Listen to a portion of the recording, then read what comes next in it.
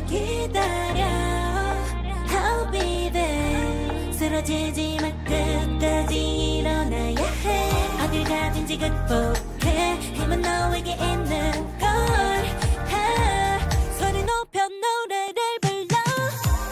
Take off 컴퓨인 던지고 최선을 다해 작품을 쳐봐. 어둠이 떠 내때까지 아름다운 꿈을 밟고봐. 우리에게 달려서 세계 운명. 눈이 부신 모든 순간들 지켜내야 해. 내가 좋아지려면 꿈꿨던 너와 나 그래들의 승리 완명해. The weight of it both the world is in our hands. Take off 컴퓨인 던지고 최선을 다해 작품을 쳐봐. 어둠이 떠 내때까지 아름다운 꿈을 밟고봐. 우리에게 달려서 그 세계 운명.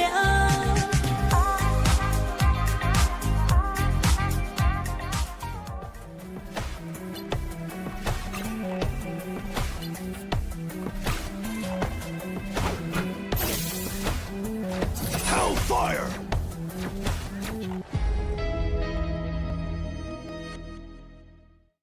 Hey guys, my name is Ryan Central, and what's the meta? I don't know. Ask Cozy or Moxie or any of the various co-streamers that are watching this tournament. Ask them what's the meta, because in all honesty, I don't really know. It's been a few weeks since pre-season ended, and we've had 2 new characters added in, Black Cat and Devil Dinosaur, that are going to shake up the meta, as well as various balance changes over the last season. So I want to use this episode almost this week to use it as a chance to recap what happened in pre-season, counting down the most impactful heroes across the draft phase, the bans and protects that we've seen in the esports scene across all 4 major regions and all 504 maps that were played for pre-season in Ignite. Let's just go over the top 5, and 4 out of 5 of them as strategists, which is kind of crazy, but one of them is Loki. Understandable, he's up here, right? Regeneration Domain is still one of the best abilities in the game, bar none, and no matter what, he always has to be respected in a pick ban phase, even if you don't intend on playing him, because of the fact that he can copy ultimates. Certainly looking at stuff like Gambit, some of the NA teams in Americas going for triple Vanguard to just farm up a Gambit Loki combination and just get those Raging Royal Flushes going over and over again. It really is a case of like if Gambit or Invisible Woman manage to make it through the draft, getting rid of Loki or protecting him if you want to play around him is good. Invisible Woman actually makes the 4th spot. For like EMEA in America, she wasn't as popular when it came to like pick or bans, but it was like the Pacific and Chinese teams that wanted to make sure that they got a hold of her. But Invisible Woman in her own right, strong healing output, force physics to punish diving targets, to be able to pull them back as they're trying to get away, the barrier that she can give to her duelists to give some healing, mitigation, and basically just set them up to succeed. And then obviously you've got the invisible boundary to play in these tricky fights, put it on your team to protect them, but also as a way to catch enemies trying to disengage, because you can slow them as they go through the radius of the invisible boundary. You can use it offensively, and some teams did try to do that. 3rd place is Mantis. It took a while for Mantis to get going, but her popularity definitely started to surge towards playoffs across all of the regions, most certainly again in Pacific and China, where she was the 2nd most rated character over for those teams. Making sure that you have Mantis or the enemy team doesn't have Mantis basically limits your impact of triple strategist, whether you can play around it as well or not. Damage boost helps. Her ultimate is good in all sorts of situations. You have the team up again with Groot and Loki. It'll be interesting to see how she does now that her damage boost has been nerfed and now she adds like movement speed. I still think she's going to find impact, but is she going to be the linchpin of triple strategists going forward, or is somebody like Ultron going to potentially take that slot away from her?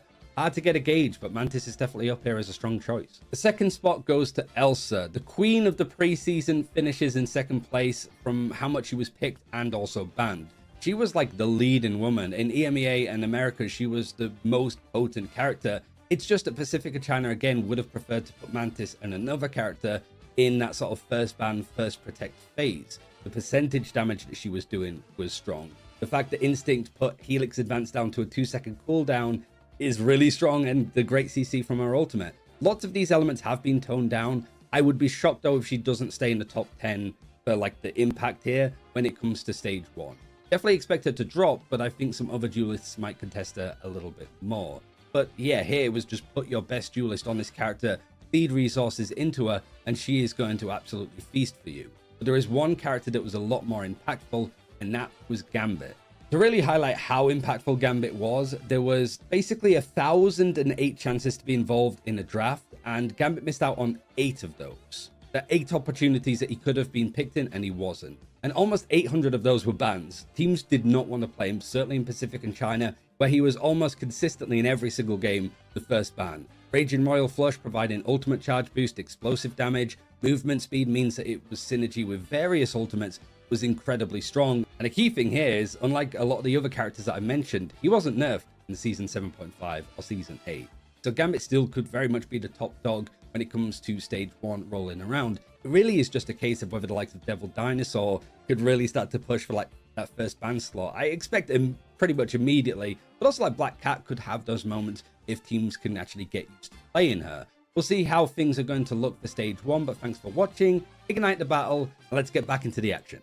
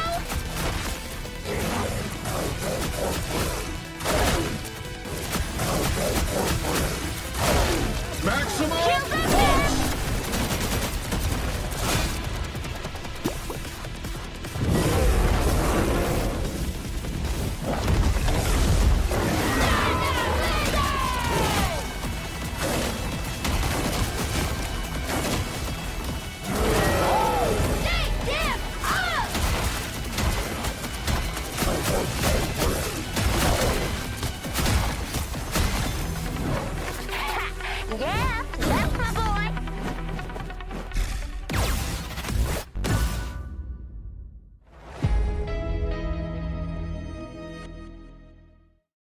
Hey guys, my name is Ryan Central, and what's the meta? Stage 1 has officially begun across all of the major regions, so let's see just how that meta is looking across the 108 maps of action that we've seen in Ignite so far on this patch. From this first week of action, we've got 4 major winners and 1 big loser, and the biggest winner is the king of the meta in pre-season, Gambit, who has actually climbed up in popularity. He was the sort of most impactful character in the game at the end of pre-season. Not only is he still at the top, he's actually climbed in popularity. He is constantly the first ban, first protect at this stage, and everybody's agreeing on it for the most part. He's been involved in every single draft across all of the 4 major regions, but there are a small group of teams that are trying to splinter away to go for different bans that aren't Gambit, some of these other names on this list as we're about to highlight. And the reason for that is these teams, because nobody's had the chance to practice Gambit because he's constantly banned out, if they leave it open, teams are going to be like, well, we're really rusty on Gambit. I don't really want to pick him, do you guys? And so they're trying to see if they can actually put them on compositions that they're just not well versed on, certainly when people are trying to get the reps in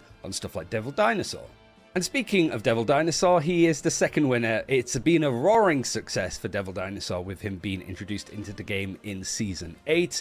And he has been contesting Gambit a little bit as a first ban, but really not that often. Like I said, team splintering away. Dino's been the first ban and trying to one-side it in some cases, because teams just have been prepping a lot on Dino because of how much he has really thrown the meta into a curve. He kind of fits into all sorts of compositions, even though he's just naturally brawly. It seems that you can sort of throw him in and play around him no matter what the map or the stage. So some teams have really started to just build on that as much as possible. It's maybe an over focus or an over correction, and some teams have certainly been okay to let the Dino through, play up against it, and actually have good counters for him, such as Emma Frost.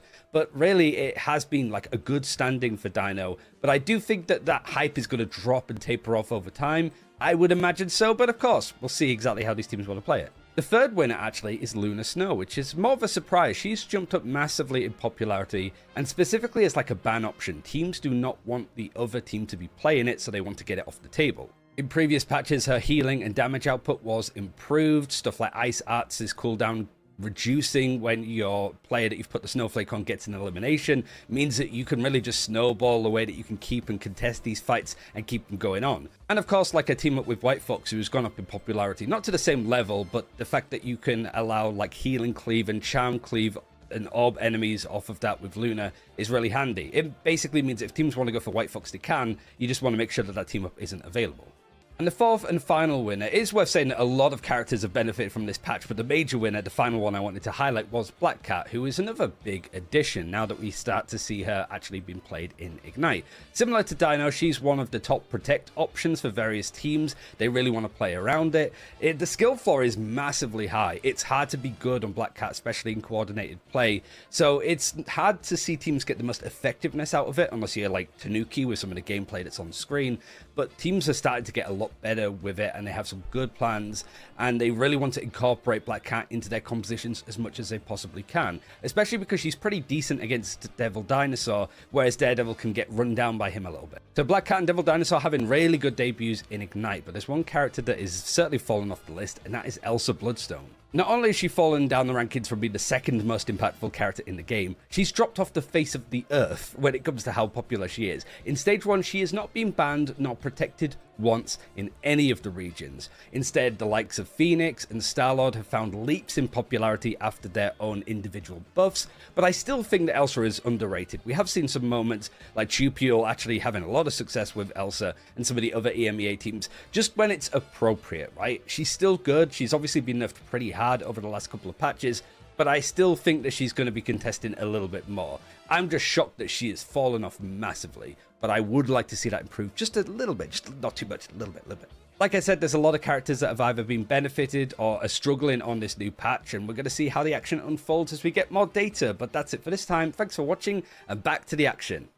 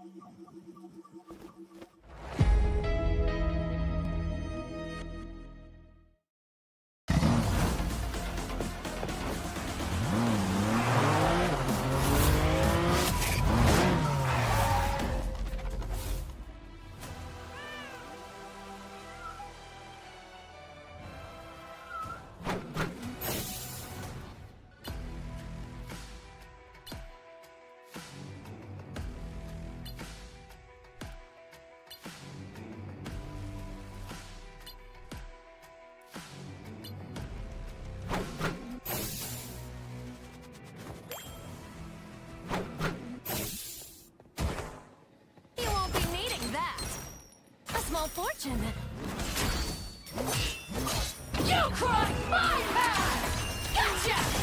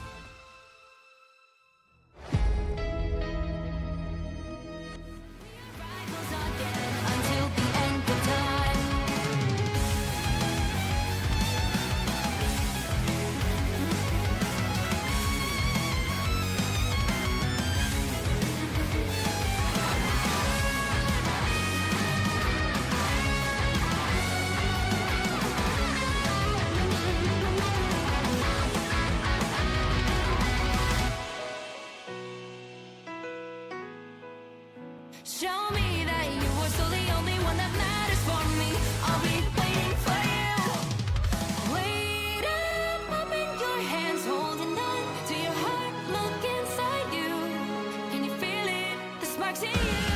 And it unleash it. Wake up, pumping your fries, raising the distance, smashing through time walls. Before the rift, winter's yet again. We are rivals to the end. And rise up, open your mind, hold on to your powers. No one can stop us. We are rivals till the end of time.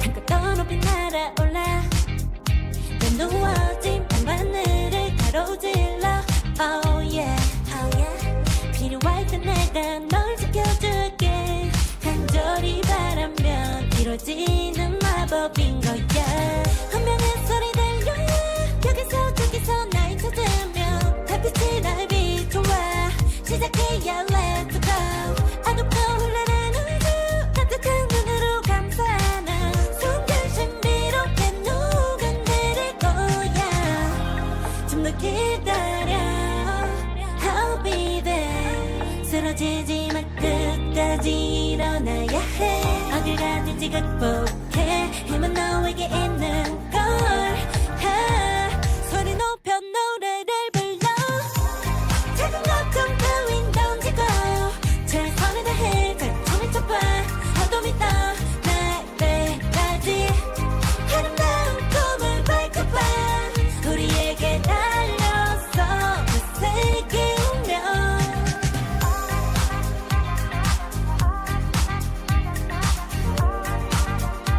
어둠이 떠 날 때까지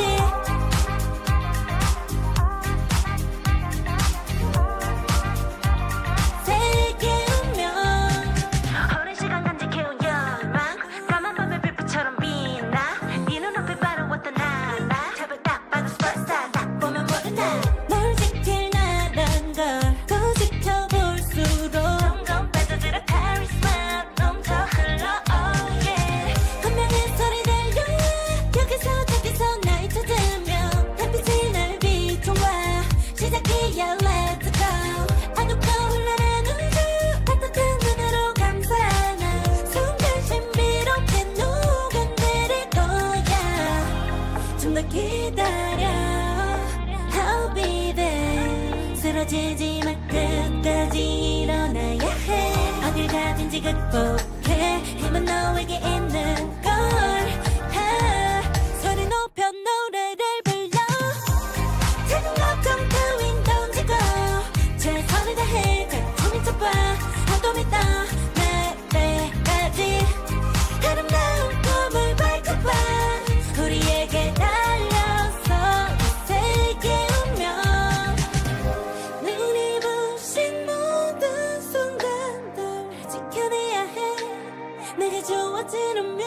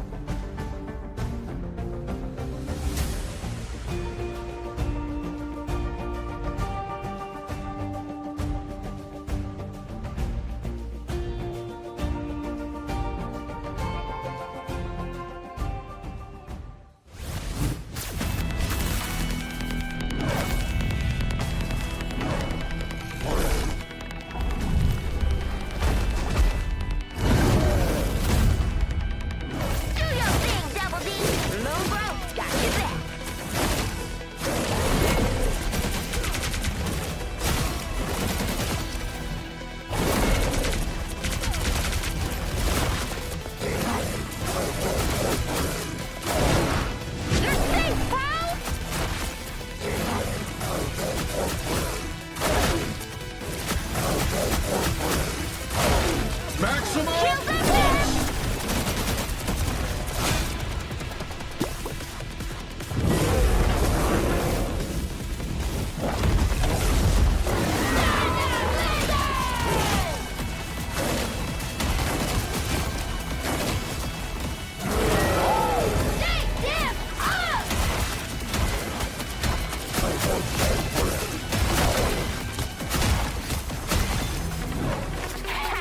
Yeah, that's my boy.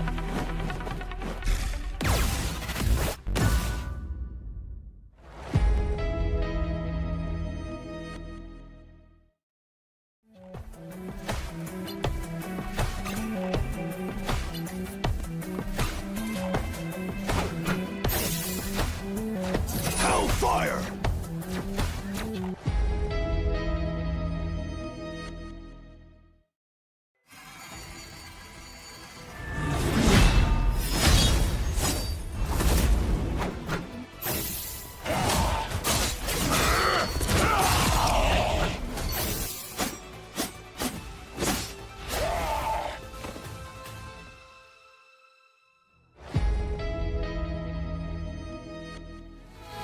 Before the rift winters again, we are rebels till the end. Rise and defend your mind. Hold on to your powers. No one can stop us. We are rivals till the end of time. We will flash, no matter where. We will fight, reaching across time and space. 'Cause you are my destiny to the end.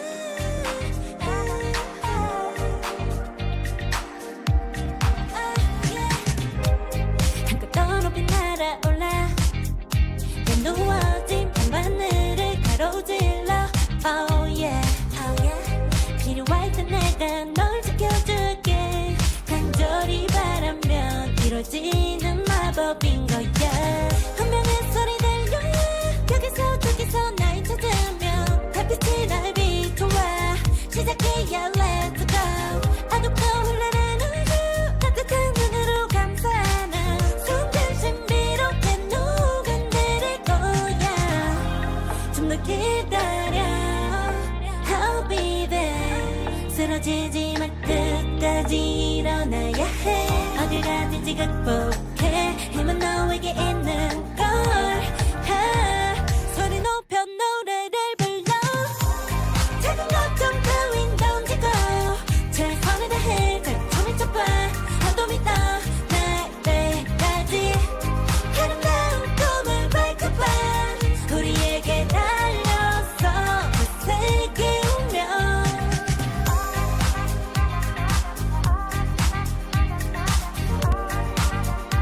어둠이 떠날 때까지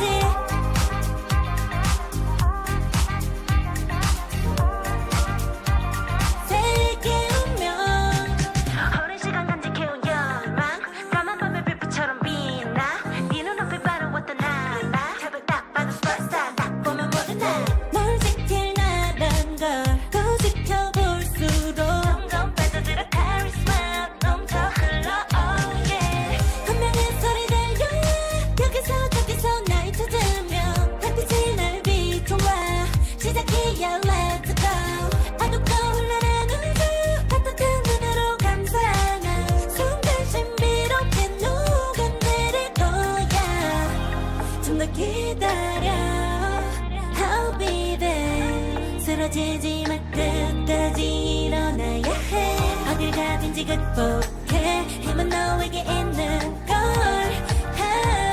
소리 높여 노래를 불러 작은 걱정 따윈 던지고 최선을 다해 작품을 쳐봐 한도 믿어 날 때까지 아름다운 꿈을 밝혀봐 우리에게 달려서 그 세계우면 눈이 부신 모든 순간들 지켜 어지르면 꿈꿔왔던 너와 나 그래 그래서 네 운명에 The fate of both the worlds is in our hands 작은 걱정 따윈 던지고 최선을 다해 작품을 잡아 하도 믿어 날 때까지 아름다운 꿈을 밝혀봐 우리에게 달려서 그 세계 운명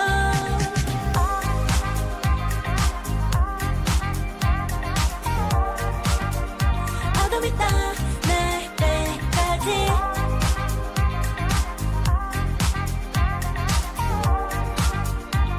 세계 운명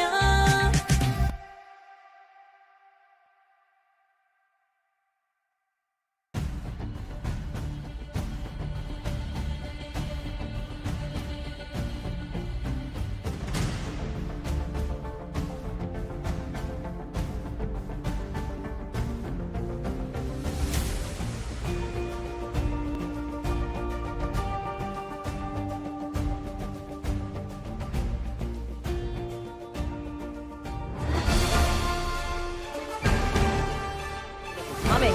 But with Iffy not having any follow-up, and now they're just staggering even more. When the butterflies comes through from Saffron, instantly homing onto Seijiro. Ultimate to overcome it as the legend gets grabbed out just manages to get the invisible blade. Used early, actually, from Kit Kat. Heaven's Retribution trying to go in for the dive. There's not really that much time to work with.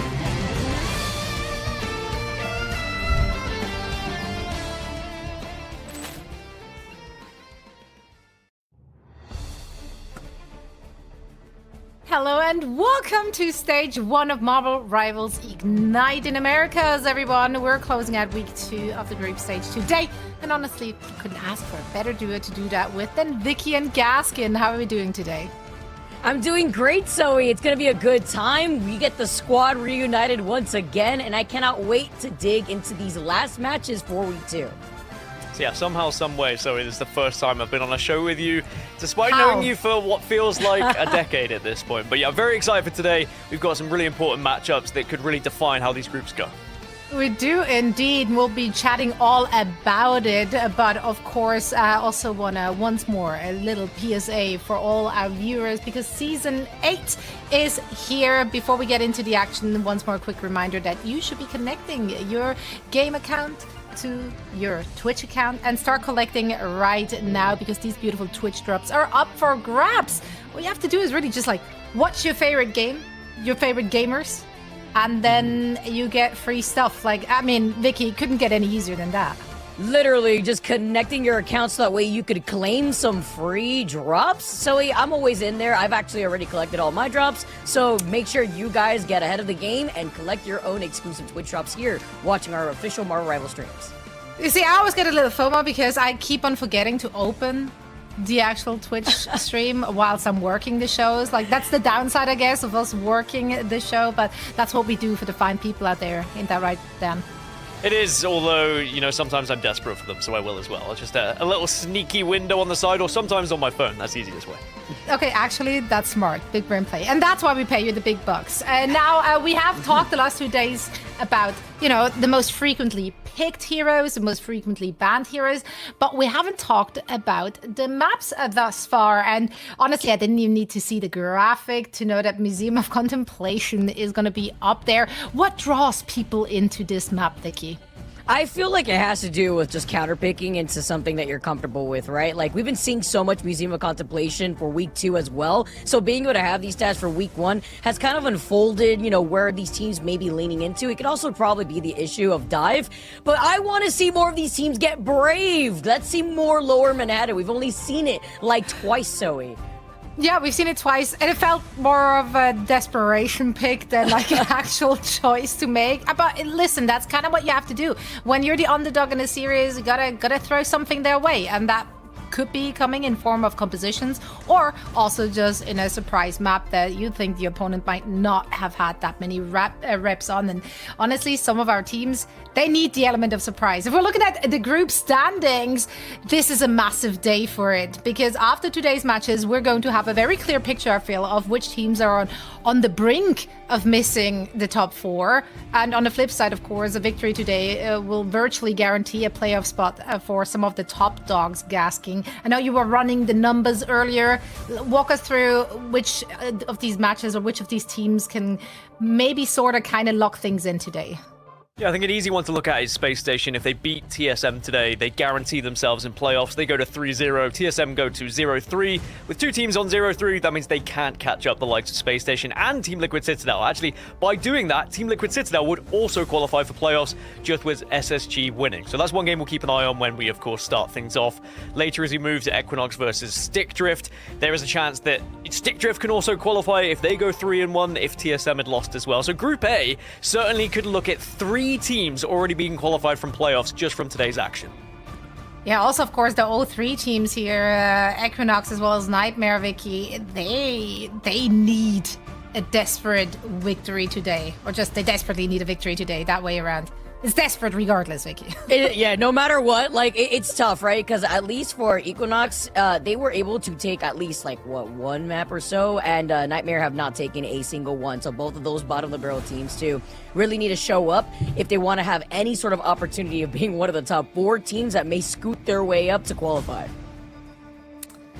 Yeah, so everything on the line already. That's, you know, just the beauty of this format. You kind of have to come in locked in, as it's just 3 weeks of play. If we look at today's schedule, these we got in store for you. And let's be real, okay? Like, thus far in this week's matches, we kind of just like ran through Sweep City. It was 2-0 across the board. Which of these matches has potential to change that, Dan? Do you want an honest answer or No, I'll keep everyone in suspense answer? Because please lie to me. These look like 2-0s to me, if I'm going to be completely honest with you. SSG looking fine form. Stickdrift should beat Equinox, and 100 Thieves should take down Nightmare. Maybe, just maybe, that second match we can see something from Equinox, because Redis has certainly impressed me. Maybe you can see, like, there's going to be some sort of bounce back there, but yeah, TSM SSG should be straightforward, as for Nightmare 100 Thieves as well. But you never know. We've had so many upsets that have come across in preseason. Maybe someone has really studied their homework and been able to find a way to take down some of these squads. That's right. You'll never know. You never know what these teams can come up with and surprise, especially their opponents with. And listen, I love a display of utter dominance as well. So the 2-0s, like, you know, I'm not opposed to them, but selflessly, I want these matches to go the distance to ensure that everyone watching can get their drops by the end of the day. So an extra map here and there could ensure just that, if you only just did your connection today. I mean, look at this one. I mean, this one immortalizes an iconic scene from our preseason here, Vicky. How cool is that? I actually got to cast that moment too. I think it was with Dogman earlier, and that was so funny. I think I had mentioned, like, the way that it was so on par with what we would see between, like, Deadpool and Wolverine, where you see the turnaround, right, going through the portal and then getting kidnapped. Like, yeah, let's not take that portal real quick. And I actually think, like, the opposition was able to take the point because of that situation. But I also love it when we get to idolize these moments in the game too.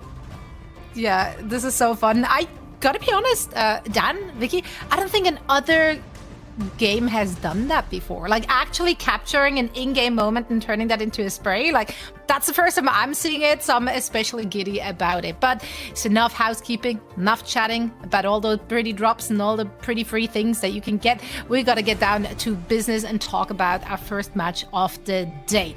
As we were looking at the standings here, we already talked about how this could be do or die for TSM, really.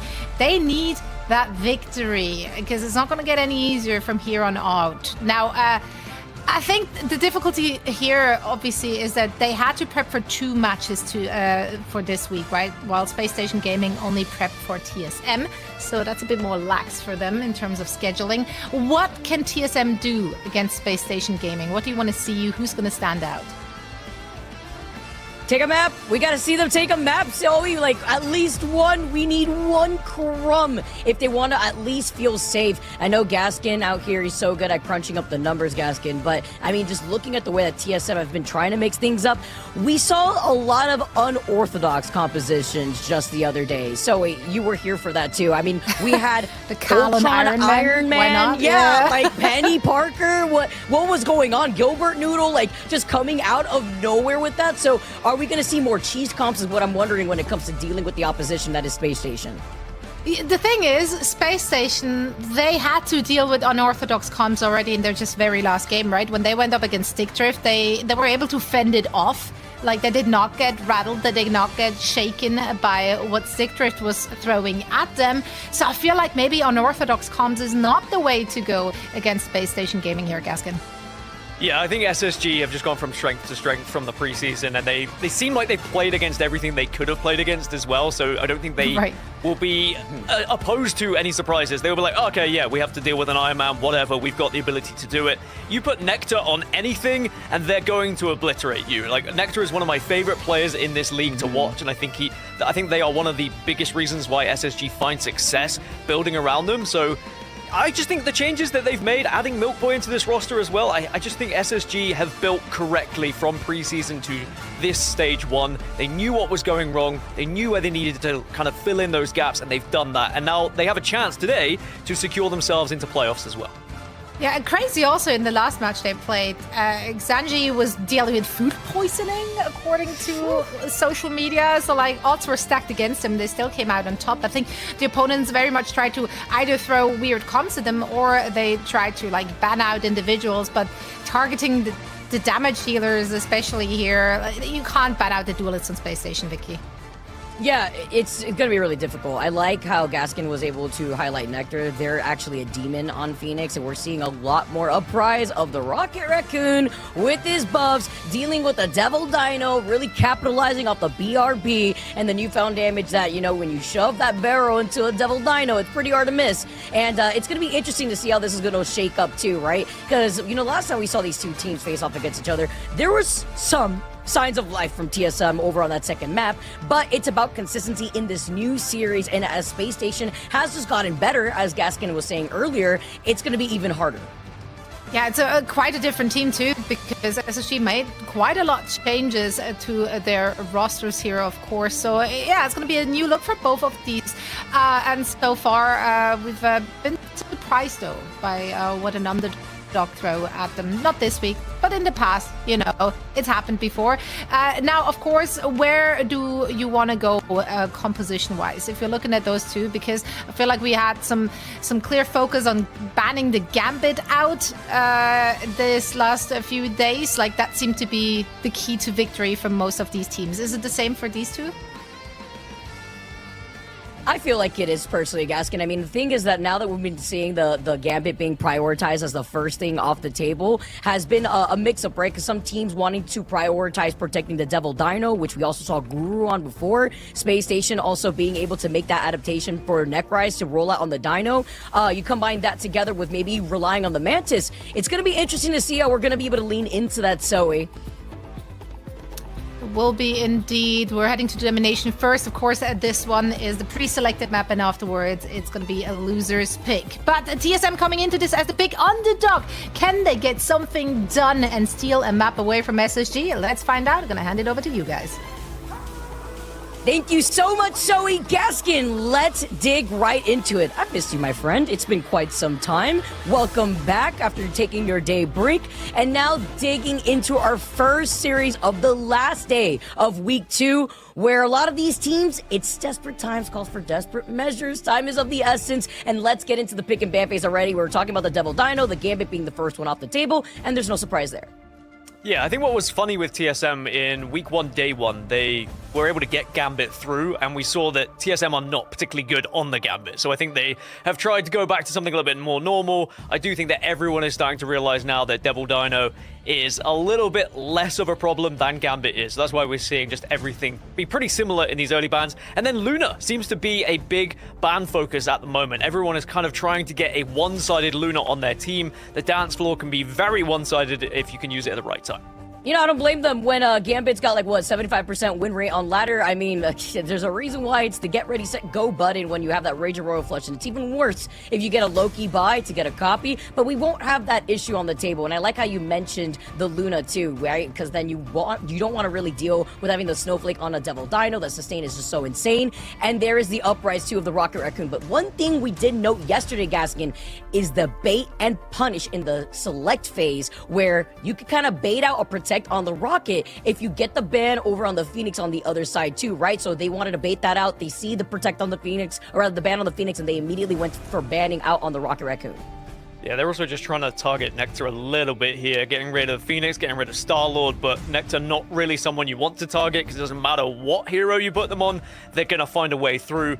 But it does seem like Space Station are just protecting that Devil Dino at the moment, and Space Station are just so good, whether it's front to back, whether they switch up and play dive, it doesn't really matter. They are just good in every single meta at the moment. They have found their rhythm, and I think TSM might struggle a little bit. They do go for the protect onto Mantis, though. Again, I don't hate that going into a Devil Dino. I think Mantis can be very incredible when you get it done right, but that's going to be the real question. Can you do it right here for TSM? Because we need to see something else. They have not really found their rhythm. In fact, it's been everything but so far, and it would really be quite something if they could find it here against SSG. Hey, if they could take away what happened in their series versus Liquid Citadel, literally the best team within that group, a best team in the region, honestly, right now, as they're holding on to their crown, it's a very similar protect phase for TSM. Against Liquid Citadel, they were able to protect the Devil Dino, prioritize protecting the Mantis on their side. The only difference when it came to the ban phase is that they wanted to prioritize getting that ban onto the Black Cat. So now with TSM also noting if they're going to have the Rocket Raccoon, they didn't want that team up with the Star-Lord here too, so you won't get that recall. So TSM noting that, looking like they're going to roll out of the gates, Gaskin, with a very similar composition that they rolled out with earlier. I mean, we had, what is it, like the Penny at one point here too, the Ultron, the Iron Man, maybe changing things up just a little bit as TSM were at least able to have the Phoenix. I think there's going to be a lot of changes when we actually get into it. There's a lot of hovering at the moment. People don't really know. They're discussing where they want to go with it. But, like, on the Iron Man against the Phoenix, you can be absolutely obliterated as well. So Zanji might switch off if he does notice that Phoenix is causing a lot of problems. So a lot of responsibility on Cal for me, because that Phoenix could do so much damage, as we see a quick switch up from Nectar as well, moving over to Elsa. So there we go. Lots of changes. No Iron Man for SSG in the end, and we will see moves across. See, this is what I like to see too, right? Just keep Cal over on the duelist role. Like, this is the Cal that I remember when they weren't trying to force out having Cal being on a strat role instead, and already coming out of the gates. We talked about that Iron Man before, together with the team up of the Ultron, still rocking that triple strategist composition from TSM, but they didn't ban out that Black Cat that they did against Liquid Citadel, because Shanti now is going to be able to roll out over with the Filed Nails themselves before trying to control more of this space, but the point does go in favor first for TSM. Yeah, TSM able to start it, but now SSG starting to bully them back out a little bit here as well. And you really have to watch that back line. Is not only have you got the pressure coming from Nectar on the Elsa, but also Zanji on the Black is just destroying at the moment, doing so much damage. That Black Cat is very difficult to play against, and sadly for TSM, they have already fallen here, and they're going to back off, and you are going to see Penny is definitely going to be the focus, but now you don't have the point.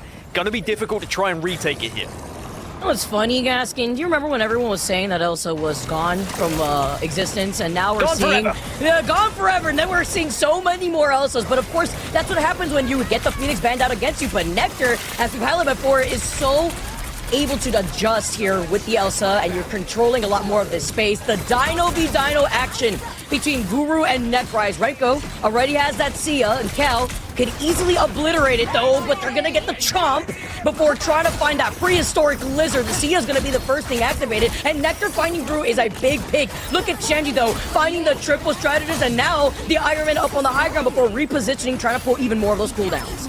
Zanji just surviving so easily as well, despite the fact you're going up against two strats plus Iron Man. Yeah, you didn't get the pick, but it was just the difficulty on the side of TSM. They had to back off, they had to try and eliminate the dive, and it allowed SSG to just continue to press, continue to push up.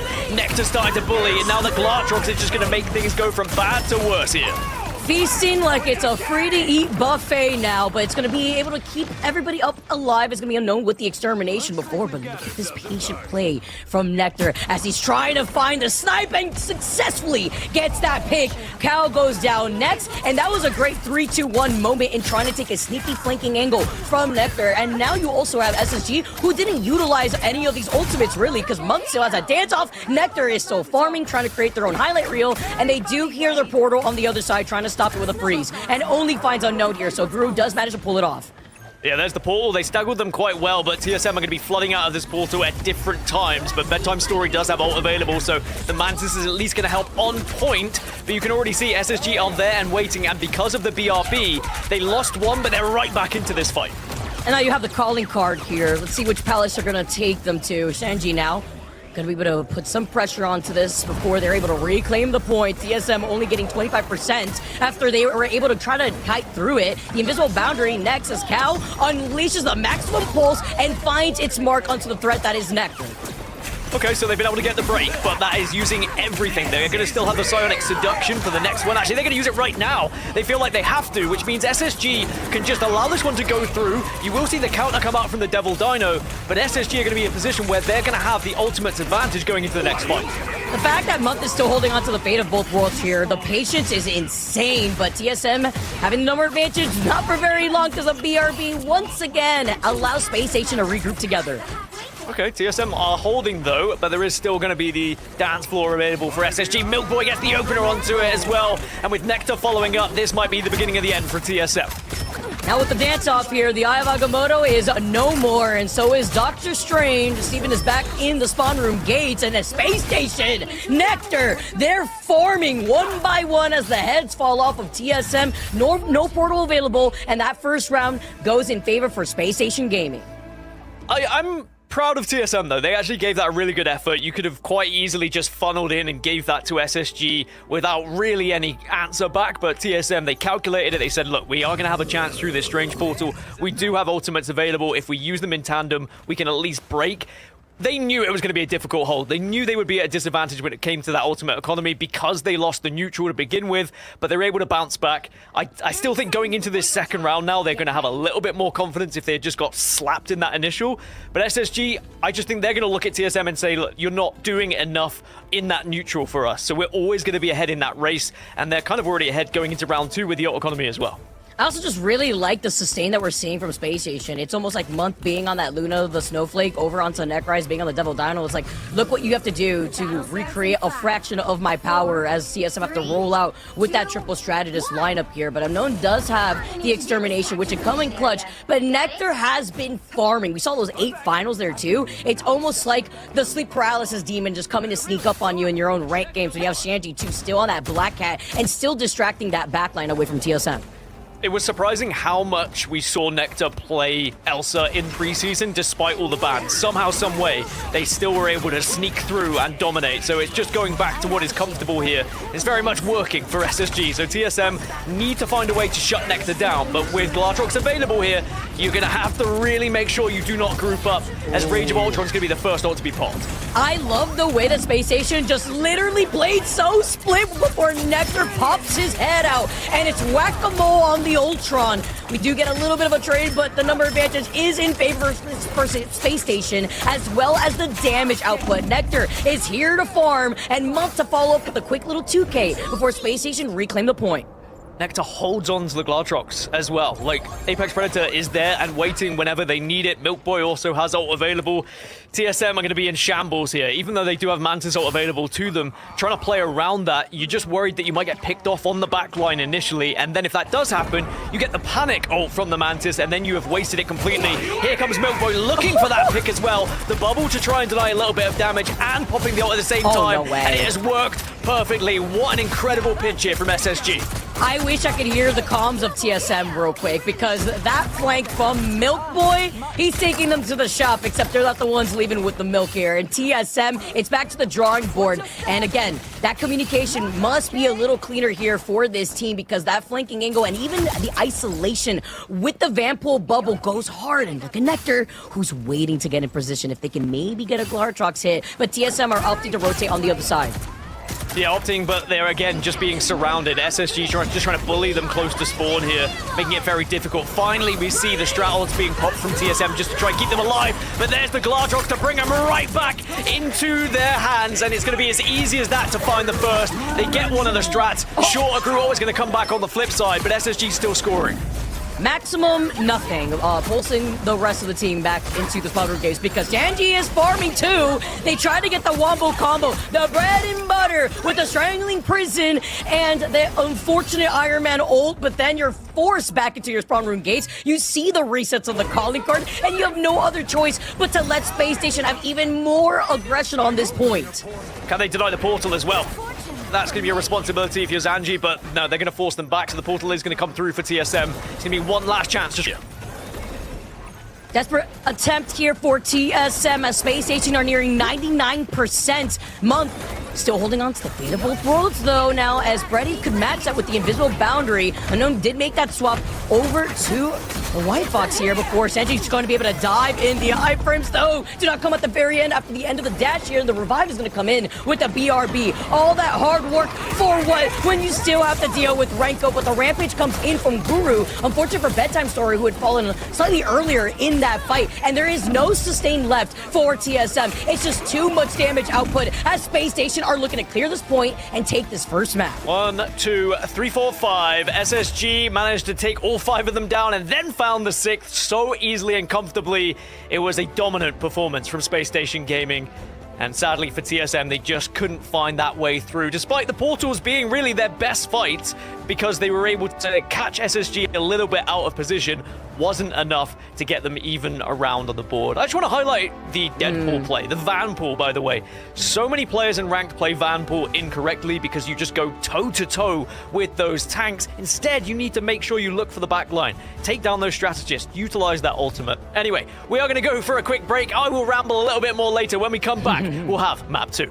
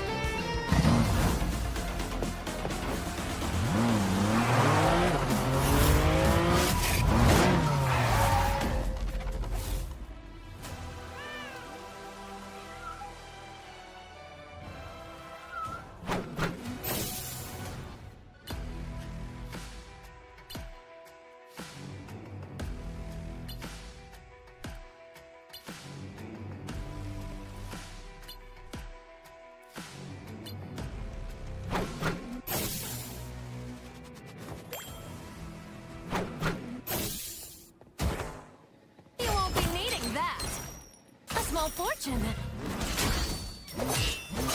You crossed my path! Gotcha!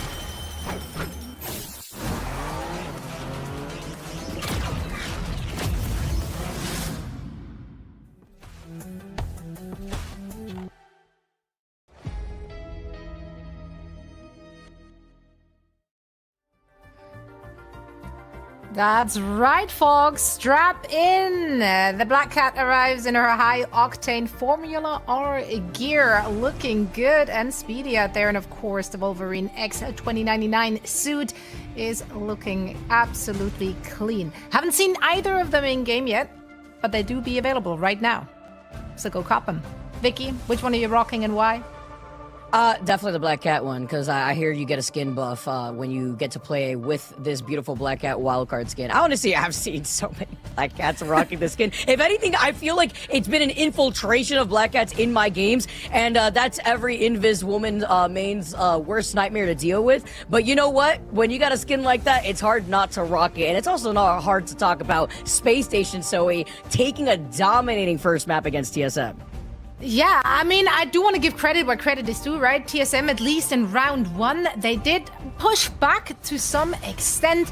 But then in that second round, Vicky, you talked about it, right? When we came off the cast, or you guys came off the cast, I was just a watcher out there. I was just enjoying my time listening to you guys waffle. Yeah, running flyers into a hit-scan warlord such as Nectar, that is a choice. Not a great choice either. I wanted to see Chaos Phoenix a lot earlier. Like, I get it, you're trying to force a comp that maybe you're working out on, because we did see a very similar comp, again, versus their last series in Liquid Citadel.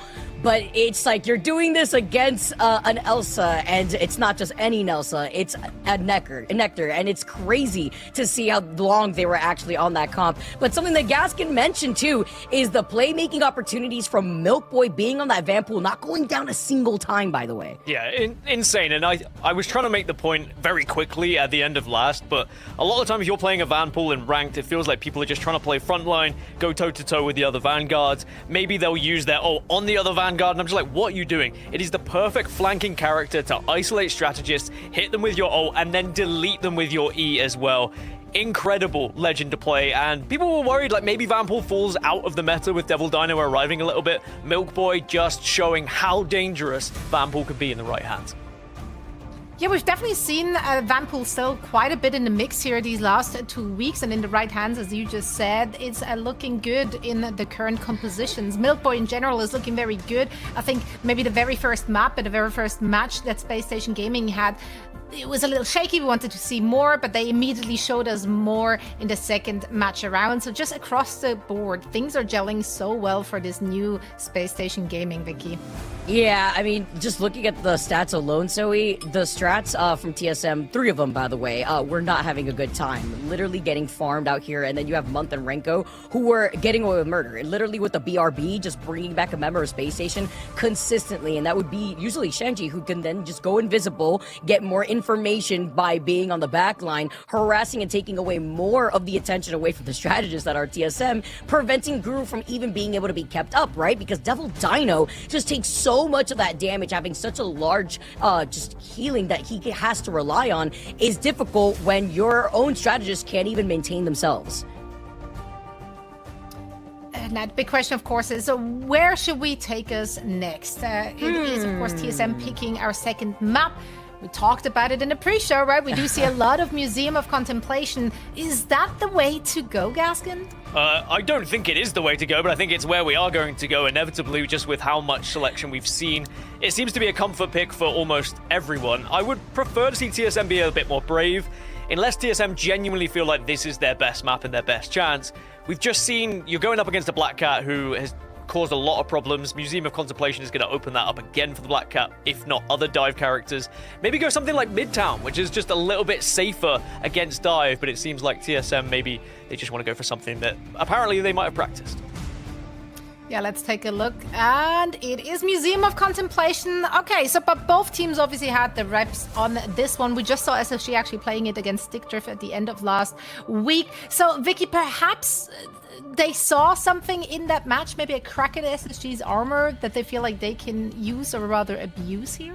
I'm not too sure. I mean, it's the fact that like TSM keep trying to force out this map. They did it against Stick Drift. They did it against Team Liquid Citadel, and neither of those maps just worked out for them. So maybe trying to go against the grain, and maybe trying to rely on another comfort pick, Zoe. But we're gonna have to find out if it does work out here for TSM because they desperately need at least one map.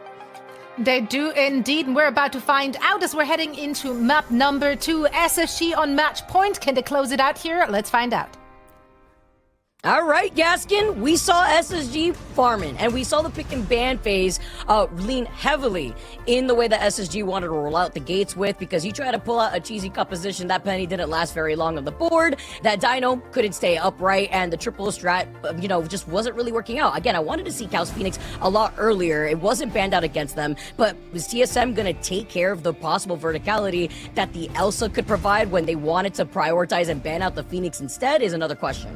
Yeah, but then what do you leave up? You leave up a Star-Lord, and I feel like the same thing could happen. Yeah. Going up against Nectar, I think it's very difficult to ban out duelists. Maybe you get rid of one, but trying to get rid of two, I just think it opens up so much more for SSG. Their Vanguards and their strategists just have so much more freedom. We will see the ban of Mantis coming out from TSM. I wonder whether they'll try and get Mantis on their side yet again to go into SSG just for a comfort pick. It was something they did all the way back in week 1 against Stick Drift as well. But at the moment, this looks fairly similar here, Vicky. Yeah, I was gonna say, do you want to just, if you can't prioritize banning out, okay, well, we did see this one type of ban and pick phase. If TSM do manage to protect the Mantis and Space Station didn't ban it against them, they protect the Phoenix now. Okay, so Cal could heavily rely on this. They do not have access to the rocket, of course, but over on the Space Station side, they do at least have that Sia, so it's going to be a lot of damage to deal with. Now it's up to TSM to be able to counter that, since we did see Space Station roll out of the gates with the rocket, or could have been a bait, because I feel like at this point, if you're going to be focusing on like the duelist lineup that is impossible to target ban, maybe try to dismantle that strat backline that was keeping Space Station up, Gaskin. Yeah, I think this is a good ban from SSG as well, taking out the Mantis, because clearly that was what TSM were trying to prioritize as they were going through their pick and ban phase. You remove one of their key aspects and one of their core ways to play the game, and maybe they have to go for something a bit different. I think SSG win this pick and ban again, especially with the Black Cat being taken out. They've said, all right, so you'll do that on map 1, we'll get rid of your Black Cat, and then you're just going to be like, okay, well, we've just got anything else. We can play Daredevil if we wanted to play Daredevil. Yeah. There's just so many options that are available. Again, banning Duelist is very difficult, but we'll have to see whether it pays off. SSG at the moment hovering a Moon Knight, which we know how good Moon Knight can be into Devil Dinosaur. He becomes a walking Unk pretty much, and you are going to destroy, but I do think that we're going to see a lot of switches as people are just hovering and discussing in the moment. It was just aura farming. You saw that slow walk up there too, feeling themselves a little bit. While Space Station, just another day at work to put another point on the board. TSM answer back, and looking at their composition already, remember TSM had the Luna banned against them, so they can't go in with the team up together with the White Fox, as well as the Emma 2, which is sometimes also prioritized as well, but that's why the Luna is off the table. Coming out of the gates, Cal being on the Star-Lord, while Bedtime Story is on the Phoenix. A little bit of an old look here from TSM, as we're already seeing Guru trying to take a portal positioning maybe behind Space Station. Yeah, where do you actually put this as well? You've got to make sure you don't put yourself in too much of an exposed area as well. He's also scouting at the same time, just giving information as where people are, and of course what heroes they're playing at the same time, which can be very good for little switches over. But we'll have to see whether they actually gain enough information that they would like. Guru, the walking, portaling UAV right now, like he's literally giving comms using his portal as a camera. All right, well, he puts down the portal as it's going to be hold just up in the ground before the rest of TSM now move up. I mean, you can only imagine being from Space Station side. They hear the portal, they're like, where is it? We don't know where the portal is, and it was delayed that long. But Renko Month now moving back. Renko's already close to the Sia himself, while TSM just slowly trying to approach this next corner. I mean, it's relatively intelligent, right? It almost guarantees you a little bit of room moving up that convoy because everyone's just backing off, expecting the portal behind them. But now you are just going to open yourself up to a can of whoop-ass here from SSG, I feel, because they are in prime position to really delete TSM, and you can already see that Moon Knight is getting to work. Hopefully it doesn't act as a double-edged sword before that 3-minute cooldown. Anji's farming though, finds Guru, and that's something that you already mentioned, Gaskin. When you have the Devil Dino on the opposing side, you're just basically a walking Ankh at that point where you're just gonna be able to farm so much of that damage, as well as the Hand of Khonshu that is among us. Yeah, I mean, you should do it in ranked, basically. If you're against a Double Dino and Moon Knight is up, please play Moon Knight because it is the freest damage of life and also very difficult to go up against. It's sometimes worth switching off of the Double Dino, but I think in pro play, they have better ways to go against it, but you can already see the Hand of Khonshu does the damage and forces out the invisible boundary. And that's a W there for Space Station, forcing out that very important strategist ultimate. And now with the Sia, the get ready, set, go button in a different form. It's not the Raging Royal Flush, but God. it's the damage output of the Sia together with the Galactic Legend. And Nectar is farming here. The rest of Space Station still holding on to Month and the fate of both worlds. So they're just going to be able to stagger right through this. This is what I mean, like SSG would have been laughing at that lock and ban phase because they say, okay, you get rid of the Black Cat, but you've now left Star-Lord open for our prime player, for our #1 duelist, really, to just go off. Especially when you've got Zanji doing all that damage as Moon Knight, forcing TSM back, making them weak, making them focus the Moon Knight, and then suddenly Nectar just comes out of nowhere and deletes everyone. Yeah, TSM need to find a way to break through this. Maybe something that can just jump onto some of these Vanguards and rip them away.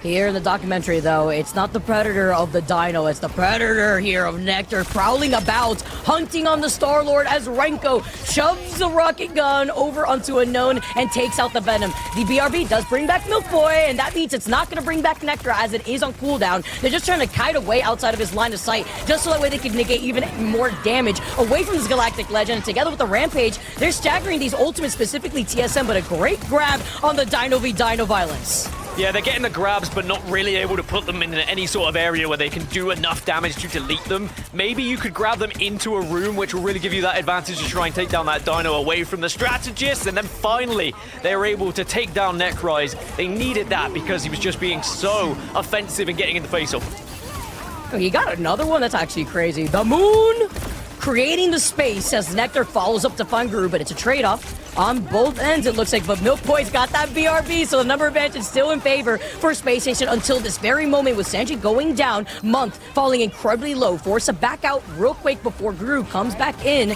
Portal contention as well now from Space Station, not giving TSM an inch of progress here to get this first checkpoint. Now you see Month finding Unknown, Gilbert Noodles the next to fall, and TSM down in 2 numbers now with only 3 members left. Yeah, 10 seconds for Guru as well, so there's not going to be a portal available for them. SSG are going to clearly wipe this one off the face of the earth, and TSM will not even get to the first point.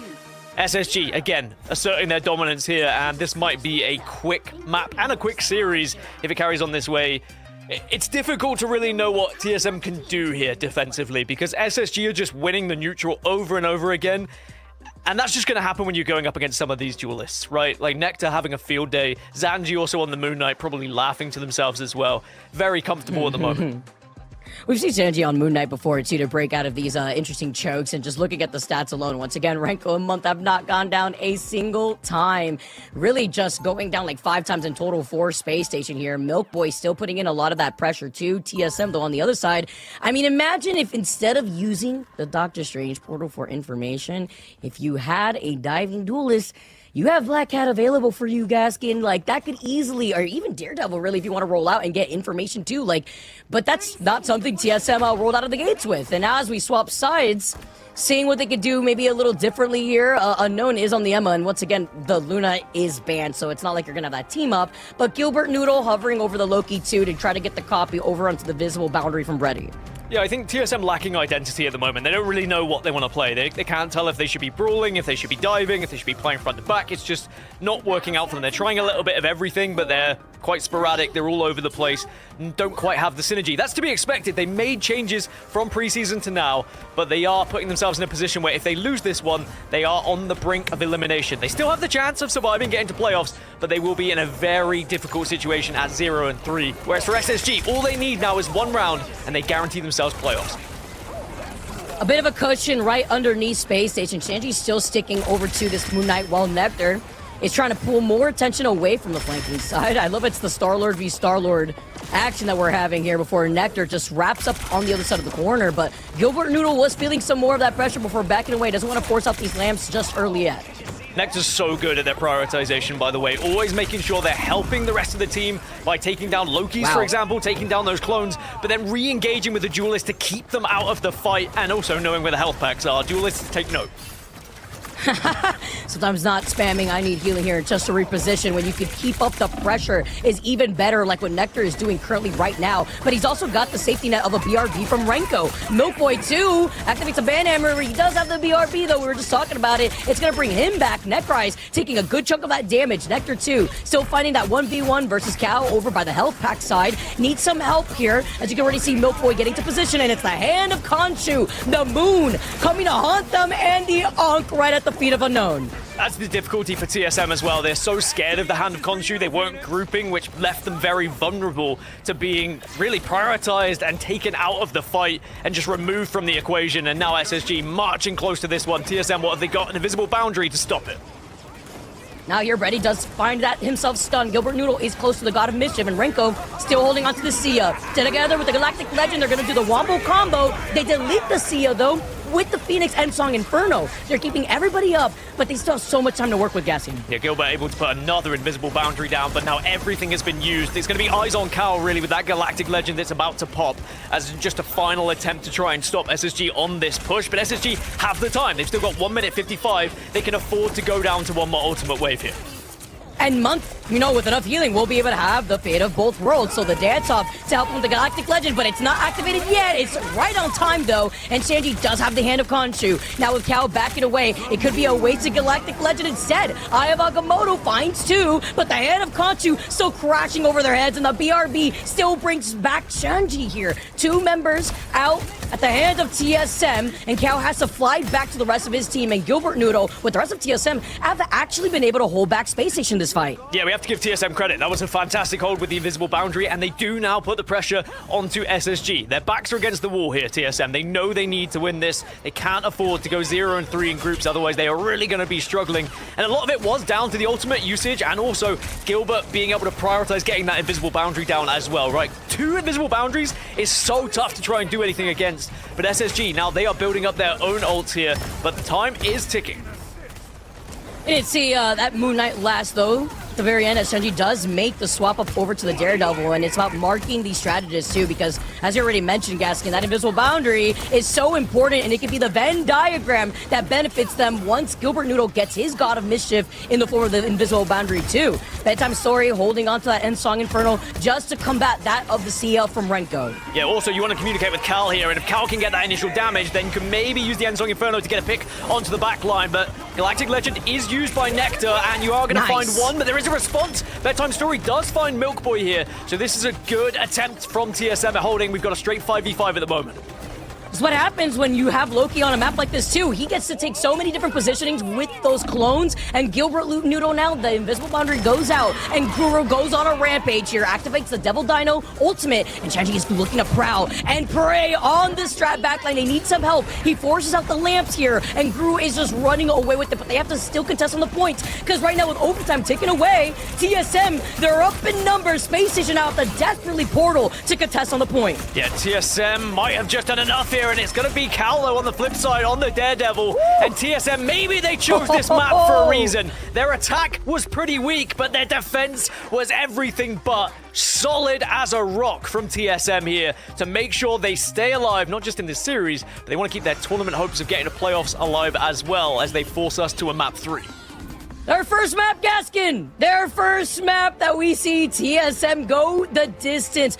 Practice makes perfect, and the way that they were able to adapt around the opposition, especially on a game like that, came in clutch. The double invisible boundaries, the way that they were able to stagger those strat ultimates too, as well as taking the time and realizing, okay, if game number 1 did not work out where you weren't dealing with the Rocketeer, you make the swap over to the Phoenix a lot earlier, use the Song Inferno to counter that ultimate, and the Wombo combo of the Galactic Legend. Great adaptation here for TSM. We're going on to our very first Game 3 of the week, everyone. Don't go anywhere, because Map 3 comes on the other side of this break.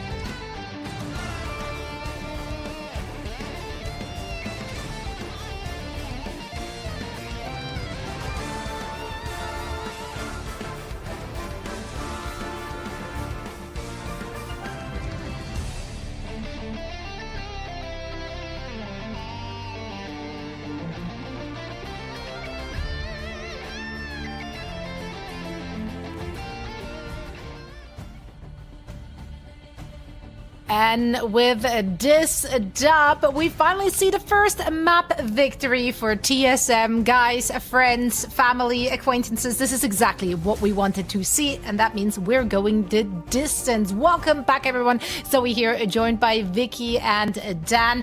Guys, like, they did it. They did it. We doubted them, you know. They took us to Museum of Contemplation. We're like, is this the right choice? Probably not, but we were not familiar with their game, so apologies from us. Let's talk about how they got it done and who stepped up big times for them, Dan. Yeah, I think that TSM should be very proud of themselves. Their attack was pretty weak, some questionable decisions, but their defense was everything but. Like, they coordinated successfully. Pretty takes the MVP as well. Was just it was their backline that I feel like won it for them. The way they avoided the dive at the end of the game, their timing of their ultimates as well to make sure they were staying alive, and also keeping the rest of the squad alive. How elongated was the duelist fight, and how many times did you see the Star-Lord get healed because they were constantly keeping eyes on them whilst keeping everyone up? So very impressive backline from TSM, and this is the confidence booster they needed. I mentioned it. If they had lost that round, they would have been 0-3 in this group, and they would have been on the brink of elimination from this chance of getting to playoffs. So they are keeping themselves alive. Vicky, which of these individuals stood out to you? Good or bad? You can take it wherever you want. So, like, look at these numbers. They don't tell the full story. Like, this is what happens when you rely, you know, on a map pick of your choice that you've been able to at least practice on and feel a lot more comfortable. Even though we've seen every team take everybody game 2 to Museum of Contemplation, TSM clutch it out in the end, even with these numbers. But if you want to talk about a standout player specifically, I gotta say, Bedtime Story going over to the Phoenix to counter that of Renko and having not only a BRB that he would have to recall back temporarily if he calls out the Phoenix and Song Inferno, but then also dealing with the Sia to prevent Nectar from having that 3-2-1 get ready set go button on the Galactic Legend, the basically win button that they want to lean into for that condition. And even that, TSM also making the adjustments they needed. Gilbert Noodle being on the Loki and on Museum of Contemplation, you get to kind of scatter those clones everywhere, and it's difficult to finding a diving opportunity even after Sanji did swap over to the Daredevil at the very last second. Of course, on the flip side, though, as we just finished the match, or rather the map, Gaskin, you shared with me, maybe in confidence, but I'm going to say it now right here on the stream, that you feel like maybe SSG came in a little bit too confident. Would you be willing to elaborate on that? Yeah, I think they went into a bit of autopilot. I think they thought the game was done. They were pretty much there on the point. They just needed to allow one ultimate round to go through for the side of TSM. It happened, but then TSM had a surprise for them, and they were able to pop out yet another invisible boundary. SSG slightly overcommitted. Again, could have been overconfident. And I do think they just let it drop a little bit here, Vicky. As crack that neck. Go on. Yeah, get loose, Vicky. Ready. Let's get loose in here, because it's the first map 3 we've seen in ages. Yeah, so you already know how hyped I've been too. That's right. You had a physical reaction when we saw Shin Shibuya popping onto our screens during the break, and now again cracking the neck, getting ready for it. We're getting ready for this as 1-1-1 the scoreline. Let's see which team is closing it out. Thank you so much, Zoe. And they really had to catch me out here, too. I mean, I heard, listen. Gotta give them the 1-2 Scooby-Doo. I mean, in the pick and ban phase 2, TSM showing signs of life, Gaskin. And by the way, I have to just let everybody know, this is like the first time we see Shin Shibuya in the entire group stages. Like, we have not been able to really see too many game 3s. Again, this is the first time we get a game 3 for this week alone. And the Devil Dinos have been protected here. No Mantis on the table for at least Space Station, and the prioritization, no surprise there, on the Gambit, but they still rely on banning out the Rocket Raccoon against TSM, and it makes me wonder here, yes, perfect, save the Phoenix, because if you're going to call that out from Space Station, which they've relied on for the last 2 games that you've already played, then you at least have the answer for the CEO once it's deployed. Yeah, I think SSG are one of the only teams that have gone to a Game 3 so far in this stage in Week 1 against Equinox, so they've been here before, they've been able to clutch up. I don't think it will demoralize them too much, although I think they will be kicking themselves a little bit. They didn't get it done in 2, as they will get the Rocket Protect once more, so it's, again, a very similar ban. I mean, it doesn't really surprise me. TSM are going for what worked for them in the previous, and just trying to remove some of those heroes that were a detriment to them in Map 1. As for SSG, fairly familiar as well, just getting rid of Mantis for the most part, and Shin Shibuya, though, is a very different ball game than what we've just saw previously in Museum of Contemplation. That initial point, the brawling that you have to go through to try and take it can be very difficult indeed. And if we take anything away from domination, the neutral was far better on the side of SSG. So if they can break quickly here, then I do think we might see TSM struggle. That being said, if TSM can survive the initial neutral, get the ultimate economy in their favor, maybe, just maybe, we see an upset here. Let's see if it's possible, if it's in the books. Again, wasn't a huge lover of the stats even after TSM won, but that's, you know, at the end of the day, it doesn't really matter. It depends on who ends up playing the objective even better, and that's exactly what TSM did. And when we talk about different positioning for Lokis too, this is another one of those great maps that Gilbert Noodle could thrive on, being on the Loki, having those different positionings with those clones, and being able to build up that God of Mischief to get the invisible boundary from Bredy, who was popping off that last game as they're locked and loaded. Space Station are rolling out of the gates on the attack with Renko, opting to still go over to the Rocket to have that Sia to combine that together with Nectar and the Galactic Legend. What does SSG have then? Will their frustration from the end of that map show and it just becomes a little bit of a wallop here at the start to grab this first point? Or can TSM continue to hold that defense just as they did previously? It's going to be a lot of focus onto this backline, and already there's the dive onto it as well. The Venom does get the initial damage, but TSM holds strong, a little pat cake to make sure they stay alive.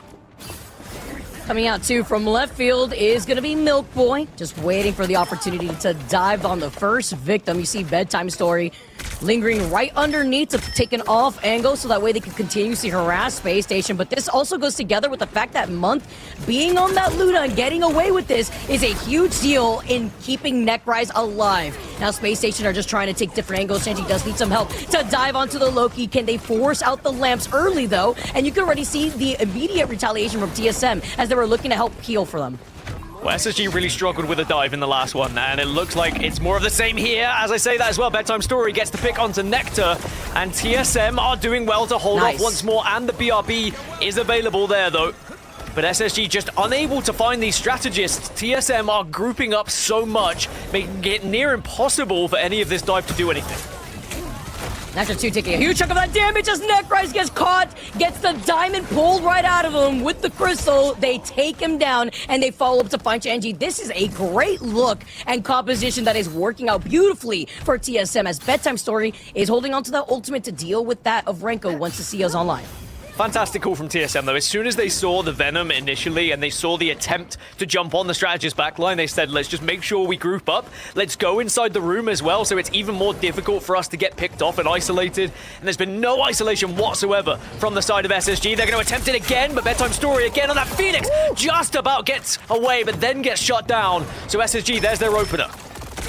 Sharks them before Cow now coming over. He's got the Kraken impact. We got to talk about the Bucky too, as the invisible boundary is going to come in right after the deal with that of the Sia. They were waiting for the Galactic Legend before trying to dive together, and Shanji now opening things up on the Moon Knight is going to find Gru. This is so much damage, but you get the God of Mischief. Do we get the invisible boundary recontest here on the point?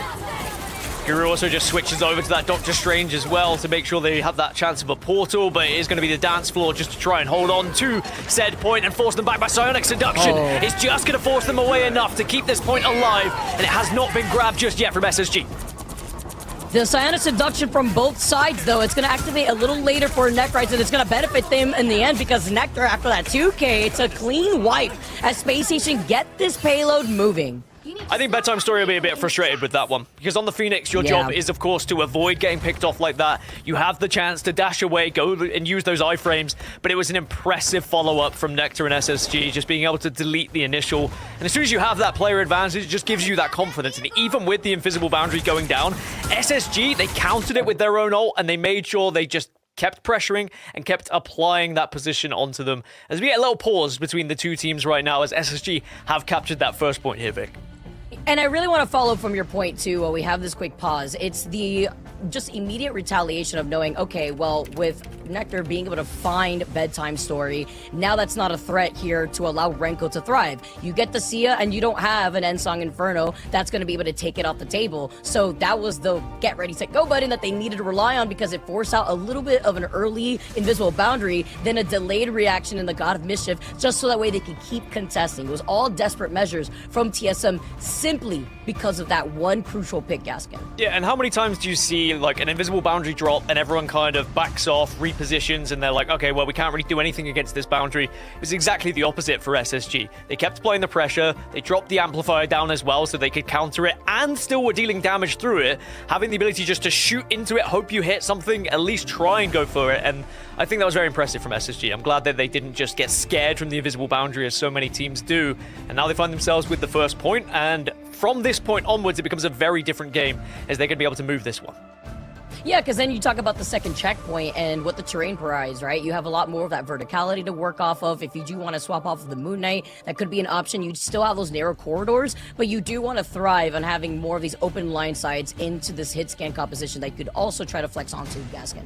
Yeah, I think that they can change so much as well. I think that's what's good about SSG is they have such a variety in their hero pool that they will just be delighted they were able to break that first point. Because if you look at the previous game, it was just a case of getting stuck in one position, not really knowing where to go with their own composition, and TSM kind of had their answer. But now SSG, they've got a little bit more freedom and, of course, plenty of time as they start to march forward. They have 3 minutes on the clock. Hopefully it doesn't halt their momentum too, just coming out of that pause, still sticking to that Moon Knight. I love how Bedtime Story is acting as a security guard of the backline for the rest of TSM, making sure that Nectar does not get that early pickoff onto the foundation of TSM between Brady and Gilbert Noodle. Guru taking a huge chunk of that damage. It's all for free before you have the hand of Khonshu coming in to crash over their heads as Bedtime Story gets a reset and comes crashing also on top of Nectar's forehead. This allows TSM now to pull all the way up, and they have the Kraken impact for this next fight as we have another technical pause. Yeah, something's definitely up for one of the squads. Hopefully it gets sorted out soon, but that's a win for TSM. The invisible boundary comes down at the same time the amplifier did, but this time the invisible boundary won out. They were able to isolate a couple of those SSG players, and SSG just had to back off. That being said, they still have plenty of time here, Vic, so I don't think they'll be too annoyed, but it does start to get a little bit worrying as that time ticks down, and maybe they think back to Museum of Contemplation and say, hey, we don't want to get stuck in that same rut. Let's make sure we switch things up a little bit earlier here, because if they just start throwing the same thing over and over, they'll become a little bit predictable, and then maybe TSM will be comfortable enough to hold this one out. Yeah, gotta be careful, right? You don't want anyone snipping onto your keyboard. Don't cut the cord real quick. Make sure everyone's internet is all settled here before we dive into a very important series, right? Because with TSM now tying up the series going into this map 3, you talk about the point differentials, Gaskin, and what that means already when we're reaching the end of this second week before we dive into the last week of group stages, where even if you draw in terms of other teams here on who's going to make it into the top 4, that one map could determine whether you will qualify or not. Yeah, and it doesn't mean, when I say TSM are going to be on the brink of elimination, it doesn't mean they are done at 0-3. There's still a chance they could break through, but they might need results to go their way elsewhere. For example, it would guarantee SSG going through the playoffs if they're able to win this one, and by a knock-on effect would also guarantee TLC going through and potentially Stick Drift later. There is so much on the line of this map for everyone involved in this group, which would mean that only one spot would then be available in playoffs from this group as well, which will be a very nervy next week when we do get into it. But this has been a brilliant matchup. We were worried, or I was worried, it was going to be a day of 2-0s. There was going to be a lot of easy games. TSM haven't looked very strong, but it seems like finally TSM are finding their identity and they're finding things that work for them. No more tactical pauses out here. No more halting momentum. If anything, TSM are thriving in the chaos. Guru does have that rampage, and once again, to reiterate, Cal does have the Kraken impact too. And they have the sustain if they need it, with Gilbert Noodle having the God of Mischief. They want to allow Brady to also get enabled to get that invisible boundary a little bit closer, because right now Space Station will have the sustain after we see Renko now go over to the Invis, while Monk is still sticking onto this Luna Snow. Well, Galactic Legend is going to be popped, but look at the response yet again. There is going to be another invisible boundary. The Loki has just been so valuable here for TSM to give them double invisible boundary, as now Psionic Seduction will come out on the flip. It kind of looked like a bait there too, right, Gaskin? Because you did see the kind of kite back once you see the Galactic Legend couldn't hit its mark once you see the invisible boundary, but you force that out and you allow Shanty to rain the hand of Khonshu on the rest of the opposition that is TSM. So much damage and their pathing blocked by that big AoE ultimate, and now the rest of TSM have to regroup together because Brady did not have the invisible boundary to follow up right afterwards. Was it big bait from SSG? Was it a complete bait, like you say, just to get the invisible boundary out of their way? Because it has been their biggest detriment, but it is going to be one last attempt at holding this one. But dance floor versus invisible boundary. Both teams should be able to survive as long as you're standing in the right place at the right time. But that's going to be the first to fall on the side of SSG, and now again and again as we see TSM fight back. Help! He needs help! Ayúdame! Cal coming in, wanted to follow up with a Kraken impact. Beautiful lamps. As the insurance policy that Cal needed, Gilbert Noodle has been playing phenomenal for this series thus far, especially after making a swap over to the Loki. Then Guru then follows up. Fine Shanty is a great little stagger here because you're down to less than 20 seconds to get to the second checkpoint for Space Station. Yeah, one last push here for SSG, but you look at the ultimate economy. TSM have nothing. Milk Boy's going to have Rampage available. He's going to be the one to initiate everything, and then by that time, when you get the force back, Hand of Khonshu should be available again for SSG. They should be able to win this fight, and here comes the initiation. Four coming in with the Rampage here. Nectar makes a swap over to the Elsa, having to look at those longer sightlines that we had mentioned before, while Shanty does have the Hand of Khonshu. Bedtime Story, though, shuts down Nectar, shuts down the Glocktrox. Big first pickoff, but the Hand of Khonshu, the Moon, the Lamps, though, still coming out in clutch. Something that I was just not expecting from Gilbert Noodle when we usually see the Penny, we usually see the Strange, but now it's in the form of the Loki. Overtime ticking away means the Space Station cannot get off this point, but the God of Mischief keeps them all alive, whereas Space Station don't have the same thing to match. They don't have the same sustain. They swapped a little too late, as you saw Renko on that Loki, but they at least get that one checkpoint, and they get stopped right before the second one, Gaskin. Bedtime Story starting to pop off and wants to read them a good night because SSG just unable to deal with them at the moment. And also, you've got to give credit to Gilbert. The fact that no one went down to Hand of Khonshu, by the way, there's a lot of work from the strategists to keep players up because you saw how many were amidst that circle, but they were able to get out, and actually I think in the end it was just the clones that got deleted by Hand of Khonshu. SSG had ultimate economy in that one. In theory, should have won that fight. If you look back to map 1, they were winning the neutral, they were so confident against TSM, but TSM now look like a different team, and that is a fantastic hold from them. But that is only job 1 done here, Vicky, because again, breaking through this initial point is difficult, and if we look at the attack side of Museum Contemplation from TSM, they did struggle as well. So it's going to be the question, can you break this initial point? Let's find out here. I don't want to see this comp rolling out. All right, we're definitely going to have some swap-ups here. I'm going to probably try to get the speed boost off the bubbles before making another swap-up. Don't get excited here. We are definitely not going to see the score go, surely. But Space Station here on the defense. Shanji being on that Daredevil, but lots of questions around Renko making that swap over to the Loki and even going down to that second to last fight. And I really got to highlight how strong the backline of TSM has been in rotating through double invisible boundaries too, but specifically Brady, who has been on fire for this series. Definitely on fire. I mean, again, a lot of responsibility when you are on the side of the strategist. So much to do. I think it's a very underappreciated role in general, as we are going to see the portal, which again is just going to be information gained initially, trying to work out what heroes are being played, where are they positioned, where can maybe you could take advantage of. Didn't necessarily work out as well in Museum and Contemplation, but perhaps could be the perfect opener here. They get the kidnap off of the Luna isolation here before making the swap. All right, so it was just getting a UAV scan once again, like we saw before, as Cal finds the headshot, shutting down that Daredevil, but the BRB brings him right back. You can already see him getting into position, and they're also getting marked by Nectar being on the Elsa, so looking behind them just to make sure that they can help with the peel onto the back line. Yeah, the peel has been a difficult thing for both of them at the moment, as again, Zanji gets eliminated and destroyed by Kel. Has not really been able to find the confidence that you need on the side of Daredevil, and now TSM are going to have the player advantage going into this one and this first point.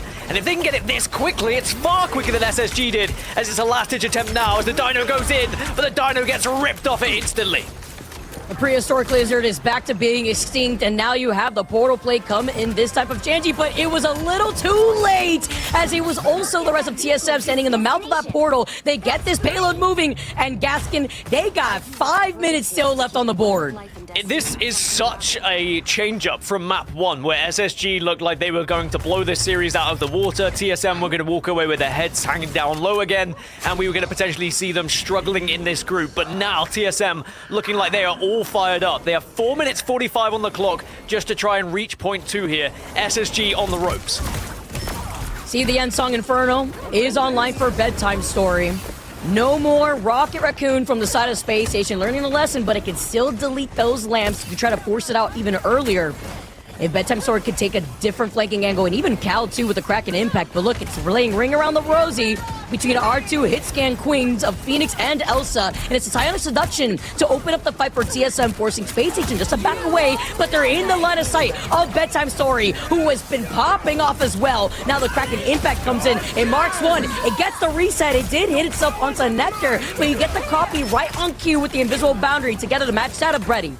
We have to give credit for Cal on this Winter Soldier as well. Has done bits, but does fall, as I say that, a little bit of a commentator's curse. Milkboy managing to get that pick as SSG should be able to just push this one back. But now you'll see the ultimate available for Loki, and it's going to be another invisible boundary coming out here. So SSG going to struggle a little bit, but they're going to go and use a counter of their own. Between double Lokis, though, to match that of the double invisible boundaries, the rampage from both ends. As the meteor comes crashing down, Nectar finds Bedtime Story, winning off of that 1v1 trade that we were looking at earlier, and Gru is taking so much damage. Just trying to get resustained, the lamps are right on time, but they were at the number disadvantage, while Space Station are continuously winning more of these trades. What a switch, though, from Nectar. Think back to map 1. What is it that won it? It was a lot of the Elsa picks. Nectar looked so comfortable on Elsa, but then didn't have it on map 2. As I say that, though, there's BTS from downtown eliminating Nectar, and now SSG are going to have to back off and just try and reconsider their placement a little bit here. Looking at the fact that Shanji now here sticking to that Moon Knight, trying to get that hand of Khonshu. Bedtime Story taking a different angle just to split the focus fire from Space Station. Taking so much of that damage is going to be Brady with a very aggressive ult, which doesn't save Gilbert Noodle. That's unfortunate. That's also going to stall out on the God of Mischief, but they have to stay on the point. Brady then follows up to get the Devil Dino. The Kraken impact now gets the reset at the very end. The End Song Inferno is enough of that damage. Can TSM do it? They do! TSM! Miracles coming out to play. They needed to take a map, and they didn't just do that. They took the whole series home. Expect the unexpected here in Marvel Rivals Ignite. That was not on anyone's bingo card. TSM, they looked down and out in this group. Even after map 1, we were thinking that this was probably going to be a sweep, but they have shocked us all with a 2-1 victory, which not only keeps their chances of playoffs alive, but also it throws a question mark over SSG's head as well, because it does not guarantee SSG into playoffs. It blows this group wide open, and I cannot wait to see what happens next as we look further forward. Zoe, what a match we start with today. Whoa, what a match indeed. I mean, the evolution of TSM from map 1 to map 3, that's the glow up I pay money to see, quite frankly. We're seeing not just adjustments in their compositions, but they're actually going for role swaps here as well. And I think that shows a lot of bravery, right? Not every team is willing to make such drastic adjustments. There's usually like more like, okay, let's switch something up in the ban phase, but like they really went all out, and it was worth it, Vicky. Yeah, it was, and we also got to see how they were able to be very flexible, even trying to rock that cheesy composition from game number 1. It doesn't work out. You run double flyer into hit scan demon, and then having the Loki coming in too, having the lamps, the sustain on the Devil Dino was just something else here, Zoe, and we need to keep seeing this from TSM now that they could be a little bit more comfortable. Yeah, and it you just said that as well, Dan. This does raise question for SSG and where are we placing them, like in the group in general. What is a takeaway? Where did it all go wrong for them? I mean, obviously, having Bedtime Story popping off like that is one big factor. Yeah, I feel like they had a plan A, a B, and a C, but TSM were countering it constantly, and it was the grouping of TSM to deny any sort of dive that I think really frustrated SSG at times. And when SSG tried to match TSM with the front to back with the brawl, they really struggled because we were seeing the picks coming from the likes of Bedtime Story, and also the double invisible boundary was just near impossible to keep up with. Loki was huge for TSM here. Was indeed. Gilbert Noodle swapping over to that Loki, and then together with Brady, who we pointed out already after map 2, has been a huge impact. Like that backline has been looking really strong. It's actually crazy too to see like Cal also kind of being like the get down, Mr. President, don't touch my strats, being on the Bucky and helping to peel for the strat backline for TSM, just so that way they could allow them to build up into these ultimates. Even looking at the survivability comparison for TSM versus Space Station, it could be really difficult to keep up that Dino. But I feel like Space Station swapping over with Month being on the Loki instead was a little too late of a reaction to get that momentum rolling. Yeah, I mean, the way you just pointed it out, like, it has to be a former strategist player who, you know, shows up for the backline like that. So, Cal, we see you. We know what you're doing. We know your game. Yeah, TSM, though, like, they finally get that win on the board here on Shin Shibuya, the map pick of Space Station Gaming. Glad we finally got to see that one in action as well. As we already mentioned, heading into this one, or you pointed out, Vicky, it is the first time we did get to see Shin Shibuya. Yeah, it's also crazy to talk about like the flexibility of roles that we're seeing from TSM, where Unknown had no issue going over to the Emma. Meanwhile, we're having Gilbert Noodle like on the Loki. It's crazy to have not only the role adaptation that we saw from TSM, but then trying to match that into a different composition to allow them to actually thrive. Even with the Luna getting banned, having the Emma still sticking to it, getting these grabs once they saw Shanji try to roll out on that Daredevil. Cal then getting the grab we saw right there too, slowing things down, headshot after headshot. He was able to clear out the point, and it was, what was it, like a second or so by a pixel late before Space Station had opened up the portal, and they couldn't even contest to prevent that payload from moving. Have indeed. Yeah, and now moving forward, of course, for SSG, it's not getting any easier, right? Like, their next opponents are TLC as well as Yeah We Lost. So those are two pretty good opponents in their way. Which means we might actually end up in this group with like some weird tiebreaker scenarios then. It's looking like tiebreak essential, isn't it? Because if TSM continue to play this way, they still have to play Yeah We Lost and Equinox.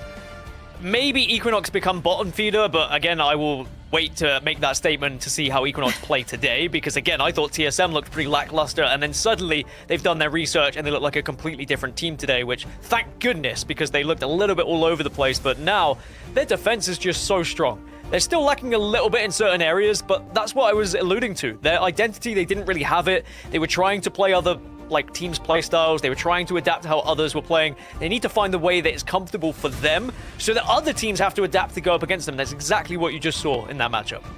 Yeah, we pointed out how the attack was definitely the most lackluster like part of today's match for them. The defense held strong. Vicky, what do you want to see adjustment-wise when it comes to their attack? When it comes to TSM specifically, I mean, just try to get the information that you had after your last 3 matches right now against Space Station, and you dig into this and you find out what you need to roll out with differently. Don't pull out the Ultron and Iron Man from the very beginning on Domination, which we know, guys, is very volatile as a game mode too on its own, but it's that back and forth that could create the momentum leading into that second game. If they're going to be able to play the defensive as strong as they did before, try to counteract the dive that was attempted many of times, whether it be from a Venom or a Vanpool attempt to, together with a Daredevil, we still trying to really rely on the Moon Knight and not swapping off for quite some time too, still trying to force that, and together with that of the Elsa, who also came in a little late, they want to thrive off of that and maybe try to see what they could do to adapt quicker to prevent that from happening on their end against another team. And already, as Gaskin mentioned, when your next 2 opponents are Yeah We Lost and Equinox, at this point, you now have the data from Space Station, and you could elevate yourselves, even if it's a little late, at the very end of week 3 for our group stages. You could indeed. I think something we also need to talk about here for TSM is the mental fortitude that is required to come back after being kind of beaten down here on Domination, because quite frankly, like the round 2, that was a very one-sided affair. And then you're having like an attack round on a Museum of Contemplation that completely flops, and still having the mental fortitude and the caliber of play to pull out a victory after that, not every team, not every player manages to do something like that. Yeah, we wouldn't have seen the TSM of preseason do that. Let's put it that way. Like, TSM of preseason would have rolled over, showed their bellies, and we would have been like, all right, GG's, let's go next. But this TSM seemed to have a little bit something about them, and they were lacking that identity. Now they seem to have found it, and this was the perfect platform that they needed to progress and find their confidence as they move through now. So I'm excited to see where TSM go. Yeah, they have a little bit of a lackluster attack here or there, but if they can defend like that on Convoy, then I think other teams will be very scared to go up against them. Well, and we should have our interview ready now. So let's talk about how TSM got this one done in a reverse sweep. Guru will be joining us. Welcome to the show. Congratulations. Straight out of the bat, how do you feel right now? Because that was quite intense to watch. I can't even imagine how it felt to actually play it.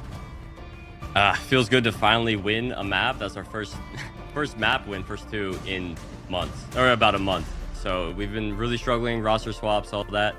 It's just nice that, finally something clicked. Finally, yeah. No, it's been paying off, and you guys did it in such an impressive fashion. Can you talk to us about the adjustments that were made after going down 0-1 in this series? Well, Cal just yelled at us pretty much, and that's and everybody locked in.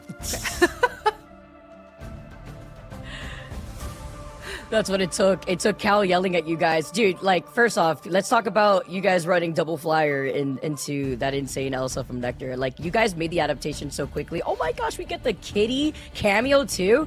All right, well, Guru's winning in many ways, more than just this series. But looking ahead now, you guys made that adaptation. You guys don't want to... Yeah, heck yeah. And you guys now get that dub too to add on to it. I mean, you guys have Yaoi Lost Next and Equinox. We were hinting now that you guys have information to look back on the series, dig into it, see what worked. What do you think needs to be ironed out on your attack? Because obviously your defensive side, it was thriving. We saw Gilbert Noodle on the Loki and getting these massive copies. The way that they're able to stagger those support ultimates were on another level. I mean, how are you guys going to prepare for those next two series that you guys have?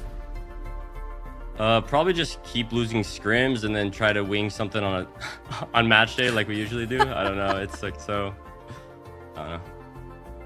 I actually don't have the answers. Like, but just keep scrimming. Like, we're scrimming every day. Like, we're practicing just as much as everybody else, but sometimes it doesn't work out, and some days it just works. I mean, I'm sure it'll be a massive confidence booster for you guys to get that one on the board, because had you lost it, you would have been 0-3, and then you're probably looking at potentially not even making playoffs. What went wrong for SSG, do you think? Do you think they struggled to really find a way through your defense? Did they run out of answers? Like, were they just one of those teams that tried to do the same thing over and over again? Bro, if I knew, I would tell you. I don't know. They, everybody on our team was just playing super well. I'm not sure there was anything they could do, honestly. I do have a quick thing for you, Guru. The way that you're answering, like, so genuine, do you have any advice for the viewers watching you guys back at home that, they see and they hear you say, we're just going to keep losing at scrims until we get better? Do you have any words for those at home that may be struggling within their own ranked matches that are looking to get better? Just try. There may be, like, months, like, years of losing. I've been losing for, like, the last 3 years of, like, my pro career. And finally, like, I don't know. Sometimes, I mean, it's one match, right? But, sometimes you get that lucky streak. You ever heard of loser's queue? Basically, I'm in winner's queue now. And it's smooth sailing from here. Listen, one dub is that's the start of a win streak. That's what I'm saying. Also, losing is learning. Put that one on a t-shirt. Exactly. That's how it works.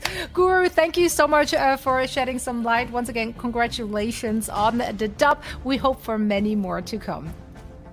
Thank you. Bye. Yeah, he seemed a little shocked that they got the dub. I'm not gonna lie. He seemed a bit like, well, I'm not entirely sure. I guess we just played really well. But sometimes it do be like that, right, Dan? Like, some days, just everything clicks, everyone is on the same page, and every player is popping off. So the stars align. Yeah, I mean, not everyone on the team is going to be the analytical figure as well and know what went right or wrong. As he said, like, Cal kind of had a go at them. Maybe is going to be more of the knowledge side of that team of how they did it. If you as a player, your job is just to play well, which Guru did, played incredibly, then that's as easy as that, right? I think they'll be delighted they've got that win, and I'm excited to see where TSM go from here. That's right. He got the dub, he got a cat, he's winning it live, and so do we because we got treated to some incredible Marvel Rivals action. We hope for much more to come. Match 2 is on the horizon. Equinox going up against Stick Drift after a short break. Don't go anywhere.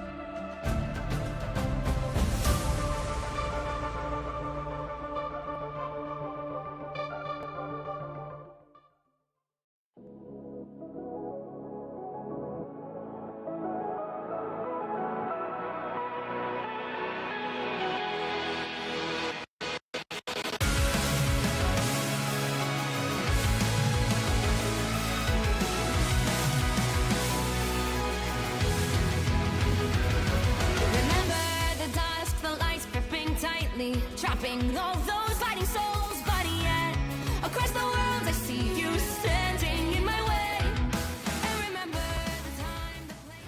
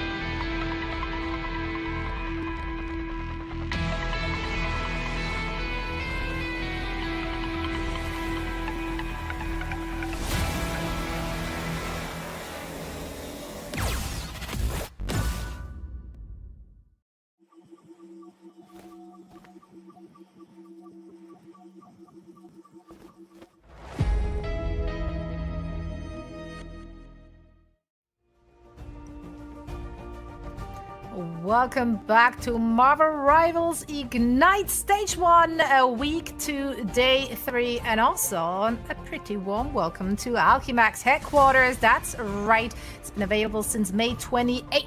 And yeah, it's probably the coolest, most dystopian mega corporation in Marvel history. I'm here for it. Are you guys here for it? Dan? Oh yeah, Are you with me? I love it. I love it. I'm with you, Zoe. I'm more than ready. I mean, I'm also just thinking about our last series and like what we're in for here because Alchemax, if anything, as tall as that building stands, so is TSM right now after coming out of that win against Space Station. I mean, can you imagine everybody or anybody who, by the way, bet on TSM? Like, if you put all cards on the table for TSM, I just know that they are thriving right now. Dude, there's some value bettors in chat. I peaked after the first map win from TSM and people were cashing in, Dan. How are you doing on channel points? Are you on the gambling side of the spectrum? I mean, I would have lost them all leading up to that series, that's for sure. I did not see TSM winning it. Yeah, they have impressed and surprised, and I think that's exactly what you have to do when you're in that situation where you're down 0-2. You've lost to a couple of good teams, you've also looked a little bit shaky. Now you prove what you're able to do, and you have to build from that. Yeah, and all it took was Cal having a Melty D at the team, and then they locked in. So, that's the key to victory. Let's see if Equinox can follow suit and also get a win on the board, as their next opponent is Stick Drift. Let's talk about these two squads. As I said, just like TSM earlier, they still need a victory. They lost against SSG. Yeah, we lost TLC. They did have a tough schedule. Like, these are formidable opponents. But they really need to lock in for today, because an 0-4 on the board is going to make it really tough to make top 4. Yeah, and we did see them have signs of life against actually Space Station in that first day during week 1, where they took Space Station to a game 3, but it kind of stopped there, right? So, because they had to deal with, we lost, and then, of course, like you mentioned, it was unfortunate, but when you're dealing with Team Liquid Citadel, if anything, I would just take away having as much information as possible from that previous series. Now, looking at what's on the table, though, and what's at risk here, Gaskin, Equinox don't have a single point on the board. No series in their favor, and right now they're on the bottom of the barrel with TSM now leading the path against them in trying to qualify for the top 4. Yeah, they would be all but out if they were to lose this one, so it feels like a must-win. They would have to have results go elsewhere, and even then, it would be difficult for them to qualify. On the side of Stick Drift, however, they've been very impressive. I've really enjoyed watching this team come together. Of course, with the changeover to the name of Stick Drift after their previous iteration in preseason, there was a lot of question marks of, how would they build from preseason? Was Redis going to stay on the team was one of my biggest questions, because Redis was one of the biggest impressors as a duelist throughout preseason, really stood out. I think keeping Redis was massive for this squad, and now I think they're on the road to victory. I think they have really demonstrated they can go toe-to-toe with some of the best teams. They've learned from some of their difficult situations, and I'm excited to see how they progress in this one. They should, and I say should, beat Equinox here, but that being said, we've already seen one upset today. Maybe we can see another. So true. Yeah, I loved the changes that they made. I think Doom really fit in well with them, and Reed has definitely once again been a standout in their last series they played. They also busted some really interesting looks against SSG. They had the Dino alongside Adam Warlock. Magneto was in the mix. Did it work? No, but it's cool to see them experiment. Do they need to experiment going up against a well-known opponent for them? Because both of these teams are coming up from the MRC, so they've faced off against one another plenty over there, and it was Stick Drift that came out on top, Vicky. Yeah, and now, if anything, if you're Equinox after trying to work into this new duelist lineup with Chupio as well, and Wada, you have to be able to try to lean into this WinCon versus Stick Drift, who Gaskin said at the very beginning of the show, Redis has really impressed me, and now you want to be able to try to do something different, because this is also a team, Stick Drift specifically, that have been able to play very adaptable, and they've been able to pick up a lot of these heroes too, to actually elevate themselves. We've seen Redis on the Black Hat, we saw Doomed on Ultra and Elsa, we've seen Silent Blaze and Logan holding on that backline, having a very similar lineup that we saw in our previous series of Invis and Loki. We did indeed. Now, of course, what do we want to see? Do you feel like either of the team has shown us a clear identity? And if so, what would that be, Dan? No, we need to see something completely different from Equinox. It can't be the same kind of mismatching that we've seen so far. I want to see something a little bit more direct, a clear game plan. I'm hoping that they've done a little bit of their homework and they've actually looked at the weaknesses on the side of Stick Drift and said, okay, this is where we can pick them apart. These are the players we can isolate, perhaps. It's not going to be easy, don't get me wrong, but I just want to see some sort of attempt from Equinox here to show that Stick Drift are at least not going to walk over them like we've seen other teams. Yeah, we're going to see Hell's Haven here first. The domination map that, Equinox actually just lost against TLC yesterday in a very swift fashion. So let's see if they went back to the drawing board and came out with a little bit something else as they're going up against Stick Drift in their last match of the week. All right. Thank you so much, Zoe. Gaskin, we got our second series of the day. The first one delivered. Can this one also go the distance? And I was thinking about it when we were on our break, Gaskin. Usually Shiv is that good luck token, but we haven't really had any game threes this entire second week. Opening up the last day in a nice fashion. Let's see if we're going to see something similar here, as the Gambits are the first one off the table. No surprise there, as we usually see that prioritized, but it's the Black Cat that is the first to be protected. We have been seeing a lot of these teams lean more into the Devil Dino, but it looks like Equinox want to try something different. Yeah, I think the mistake that Equinox made or the mistake that SSG made against Equinox in week 1 when we last saw a best of 3 go the distance was allowing the Devil Dino to go through, and it was really just a question where you can't allow that to happen too frequently. You need to be making sure you ban it if you are going to have that opportunity, and I do think that the bans can be very difficult if you are a side that hasn't really been able to prioritize them. Week 1 was all over the place for everyone, where Gambit and Devil Dino got through at one point. It was just very strange to see. As Phoenix is going to be taken away by Equinox, I like that. Just make sure that Stick Drift aren't going to be able to run away with it and have a one-sided Phoenix. We've already seen what a one-sided Phoenix could do in that TSM game we just had. Especially when they didn't prioritize banning the Mantis right away, right? Imagine having a Phoenix with a damage boost attached to them, and then also the possibility of Rocket Raccoon coming out too. So you make sure that if you want to enable that for yourselves, you could get a CEO without it getting deleted. But most Phoenix on either side, while the Luna is going to be protected. Again, I do like this because Luna does a really good job at keeping the Devil Dino up, and if that's going to be your first protect if you're Stick Drift, that's going to be the win condition that you want to lean into. Maybe also procting White Fox, but with Rocket Raccoon being banned from the other side, you're not going to be able to have that damage boost from the Sia. But it is going to be a similar situation, right? Stick Drift are going to have Devil Dino and be able to ban it, so we're going to get a one-sided Devil Dino, which actually in week 1, the one-sided games that the Devil Dino was on, Devil Dino lost. Again, I think that might have been down to the fact that Devil Dino was struggling a little bit in terms of people didn't really know how to play the Dino, but now people have started to get a bit more practice in, people have started used to play Dino.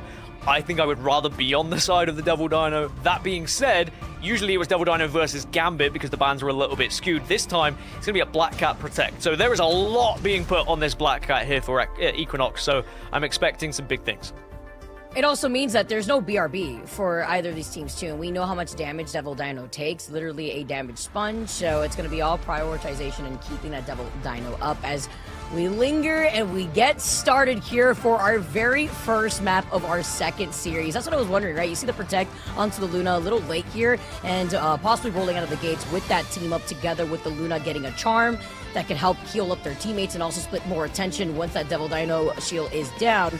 But currently, Equinox don't have that ability to play the Devil Dino. We're not going to have the Dino v Dino action. Got banned out against them, so we're going to see how they're going to roll out of the gates as they want to be able to lean into this Black Cat.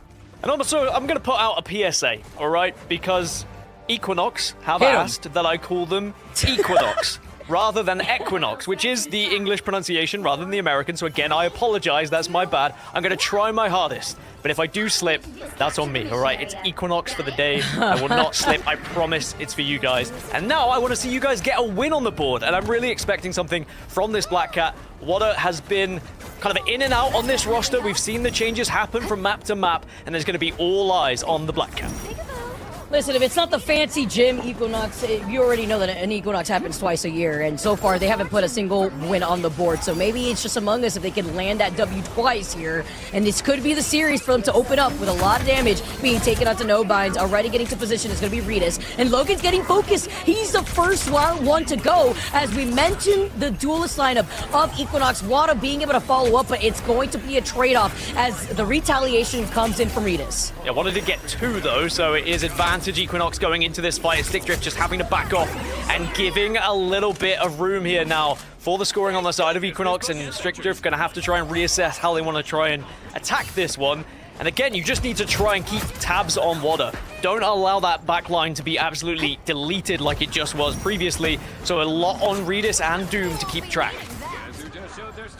Yeah, the way that Wada's also trying to split more attention, getting information here for dropping down. Lyric already has that banhammer at the ready for trying to execute it and trying to stall them out over here in this choke. Is going to be able to catch one there from the back end of Stick Drift. Tone taking a huge chunk of that damage too, by the way. Duke is trying to approach that Glartrox just so that way they can break through this opposition of Equinoxes. They're looking fantastic right now, already nearing 40% on the point, as well as having the extermination from Chupiel. Yeah, Chupiel nearly getting that Rage of Ultron. You could see how he was desperately trying to keep his team alive and is doing so as well, being able to turn on a swivel to make sure that the rest of the squad is staying up whilst also outputting damage on that Ultron. Very important. And now Rage of Ultron is going to be available when this push happens, but there is 3 ults available on both sides at the moment. This is going to be a big fight that could really influence how this game goes.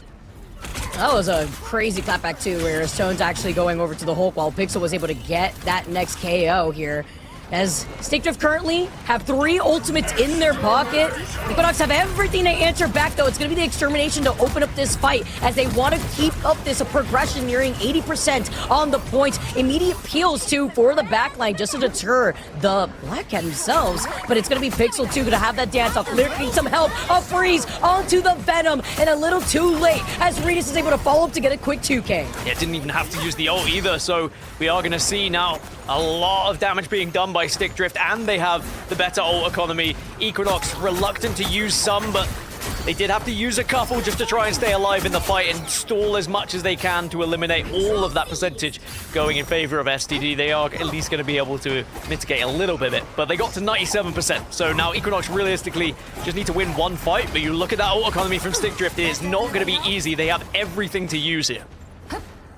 I love all the creativity here with some of our team names, especially when you're coming out of the MRC. Nice, gonna be able to get that dash back here too. The bubble just trying to isolate as Regis is gonna be able to call out where the opposition of the Black Cat here as they're seeing the Felicia v Felicia 1v1, and you see them back away. Love the way that Regis is playing this vertically here too. Forces out the bubble once again before diving down, and the calling card is gonna activate from both ends. No binds getting called out, getting stunned. Tries to get the slice and dice before you see the follow-up here from Doom to find water. Bye, Felicia! That's the first one disappearing, and Equinox are going to have to back off now because they've already lost the one, and Stickdrift continue to push back and be aggressive.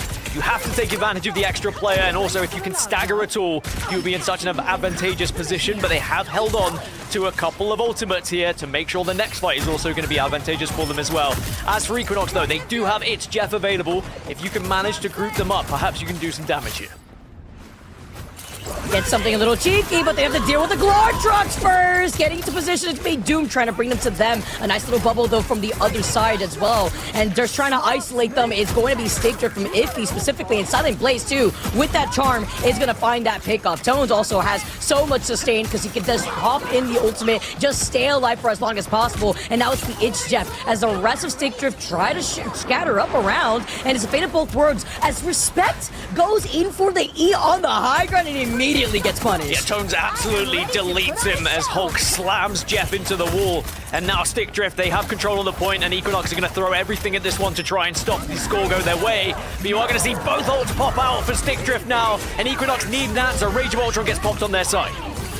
Between the World Breaker and now the Extermination, you want everybody up here from Equinox. You're nearing 99% here in favor for Stickdrift. Overtime taking away. If he finds Wada, they have the number advantage, but they don't have the sustain ultimate just yet. Tones does get frozen here from Pixel, but there's no sustain from Equinox's side too. Once that Extermination was done, they feeling the pressure. There's a lot of damage coming out of Stickdrift, and Doomed gets the quick 2K. This is going to be done and dusted as his first round goes in favor for Stickdrift, and that was with them capturing the point gasket and not letting loose a single time. Yeah, 97 went in favor of Equinox, but they weren't quite able to convert. It all came off the back, really, of Wada getting the opening pick on the Black Cat, and then Stickdrift on the back foot following that. But as soon as they knew the Black Cat was going to be a concern and they kept tabs on where Wada was going to be, they were able to isolate her, and really Equinox struggled off the back of it as well. Also Stickdrift using those hit scan heroes to make sure they could take down the likes of Ultron and just whip him out of the sky as well. So Stickdrift, they'll be delighted they were able to come back into this one, but of course not job done yet. In terms of the stats though, very one-sided in favor of Stickdrift once they were able to control that point. I mean, I'm not a big fan of just having to be being on this Ultron and trying to force us versus Doom. There's just so much damage output that they're dealing with if you're Equinox. And then you look at Stickdrift specifically, Regis is honestly dipping water right now. So you have to consider more of that pressure that Equinox need to put in just so that way Stickdrift could start respecting them before Silent Blaze now makes a swap off, just giving them a speed boost off of the bubbles. It was a difficult situation for the It's Jeff on the side of Equinox as well, not able to capitalize on that, but we see it a lot in pro play. Very difficult to actually get it off, and it was very well managed by Stickdrift. So they just have to keep tabs on that as well, make sure that It's Jeff doesn't get as much value, or any value, to be honest, just as it happened in the previous round. And if you're going to stick to this Jeff, too, you want to make sure that you capitalize off these ultimates because he held it for quite some well before Regis gets into position. Now, Wada does have the calling card, but Regis has it already in his pocket, finds a backline, comes in to isolate them and harass them, but the peel, too, just trying to help them between the triple strategist lineup that Equinox had. So saw the Banhammer, too. Is it going to be able to create some pressure and space? Still holding on to these ultimates until the Rampage is used. The bite, trying to throw them off the map together. It's going to be iffy. Calling card, a lot of damage once again. A beautiful freeze does land onto Wada, but he gets sustained. But Redis comes out on top, and not only the number advantage, but getting the reset off of the Black Hat ult. Yeah, insane brawl that happens. It was elongated, but eventually it was Redis who was finally able to convert one, and off the back of it, they are just dropping like flies now, are Equinox, and Stickdrift will get in control. Took a little bit of a while to do it, but that's what happens sometimes on the first point. It just gets to a point where it's a very difficult brawl to happen, and you've got to be careful here if you know Vines. You cannot afford to go down there. Redis almost caught him off guard. Thankfully, he was capped, and you can get away comfortably. Doesn't want to yoink another pick here. We're seeing some swap-ups with Wada now making the swap over to the Daredevil. No Bind still sticking over to this cap, while Pixel does have the fate of both worlds. Looking on the other side, Doomed's been popping off on this Elsa. The Glartrox could be deadly. Managed to pull it off here on the other side of the point, finding everybody off of the map. That's something they're already considered, as Silent Blaze and Logan also have the sustain needed to keep this fight going, as currently Stickdrift are nearing 45% on the point. Switch over to Daredevil for Wada as well. Feels like maybe has a better chance going up against Black Cat on maybe something that's a little bit more comfortable for him as well. Can't quite convert anything on the back line though, so still going to be a nuisance, still going to be a thought for them, but not quite found that first opening pick they desperately need. Doom getting respect though, right when you hear the Is Jeff once again it gets shut down. You gotta swap off the Jeff at this point, as you see the swap now coming in into the white box. The dance off now too from Equinox, but they want to capitalize as Tupiel now coming in on the Star-Lord. Galactic Legend ready. The dance off is done, and you see the Sonic Seduction just to enable Tupiel. But Tones did have that ultimate. He didn't want to stall originally because currently Stickdrift still have control over this point. Yeah, somehow Stickdrift are still maintaining and sustaining here at the moment, but maybe Wada can do something about it. But you get grabbed, and maybe you get punished, but the healing has been excellent. Is it going to be enough? The answer's going to be no. Equinox tried as they might, but they can't go up against the damage output of Stickdrift right now. Imagine if you had the team up between the Luna and White Box just a little bit earlier. Look at that Charmier too. The beautiful freeze from Pixel, but gotta back away for now. But you can't give up this point as overtime's taken away in favor for Stickdrift. Logan just want to be able to big punish here. Letting the devil out is gonna be Wada, but no Bind falls incredibly low. This forces Respect to make the swap over to the Doctor Strange to try to get a portal play just so that way they can stall. But Silent Blaze filing their nails finds that Daredevil out. They manage to contest here on the point, but still are trying to find these numbers because Redis is just farming Equinox. Yeah, Daredevil going into the White Fox, very difficult, and there is 1, 2, 3, make it 4. Equinox are dropping, and it looks like Stickdrift should be able to close this one out. I don't think there's going to be enough sustain, although there's one last-ditch attempt, but it will be deleted, and Stickdrift take map 1. Now understanding what happens when you let the Devil Dino go out and you don't have a Devil Dino because it was banned against your team and you can't really match that. So much space controlled. Stickdrift taking a dominating first map. Even if they lost the point gasket in that first round, the moment they reclaimed it, as you already mentioned, 97% was in favor for Equinox. Stickdrift did not let one toe out of line when they were able to reclaim the point.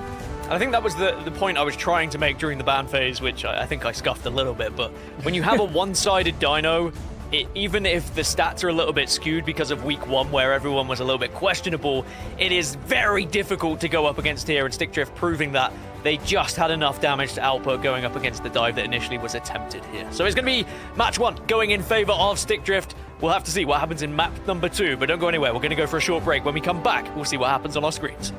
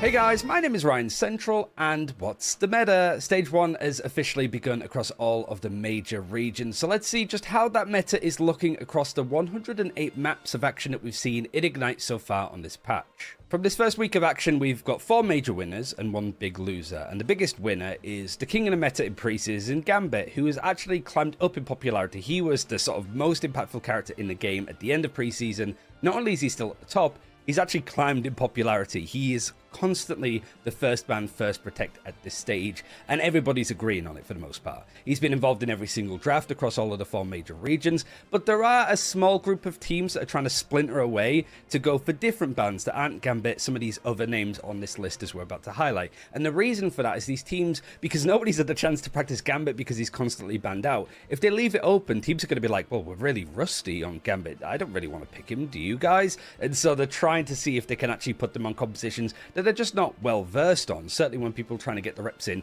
on stuff like Devil Dinosaur. And speaking of Devil Dinosaur, he is the second winner. It's been a roaring success for Devil Dinosaur with him being introduced into the game in Season 8. And he has been contesting Gambit a little bit as a first ban, but really not that often. Like I said, teams splintering away. Dino's been the first ban and trying to one-side it in some cases, because teams just have been prepping a lot on Dino because of how much he has really thrown the meta into a curve. He kind of fits into all sorts of compositions, even though he's just naturally brawly. It seems that you can just sort of throw him in and play around him no matter what the map or the stage. So some teams have really started to just build on that as much as possible. It's maybe an over focus or an over correction, and some teams have certainly been okay to let the Dino through, play up against it, and actually have good counters for him, such as Emma Frost. But really, it has been like a good standing for Dino. But I do think that that hype is going to drop and taper off over time. I would imagine so, but of course, we'll see exactly how these teams want to play it. The third winner actually is Luna Snow, which is more of a surprise. She's jumped up massively in popularity, and specifically as like a ban option. Teams do not want the other team to be playing it, so they want to get it off the table. In previous patches, her healing and damage output was improved. Stuff like Ice Arts' cooldown reducing when your player that you've put the snowflake on gets an elimination means that you can really just snowball the way that you can keep and contest these fights and keep them going on. And of course, like a team up with White Fox, who's gone up in popularity, not to the same level, but the fact that you can allow like healing cleave and charm cleave and orb enemies off of that with Luna is really handy. It basically means if teams want to go for White Fox, they can. You just want to make sure that that team up isn't available. And the fourth and final winner, it is worth saying that a lot of characters have benefited from this patch, but the major winner, the final one I wanted to highlight, was Black Cat, who is another big addition now that we start to see her actually being played in Ignite. Similar to Dino, she's one of the top protect options for various teams. They really want to play around it. The skill floor is massively high. It's hard to be good on Black Cat, especially in coordinated play. So it's hard to see teams get the most effectiveness out of it, unless you're like Tanuki with some of the gameplay that's on the screen. But teams are starting to get a lot better with it, and they have some good plans, and they really want to incorporate Black Cat into their compositions as much as they possibly can, especially because she's pretty decent against Devil Dinosaur, whereas Daredevil can get run down by him a little bit. So Black Cat and Devil Dinosaur having really good debuts in Ignite, but there's one character that is certainly fallen off the list, and that is Elsa Bloodstone. Not only has she fallen down the rankings from being the second most impactful character in the game, she's dropped off the face of the earth when it comes to how popular she is. In Stage 1, she has not been banned nor protected once in any of the regions. Instead, the likes of Phoenix and Star-Lord have found leaps in popularity after their own individual buffs, but I still think that Elsa is underrated. We have seen some moments like Chupiel actually having a lot of success with Elsa and some of the other EMEA teams, just when it's appropriate, right? She's still good. She's obviously been nerfed pretty hard over the last couple of patches, but I still think that she's going to be contesting a little bit more. I'm just shocked that she has fallen off massively, but I would like to see that improve just a little bit, just not too much, a little bit. Like I said, there's a lot of characters that have either been benefited or are struggling on this new patch, and we're going to see how the action unfolds as we get more data, but that's it for this time. Thanks for watching, and back to the action.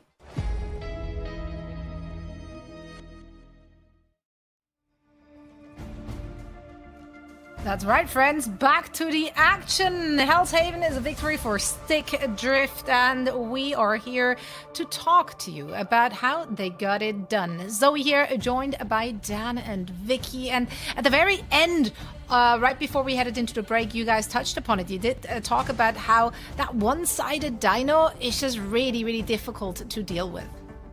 It is, and I'm a little bit surprised, because when you look back at week 1, Equinox kind of fell victim to the exact thing they just tried. They had seen SSG try and do the same thing. SSG protected the Black Cat. They went into the Devil Dino without having one themselves, and they lost against Equinox, who had the Devil Dino. And for some reason, Equinox have decided to flip that and do it themselves. Maybe they studied it and felt like they could be the ones to change that statistic, but the stats don't lie. I mean, if you go into a Devil Dino and you don't have a Gambit, you are going to struggle. It's evident both in Ranked and here in Marvel Rivals Ignite. So I think Equinox maybe will be kicking themselves a little bit. They had a game plan. It just didn't work out for them. Yeah, it's an interesting choice there. You said it as well during the lock and ban phase that puts a lot of pressure on that Black Cat to perform. It does. It's hard too when you have Redis on the other side, right, Gaskin? Because we were talking about it before. If you're gonna get diffed on the Black Cat, like what can you do here when also if he's on the Devil Dino only going down one time? Like look at how much 40k damage block. You're looking on the other side. We've seen so much here from Lyric. No Binds who had made some crazy changes too at the very end. The desperate swap over to the Cap just for him to get marked too by the Black Cat from Redis. But it's maybe relying on this backline where you're trying to make plays happen with the Jeff. That never happened. And then you make the swap over to White Fox a little too late. So I want to see Equinox when their backs right now are against the wall and they really desperately need to take at least a map or an extra series so that way they can find themselves in the conversation for being in the top 4 to qualify. We need to see them try to rely on this pick and ban phase to work out more in their favor. That's right. Dan, what do you want to see from Equinox in order to bring it back and not let it slip through their hands? Because quite frankly, like across the board, it was just not many KOs really coming out. Like they just couldn't break through. I want to see a better lock and ban phase. Like looking back at their previous matches, the lock and ban phase has definitely been a little bit iffy all over the place. There was times where they were, allowing Gambit to get through by the looks of it. They've just attempted everything. I think Equinox have just, not found the way they want to play. I think they keep changing their mind depending on who they're going up against and maybe overthinking about what they're going up against rather than thinking about themselves and what they want to protect a little bit and then just protecting after the fact. So they're just struggling a little bit. And it's always going to be difficult as well because some of these teams are very impressive and very well rehearsed in terms of their practice. So I would like to see Equinox maybe first make sure they even out the Devil Dino ban for sure. Don't allow that to be one-sided. Yeah, it is a bit of a pitfall, right? Like if you're trying so hard to adjust to a new meta and you just go with what the meta on paper dictates from the players and from the teams, like where those pick and bans should be going. But if it's not within your comfort zone, then there is no real point to it. If you're playing a composition that you're either not comfortable or not quite sure how to actually execute to find success with it, then it's all for naught. That's why we see some other teams just straight up playing into their own strength, even if it's slightly off meta. It will still give you a better chance to actually come out on top, Vicky. Yeah, and it's hard too when you're also on the other side dealing with a team that has so much flexibility. Like Redis is a very flexible player. We've seen him slot into a lot of different heroes. Now, when you're dealing with that on the other side and the Black Cat was a problem, it really depends on where we're going to be moving on to for the second map. And as we get set up here, what do you see? Shocking horror! No way, guys. It's Museum of Contemplation. Really surprised. Yeah, I mean, listen, we tried to blame TSM for taking us there, and look at how we had to eat our words. Not again, not falling for it. I think this is a phenomenal choice from Equinox, which I'm sure they can make it work. Let's see, this is match point 4, Stick Drift. Let's see if they can close out the series, or if we're in for a 3-mapper once again. Please, Dan, Vicky, take it away. All right, thank you so much, Zoe. We go once again, Dan, to the Museum of Contemplation, where we saw TSM make magic happen. And I'm wondering, in this pick and ban phase, Gambit off the table first. We learned our lesson week 1 of our group stages. Are we going to see the Devil? Yep, there we go. Lyric was on this Devil Dino week 1 of our group stages, and this is kind of what I was expecting, but they wanted to prioritize that Black Cat, and after seeing what Redis was able to do, they don't want to deal with that matchup in the 1v1. Yeah, I can't blame Equinox for coming into it with a game plan, but evidently they maybe weren't aware of just what was happening on the other side, what could happen on the other side. The Black Cat was just a little bit diffy on the side of Stick Drift, sadly for them, and we are going to get an even out from the side of Stick Drift, but they are going to ban that Phoenix, and we're going to get an identical first 3. This probably should be everyone's first 2 bans and lock, across the board. Let's be honest, these are the 3 that are the most difficult to play against at the moment. They are the 3 most oppressive heroes that we have in the game. Statistically, they are the highest win rate heroes as well in Marvel Rivals Ignite. And again, okay, both teams starting to get it. But this is what I asked for, right? This is what Zoe was asking me. What do Equinox need to be doing? Their ban phase needs to be better, and they are matching up against Stick Drift, so this is a better situation for them. Every single time, Dan, that I see the Phoenix banned out first, I always wonder, is it going to be the bait to get the Rocket Raccoon off the table too? Because then you'll always assume that the Rocket's going to be used, and the BRB, of course, and those buffs for Season 8 have come in clutch as we've seen Rocket make their own moves into Week 2 of our group stages, and not only our region, but in multiple regions as the Luna is protected, which could proc.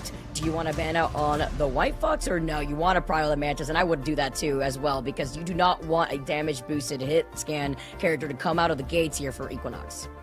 So we get an identical mirror. Equinox, yeah, they protect the Luna, so they say we don't want a one-sided Luna. And now for Stick Drift, it's whether they want to do exactly the same thing and remove Mantis as well. Because also here, when you take out the Mantis, you take out the team up between Mantis and Loki, you have bigger AoE healing with those lamps. It can come in clutch too if you want to try to hold it down on the defense. But let's find out what this last ban is going to be. Surprise, surprise. Yeah, it's going to be the Mantis for the same exact reason. So this probably means, you know, this is a pretty good map for Jeff, but I did not like the playmaking opportunities that we saw from the It's Jeff Ultimate and holding on to it for quite some time too. So will we have the White Fox a lot earlier for that team up is another question. And with the Luna also getting protected too at the very end, Dan, that's also a possibility of having the Emma with that extended range on the ice wall that we also have in Season 8. Yeah, very difficult to get It's Jeff off going into a Hulk as well, because the Hulk just bullies you down, gives you one slap, and suddenly you're splattered against the wall. So yeah, I don't really like the Jeff into the Hulk, so we'll have to see whether there's going to be a switch up there. But in terms of the ban phase, far better from Equinox. I know it's going to look a little bit boring that they've done exactly the same thing, but these are such important games for these teams in terms of putting their best foot forward, of trying to qualify for playoffs. You cannot afford, if you are Equinox, to be going down 0-4, because a route back from 0-4 is near impossible for them. It's going to be difficult, and right now, we're on our last legs, Dan, at the end of Week 2. Time is of the essence. No BRBs to bring any of these diving heroes back, especially on a map like Museum, where dive can thrive. Getting started now, it's going to be Stick Drift here, coming out on the defense, while Equinox now coming out with no binds, being on that Devil Dino. Remember, we were talking about the Loki too, going to be able to get into position to expect that dive opportunity from Redis, who has the Black Cat available. Redis just is so impressive on the Black Cat. His positioning and his engagement time is perfect as well. Very communicative with the rest of the team as to when he's going to be diving, making sure he's got that support, making sure people are aware of where he is in case he needs healing as well off the back of it.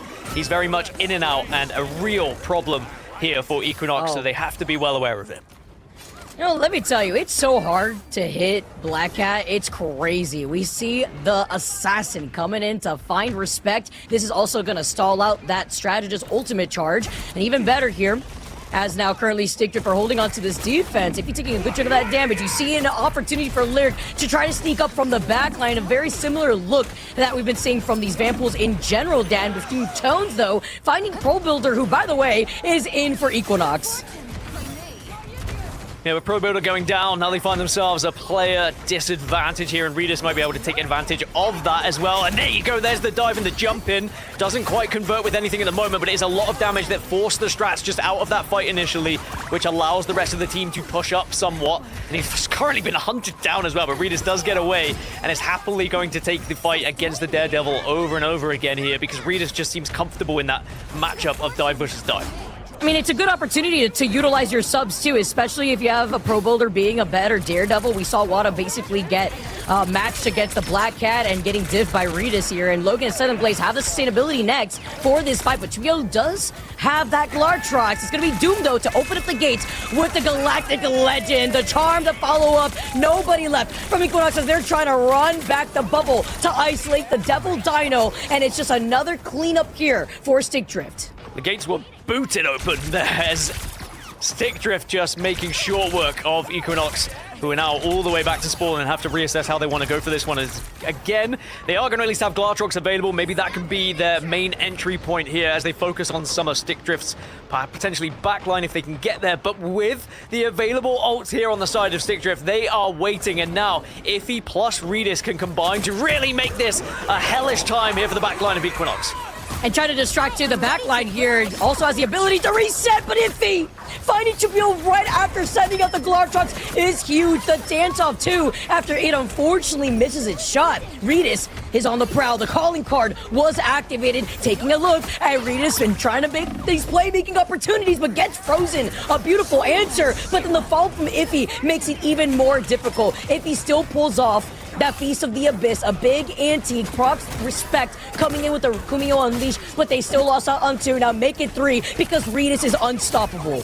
Iffy is a Diffy, and alongside Redis, they're just working so well together at the moment, and now Equinox are running out of time, and they haven't even got this cart halfway here, Vicky. They need someone to just change up something. Pro Builder going to move over to the Punisher as well, just to try and create a little bit more damage output for the team. But you are potentially going to be a target. No, it's going to be Pixel who's going to be focused first and foremost. But the Freeze maybe can do something. But at the same time, Galactic Legend comes out at the perfect opportunity. And now Equinox just dropping down. They at least convert 1, so that'll give them a chance in this fight. But it's still going to be tough.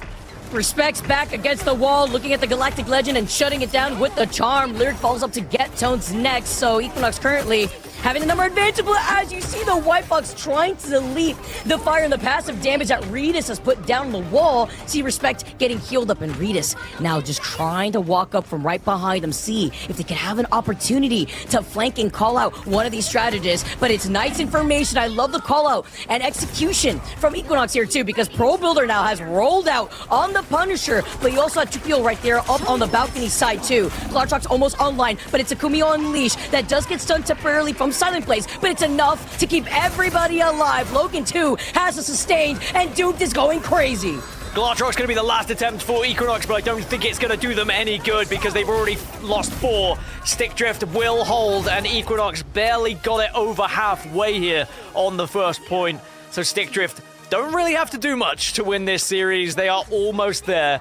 I do like the switch from Equinox over onto the Punisher. Can be good going into the Venom, that's for sure. But again, ult economy was just far better on the side of Stick Drift at that point, and also Redis was making it very difficult because the Punisher had to constantly be trying to protect that backline and meant you couldn't really focus as much on the Venom, so then the Venom was also diving on the backline.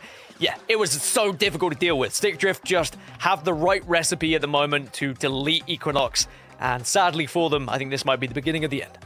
I know Wada's crossing their arms right now looking at what we're seeing right here from Equinox, and it's not so easy when you gotta see what they're dealing with when Redis has the flexibility and the diff in the way that he's able to execute and also communicate with this team on where the backline is and when to dive into 3-2-1. By the way, Doomed got that Galactic Legend so quick on that round, and we could already see him the way he's been popping off. A lot of damage output coming in from Stick Drift's side, thanks to Doom specifically, and now Iffy too being on the group before, maybe rolling out with something different here, but Doom too on the Bucky, expecting this as Pro Builder is sticking to the tried and true Adam Warlock that we know he's comfortable with. Yeah, and something you kind of have to do here on defense, considering you can't allow Stick Drift to get very far at all. So if you do lose 1 or 2, you might have the opportunity to bring them straight back if you have built up that ultimate. And of course, that right click from Adam Warlock can be very difficult as well to deal with if you find yourself out of position.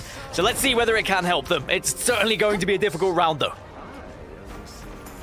Crazy when you have Stick Drift only going down twice, by the way, on that defense.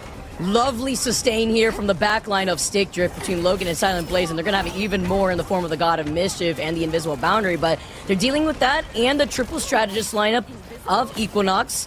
See Pro Builder just wanting to be able to build into that Born Again. The yoink from Redis gets even more information as he's building up his shop. It's Black Friday somewhere here, and it's for Redis to showcase what he can get if he gets even more for the BOGO deal here before sliding back to the rest of his team. Pro Builder, of course, still trying to build up Born Again, but it is not really going to be quick enough at the moment. If they do drop, they will be done, and this point will be done, and Stick Drift would have won the whole thing and the whole series. There is going to be the switch over from No Binds as well, though, to make sure they've got Strange and have that portal, and there is the portal as they re-engage.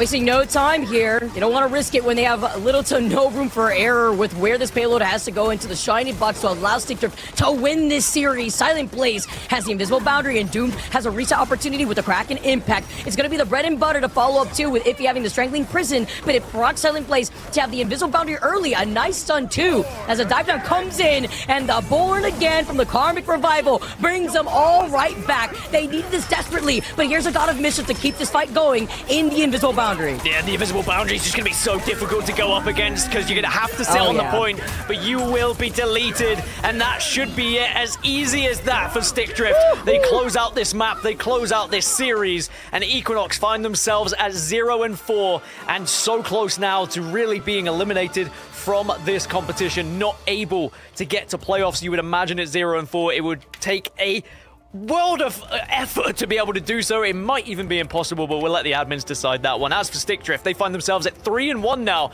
and close in on their chances of qualifying for playoffs. And using something a little different too, right? The amount of times I heard again within the last 10 seconds was immense. Born Again? No, it's going to be the Kraken pick again and again. As we bring back Zoe, seeing Stickdrift win another series here, but we called it out earlier too, Gaskin. We saw the bread and butter of the Strangling Prison. You see the shish kebab of the Kraken Impact. And Zoe, that's going to be another series loss for Equinox. Yeah, and I mean, they tried to make adjustments, right? In a ban and lock phase already, they switched things up, reconsidered their initial plan, but to no avail. To be fair, though, it was also just Stickdrift playing really, really well. Like, each and every single player was firing on all cylinders, like, the game plan was well executed, the sustain was there, like, the compositions just made sense, everything clicked for them. It did. And I also feel like, too, having Redis being on the Black Cat and also being such a flexible player themselves, like, even going down that one time, too, it's just about having the information and forcing cooldowns away from this backline because they're scared. You instill the fear into these strategists when they see Felicia going in with those iframes before dashing back. You do indeed. Yeah, I mean, but it's one of those things, right? Like, you have those really, really scary players on that team. Redis being one of them, Doom now the second half of that duo, who was popping off left and right at the very end there of the round just to get some stat padding going. But you can't really ban them out. So you have to really just adjust the way you approach it in-game itself, Dan. Yeah, I love the variety that Doomed offers as well in terms of his hero pool. Just seems to be able to be on pretty much anything. Like, even when they need him to flex and move over to an Ultron or even a Magneto we saw previously as well in kind of desperate attempts to try and hold off other teams, Doomed is always there. So I think he's an integral part to this team and had a very impressive series, that's for sure. Did indeed. Yeah, and you guys talked about it during this last part of the map. Like, it was just impossible to actually even get a KO on this team. Like, the sustain of the backline was just like so very good. And you're seeing here, like, Redis went down once, Doomed once, and Tones, and that's it, right? There was like no in for Equinox. I mean, look at the stats alone. Like, Pro Builder really tried to take out the Adam Warlock when they were getting pretty desperate and they ran out with the triple strategist. But imagine you get the protect on the Dino and you don't even feel confident enough to try to hold it down on the defense. And it goes hand in hand with the flexibility that Doomed also has. It's so hard when you have a duelist lineup that could just flex onto anything. We've seen Doomed before on that Ultron, the Elsa, now this Bucky, Redis sticking to the Black Cat, but we've seen Redis in other forms before. And then, as you've already mentioned too, Zoe, the sustain from this backline. Look at the diff here too. Yes, we saw Respect doing a lot better of a job this time around when you're on the White Fox, but they just had no ability to survive. And then you bring Pro Builder out, second game, take Wada out, and Pro Builder unfortunately can't even get a single KO because you're getting harassed by Redis. Yeah, now Stickdrift, of course, that looked really, really good, really flawless today in their match. Also, in their match yesterday against the We Lost, it was a really, really good showing that we got to see from them. Now, for next week, if we're looking ahead, they have one single match that is, however, against Team Liquid Citadel. In their current form, how much damage can they do there? Do you see that being a serious contender to take down TLC, Dan? Equinox? No. Stickdrift. Yes. Sorry, I was just making double checking because I was looking at their future games as well. Yeah. No. I think that Stickdrift are going to certainly give it a good effort, but Team Liquid Citadel, I think, are just levels above everyone at the moment, and they will want to continue their dominance and continue to go unbeaten. But certainly, Stick Drift have proven that they are a team to respect in this group, and I do think they'll at least give it a good go. Well, sometimes a good go is all we can ask for, right, Vicky? Overall, looking at the performance, since Stick Drift only have one more match to go, how do you feel about their stage 1? Do you think this is something they're going to look back on and like this went as expected? Are they proud of it? Could they have done more? I feel like it took a lot of time for teams in general that first week to like figure out what works, because we've seen, I feel like, just different heroes slot in for week number 2. So there's a lot of information to gather off of their performance. I think personally Stick Drift should be proud looking back at how the preseason went down and like what they've had to iron out and also adjust around the different roster mania that we have for different teams. I'd be happy. I chuckled a little bit too, because I also was looking at the future matches and I was like, man, that first match for day 3 and week 3 is going to be interesting, because it's going to be Equinox versus TSM, and both these teams just, you know, looking a little different, with TSM, you know, showing signs of life themselves. Maybe not as confident in the interview, but that's definitely going to be something to look forward to, while Stick Drift now get to thrive, Zoe. They do indeed. Well, let's hear it from our winners. We do have Silent Blaze joining us for a quick chat after a quick match. Silent Blaze, welcome to the show. Congratulations on the dub. How are we feeling? You looking relaxed? Yeah, you looking good? Feeling yeah, good. all I'm just chilling, you know. I'm in my PJs. I'm just chilling. Just woke up. Chilling. Same, my guy. Same. I'm rocking PJs every broadcast. Like that's how we roll. That's This is the regular to online me, you roll, know? isn't It's it another great? day, you know? It's another day at work. Look, if you're built in, that's just facts. Let's talk about this though. If a match goes that flawlessly and looks so clinical from the outside, what do the comms look like, or sound like rather? Are you guys hyper focused, locked in, or having fun out there? Like, walk us through the comms. Yeah, I mean, I would say I'm probably the one that's probably like the loudest one, but usually like in moments like that, especially like when it's serious, like I just like try to stay calm. Basically, that's all. Just try to stay calm, keep it cool, you know? I like the energy from you, Silent Blaze. I mean, you and Logan were like popping off on that back line. Neither you or Logan went down a single time that game. I mean, if you're kind of the loud one here and keeping everybody together, talk us a little bit about your approach going into your next series, because that's going to be difficult, but it's going to be a lot of information for you guys to walk out of when you have to deal with Team Liquid Citadel. I mean, yes. I mean, the pressure's on them, to be honest, right? They're labeled as like the #1 team, the best team, you know. So we're gonna go in, you know, do our best. I mean, hopefully they show up, right?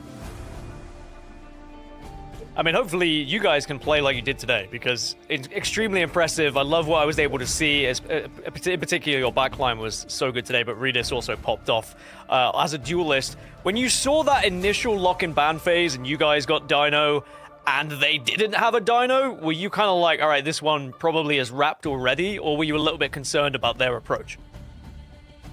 I mean, no, we're expecting it because like they subbed in someone that only plays 2 characters, so you have to like protect one of them. So I mean, they're expected, you know. That's right. Gotta always respect your opponents. Silent Blaze, we're gonna let you chill and relax and get ready for next week's match. problem, We wish you and the team best of luck. Thank you again for joining us. No problem. Thank you. What a cool Is he guy. like manually turning it off? Like, what is I think it was his phone. It's like, and goodbye. We love to see it. Love to hear from them as well. It's always great to get some insight from the players if they do share it indeed. Yeah, this was a great performance from him and the entire squad. Let's see how they will fare next week, as it's not getting any easier. We have one more match going to cover, and that's going to be Nightmare going up against 100 Thieves after a short break, so don't go anywhere. 내가 좋아지는 면 꿈꿔도 너와 나 그대들의 승리 완명해 The weight of it both the words is in our hands 큰 걱정 따윈 던지고 최선을 다해 작품을 쳐봐 나도 믿어 날 때까지 아름다운 꿈을 밟고 봐 우리에게 달려서 그 세계우면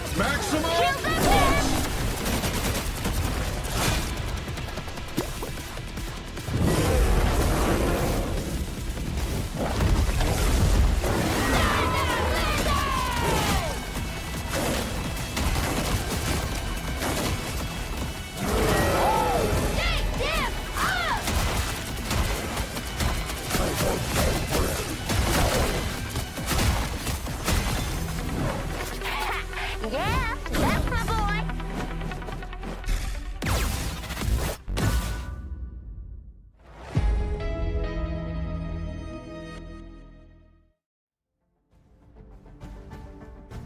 Welcome back, friends. Nightmare against 100 Thieves is our last match of the day and also of the week. Zoe here, joined by Dan and Vicky, and we're about to, set the stage for this very last one.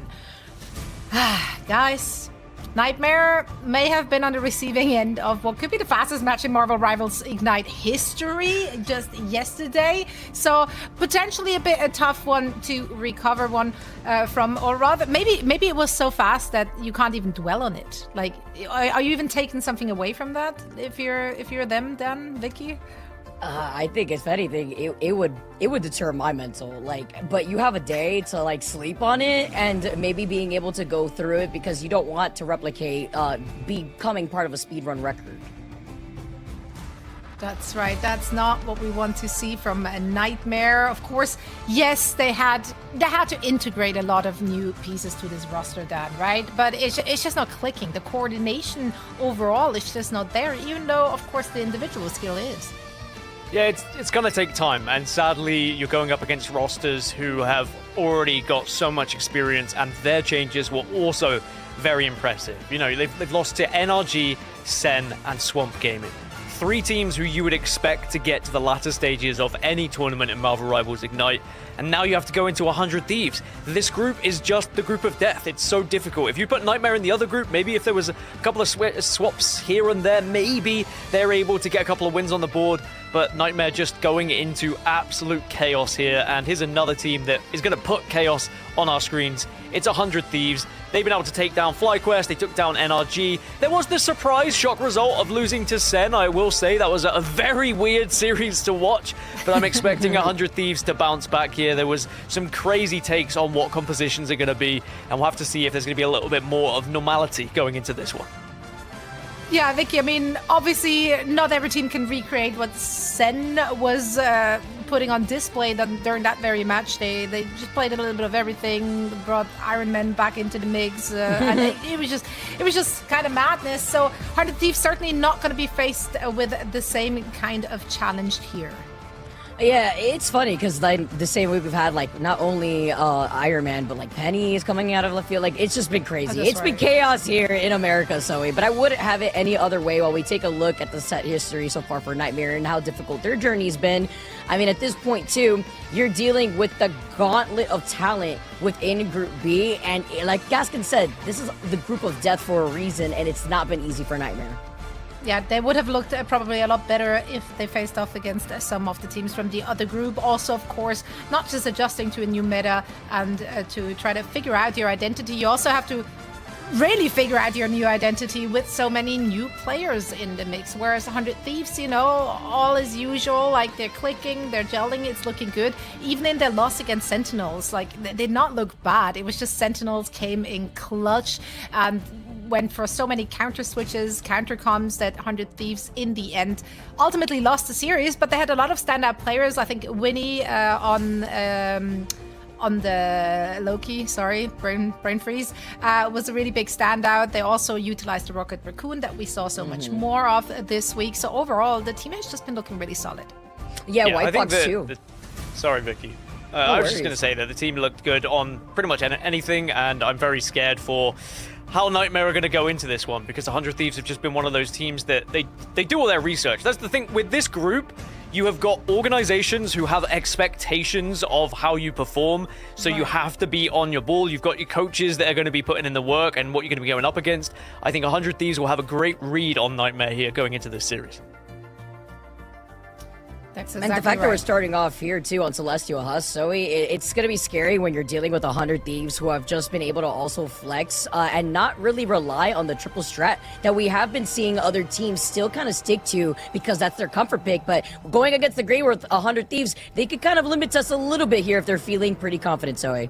Yeah, they've shown us different looks. We know that they can play different styles. Of course, the talent on that roster has a pretty deep hero pool. Let's see what they bust out for this first. A map on domination against Nightmare for our last series of the day. Friends, take it away. All right, thank you so much, Zoe. We saw the speedrun before, Gaskin. We do not want to replicate this again just 24 hours ago. So now, with another hard opponent, with Nightmare having to deal with 100 Thieves, we're getting started with the pick and ban phase. But this is the point right now where, Gaskin, your Nightmare, you haven't won a single map, you haven't won a single series, and you're dealing with 100 Thieves that look primed and ready. My nightmare is I didn't even see what the pick and bans were. Oh, okay, wait, we're back in. Here we go. Yep. The screen Hey. there. That's what we wanted to see. Thank you so much, production. Wonder whether we'll see something very similar from 100 Thieves, where they were kind of protecting their Dino, and then they were protecting Rocket Raccoon as well. And you can already see that there is a Rocket Raccoon protect on the other side. So, yeah, interesting to see how the meta has shifted and developed here, Vicky, because people maybe were sleeping on Rocket Raccoon a little bit, but now realizing just how important the BRB can be, and also the amplifier is just so good as well into the Dino.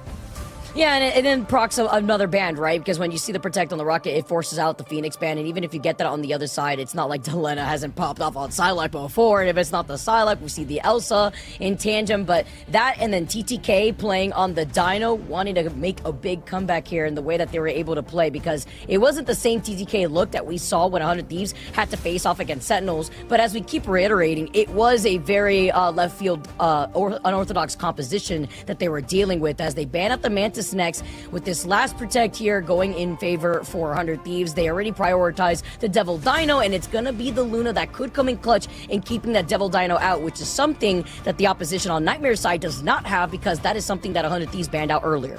Yeah, 100 Thieves must feel comfortable going into Devil Dino as well, because they had the opportunity to protect Devil Dino and then ban it away from Nightmare here. But they said, no, we're going to give you Devil Dino because we actually think that we're good in the mirror matchup, and you're going to have to use one of those protects. Maybe if they hadn't used the second protect on Devil Dino, they might have used their last ban. But it was a little bit of just a standoff between the two teams. It felt like it was like, I dare you to leave it up. And in the end, well, they did.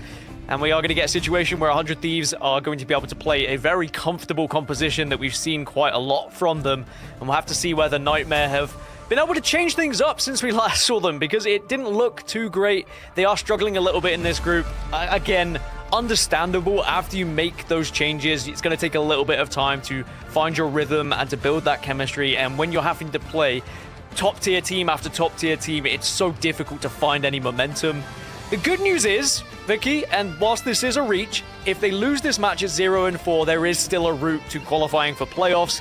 It would rely on them beating FlyQuest, and then NRG would have to lose all the rest of their matches. And I think we'd have to see FlyQuest lose all their matches as well. It's just, it's a long way, but, you know, there is still an opportunity. That being said, for Nightmare to put their best foot forward here, they have to take down 100 Thieves. It's always the way you frame things, Dan. I love it. I love it. It's literally a miracle, basically, here. But you know what? Nightmare, they want to wake up from this nightmare of not being able to take a single map. So maybe this would be a different look here to start things off for them, 100 Thieves. You did see the respect, too, in that pick and ban phase, Dan, where Nightmare banned out the Black Cat, and Self, we've seen Self so many times roll out on the Daredevil. And if anything, the Daredevil is even better into the Black Cat, because now you're going to have that information onto light. Yeah, and Self is very fun to watch as well, because he picks his moments perfectly. Can't quite convert the initial push as well. Going against the Loki, very difficult sometimes just to be able to dive away into those clones. But we will see whether Nightmare are going to be able to keep that sustain up against a Daredevil that is usually very oppressive against you. Ooh, I mean, they can't keep the sustain up onto Impunity, who goes for a diving opportunity, gets up, an amazing PO coming in from 100 Thieves immediately. The Manhammer now onto Pain, as a Loki was out. The Lamps looks like they were used a little bit earlier, but they forced Vinny back. Nice BRB also from Fidel to at least bring back Mace, because this point has not flipped on either side. It's been trade-offs for both of these teams. I've loved TTK being able to get the Devil Dino as well. There were some questions around in preseason about what kind of Vanguards are comfortable for TTK. Is his hero pool deep enough? Well, he looks incredible when it comes to this Devil Dino. It's just a perfect rhythm for him. And talking about Deleno as well, Elsa is going to be the choice. It's the rise of Elsa, it would seem today. More and more of Elsa is popping up. People starting to realize that she is such an integral part of these teams. Our hit scan queens, if it's not the Phoenix, it's got to be the Elsa, of course. And when you have a Glartrox too to just displace everybody, it can be so lethal, especially at the hands of Delena. As you could currently see with Nightmare still having the point, at least in their favor. It did force Delena back a bit because they lost numbers. They did not want to stagger. The Glartrox is already on the table, as well as the Sia, at least for Fidel to try to match this. But the BRB will help out Mace, and this is what they're waiting for. The Glartrox in an all-you-can-eat buffet finds 2 for free, and ready to follow up 2 to get their own spotlight. That's going to be the rest of Nightmare wiped out. Yeah, 100 Thieves were very patient with it, right? Because Nightmare were able to get the point touch first. They got up to 40%, which is quite a significant amount. But 100 Thieves knew they were building towards a game plan that would be able to get a full wipe onto the team rather than just constantly going through the ball and having stagger after stagger and allowing Nightmare to stay alive and score. But we will see Nightmare having a few ults available now. Galactic Legend is certainly going to be a problem. And at the moment, there is no strat ult to counter it. It's here from the other side. Pain does have that God of Mischief. Is going to activate the Sia for himself to be the Galactic Legend bread and butter. But guess what? With Millennia being right there in the backline, Beast of the Abyss, huge anti. It doesn't save Winnie, but it keeps Delena, Vinny, and TTK alive. A little delayed because they won't have the Kumio Unleash, and Millennia faces off with finding SJW diving down on Millennia once the dance-off was done. It was an attempt from 100 Thieves to utilize both bubbles from TTK and Vinny to try and keep themselves alive, but the Galactic Legend is just so difficult with the amount of damage it outputs. It has allowed Nightmare to regain the point here. This is so much better from Nightmare now, and they need to take this confidence and be aggressive onto 100 Thieves here, force them back a little bit, and not allow them to really get that self behind the rest of the squad and pick on that backline. And you can see how Nightmare are defending their backline at the moment as well. The thing is, right now, 100 Thieves have the old economy on their side, letting the devil out. You have the Kumio Unleash 2 for sustain, and Mace is looking to go on a rampage before backing away, though, waiting for the opportunity. Currently, Nightmare have control over this point. They're nearing 70%, and 100 Thieves once again taking their time playing Ring Around the Rosie around this console before all the ultimates unleash here. But it's just a fight in the neutral, Gaskin. I've really enjoyed Mace on Devil Dino as well. I think it's another hero that really works well for Mace's playstyle. Nice. He's so good at utilizing the damage of Devil Dino, but then quickly turning around to protect his teammates when he gets that opportunity. But it's Delena who gets the opener, and Punity has gone down again, the first to fall, that Venom being a focus. And that's so unfortunate, too, because Mace was doing such a good job at trying to peel for the back line immediately when they wanted to try to push in with these ultimates themselves. The Banhammer allowing Vinny and the rest of the team to open this up. But Winnie going down, Delena does find SJW in this trade. 100 Thieves flip the point back over, but Nightmare are at 97%. Yeah, they've done a lot, and 100 Thieves are now going to have to hold. Nightmare, though, just likely need 1 break, maybe 2, depending if there's a portal that comes out for 100 Thieves. That being said, 100 Thieves now have the chance to hold. Delena does have Glartrox available as well, and we saw what the last Glartrox did, but has been spotted out. Delena's not going to be able to be sneaky. Instead, you're going to see Galactic Legend get popped. Can 100 Thieves sustain through it? And the rest of 100 Thieves was backing away, getting out of the line of sight of the Galactic Legend, completely negating 2 combos that were used just for this win condition. Sure, they walk up for free, but 100 Thieves get to take the point and still keep their feet planted on this. They have not flipped it back over yet. Kumio Unleashed now activated from Winnie, and SJW is just trying to isolate the Daredevil. It is going to drop down another amplifier, but I don't know if it's going to matter when TTK and Delena work in tandem like that to take the first 2. With Mace falling now, that's your main Vanguard going. Actually, both Vanguards are down. 100 Thieves should surely be able to clean up the rest of this, but then maybe there's a portal if you can stay alive long enough. Mace is going to attempt to get the touch. Doesn't get it, though, and 100 Thieves will take the first round. I wonder if the portal was used up there. We're going to have to find out going into the second round. That'd be unfortunate here, but a little too late on that swap up. No bodies left on the point from Nightmare just to keep that into overtime. But a clean takeover from 100 Thieves where, pacing-wise, Gaskin, you could really dissect that first round in the way that 100 Thieves were taking it slow. They weren't forcing anything out. They were waiting for the ultimates to be used first from Nightmare. And the stats reflect that. I mean, the fact that Vinny and TTK have not gone down a single time, and Impunity is 5-5, Red going down first in a lot of these fights too is detrimental. Even that of Pain, who has been forced to use out some of these lamps a little early, and maybe the Sia not getting the retaliation that they need when they want to lean into the Galactic Legend for the follow-up. Yeah, if you look at those stats, and I told you it was 100% to 97%, you'd probably call me a liar, but somehow, someway, Nightmare were just able to win a couple of engagements that allowed them to get that much time on the board. But 100 Thieves were comfortable. They'd never really looked nervous. They were very prepared for that to happen. Even when the Amplifier into Galactic Legend came out, 100 Thieves just were like, yeah, it's okay. We can let them take it if we need be. We do have the responses afterwards. We just need to stay alive. And they are really using the Dino Bubble to its best ability to keep people alive. They group on the Dino when that Galactic Legend comes out, and it has worked very effectively.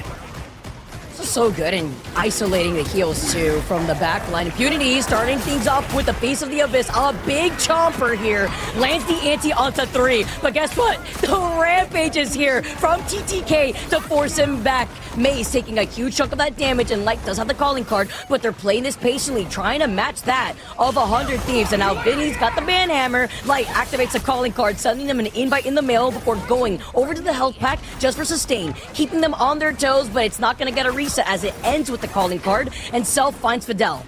Yeah, not able to convert on the calling card, which is kind of crazy, but Impunity at least does find one off the back of it.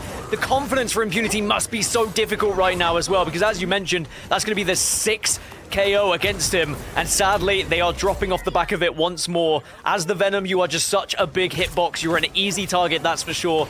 Trying to work on alongside Light on the Black Cat just hasn't really gone down for them at the moment, and 100 Thieves taking full advantage, and this time, 100 Thieves get the point first, which is very bad news for Nightmare. Despite it being such a long fight here too, right? See Delena wanted to rack up into this Glartrox. 100 Thieves holding onto these 2 ultimates after Vinny had used up that banhammer just earlier. Impunity now rolling out. The Venom wasn't working. Now you go over to the Hulk instead. Mace very close to their own Rampage together of that and Fidel and the Sia that they want to still follow up and use between that and SJW's Galactic Legend. Before diving in though, it's going to be the Daredevil from Self. Will he let the Devil out before backing away? Great pick here, as Vinny's going to be able to find Light. The BRB brings him right back, and there's that Galactic Legend into the Sia, and it was answered back immediately from Millennia, who had the fate of both worlds. But again, you saw the group up onto the bubble, and they are playing the Dino perfectly. SJW did get at least one, so it is going to allow Nightmare to push them back, but even on the bubble, 100 Thieves still having to back off here, sadly for them. They weren't able to avoid all of that damage, but they did hold on to 3 ultimates. The first one's going to be It's Jeff. Can you actually get anything from it is the real question, or are you going to be taken down? Self also letting the Devil out now as 100 Thieves bite back. Mace is not going down without a fight from this prehistoric lizard, the Dino v Dino action, the Bubble v Bubble, before backing away. It's still going to be 100 Thieves who have control over the point, and that's the most important thing when it comes to the stall that they have come out with. Nearing 80% now here and climbing, and Pain had gotten the copy. The Sia coming in right afterwards enables Light to pop off on the Daredevil. It's insane 100 Thieves have been able to hold on to this point. Despite the fact Nightmare took down 2 and forced 100 Thieves away, they just kept touching, kept being a nuisance, and their sustain has been incredible. And Light just needs really to find something here to keep Nightmare in it. Otherwise, 100 Thieves are going to continue to bully them and march forward. They've got the opener as well, and maybe this is the beginning of the end here for 100 Thieves. Opening up the Jurassic Park gates, though, is going to be TTK with this Rampage earlier, controlling more of this space. 99% in favor for 100 Thieves. Self goes out again, and letting the Devil out enables Light to move up and get another one. That's going to be the Luna off the table as Nightmare. They were struggling, but they finally flipped the point back in their favor, and they will have the Sia coming up shortly, as well as Impunity for the stall potential of having that ultimate. This is the thing, Nightmare, they do show moments where they're very impressive. They can win these engagements, they can win these team fights, and with more time, I think they would be a real threat in this group. Alas, they are going up against such good teams that now they have to play almost perfectly if they want to hold this point, and a lot of responsibility does go to Light if he can take down any of these strategists, but the moment can't convert anything, and especially when you see the switch over now, 100 Thieves were more than prepared for it. Impunity is getting put in the microwave. He's taking so much damage between getting frozen, having to force out the World Breaker. It's tough here together with that team up in the Charm. Fidel and SJW, you know what time it is, and it's going to be Sia and Galactic Legend, but they have to try to track this because Millennia is also very close to answering back with the fate of both worlds. Can they force this out, as Vinny also has the banhammer to negate that of SJW? Yeah, he's able to hit the banhammer initially, and they get the pick because of it, removing the Rocket Raccoon, and now you're not going to have the amplifier necessarily. Oh no, he did get the amplifier out before he died, but now that's going to be SJW reluctant to do the Galactic Legend off the back of it. 3 picks in favor of 100 Thieves, and now you have to portal here to try and stay alive. Look, they may have put out the amplifier, but that means that the BRB was off the table. They needed the numbers. A portal comes in now, overtime ticking desperately. SJW still has that ultimate from the Galactic Legend, though, but it's going to be one by one. The isolation, you mentioned the bubbles. TTK finding them while Vinny follows up. Galactic Legend now on the table with no bodies left from Nightmare. This is going to be a 100 Thieves show as they take map number 1. It was a huge surprise when I saw 100 Thieves go down 0-2 to Sen, especially after the first round yesterday, but I'm so impressed with what 100 Thieves are able to do with the Devil Dino. They're so good to watch, the way they play around each other as well with that bubble. Very impressive indeed. Good effort from Nightmare, let's be honest. They had times, they had moments of promise, but ultimately they were losing out in that neutral against 100 Thieves. They were being dominated in terms of statistics. It felt like it was just a matter of time for 100T to get that win. I mean, it's just crazy, too, to see, like, Self was just standing there on the point, stalling for as long as possible, even when they were able to get some picks. But 100 Thieves, they take domination, and we're going to find out what our map 2 is looking like on the other side of this break.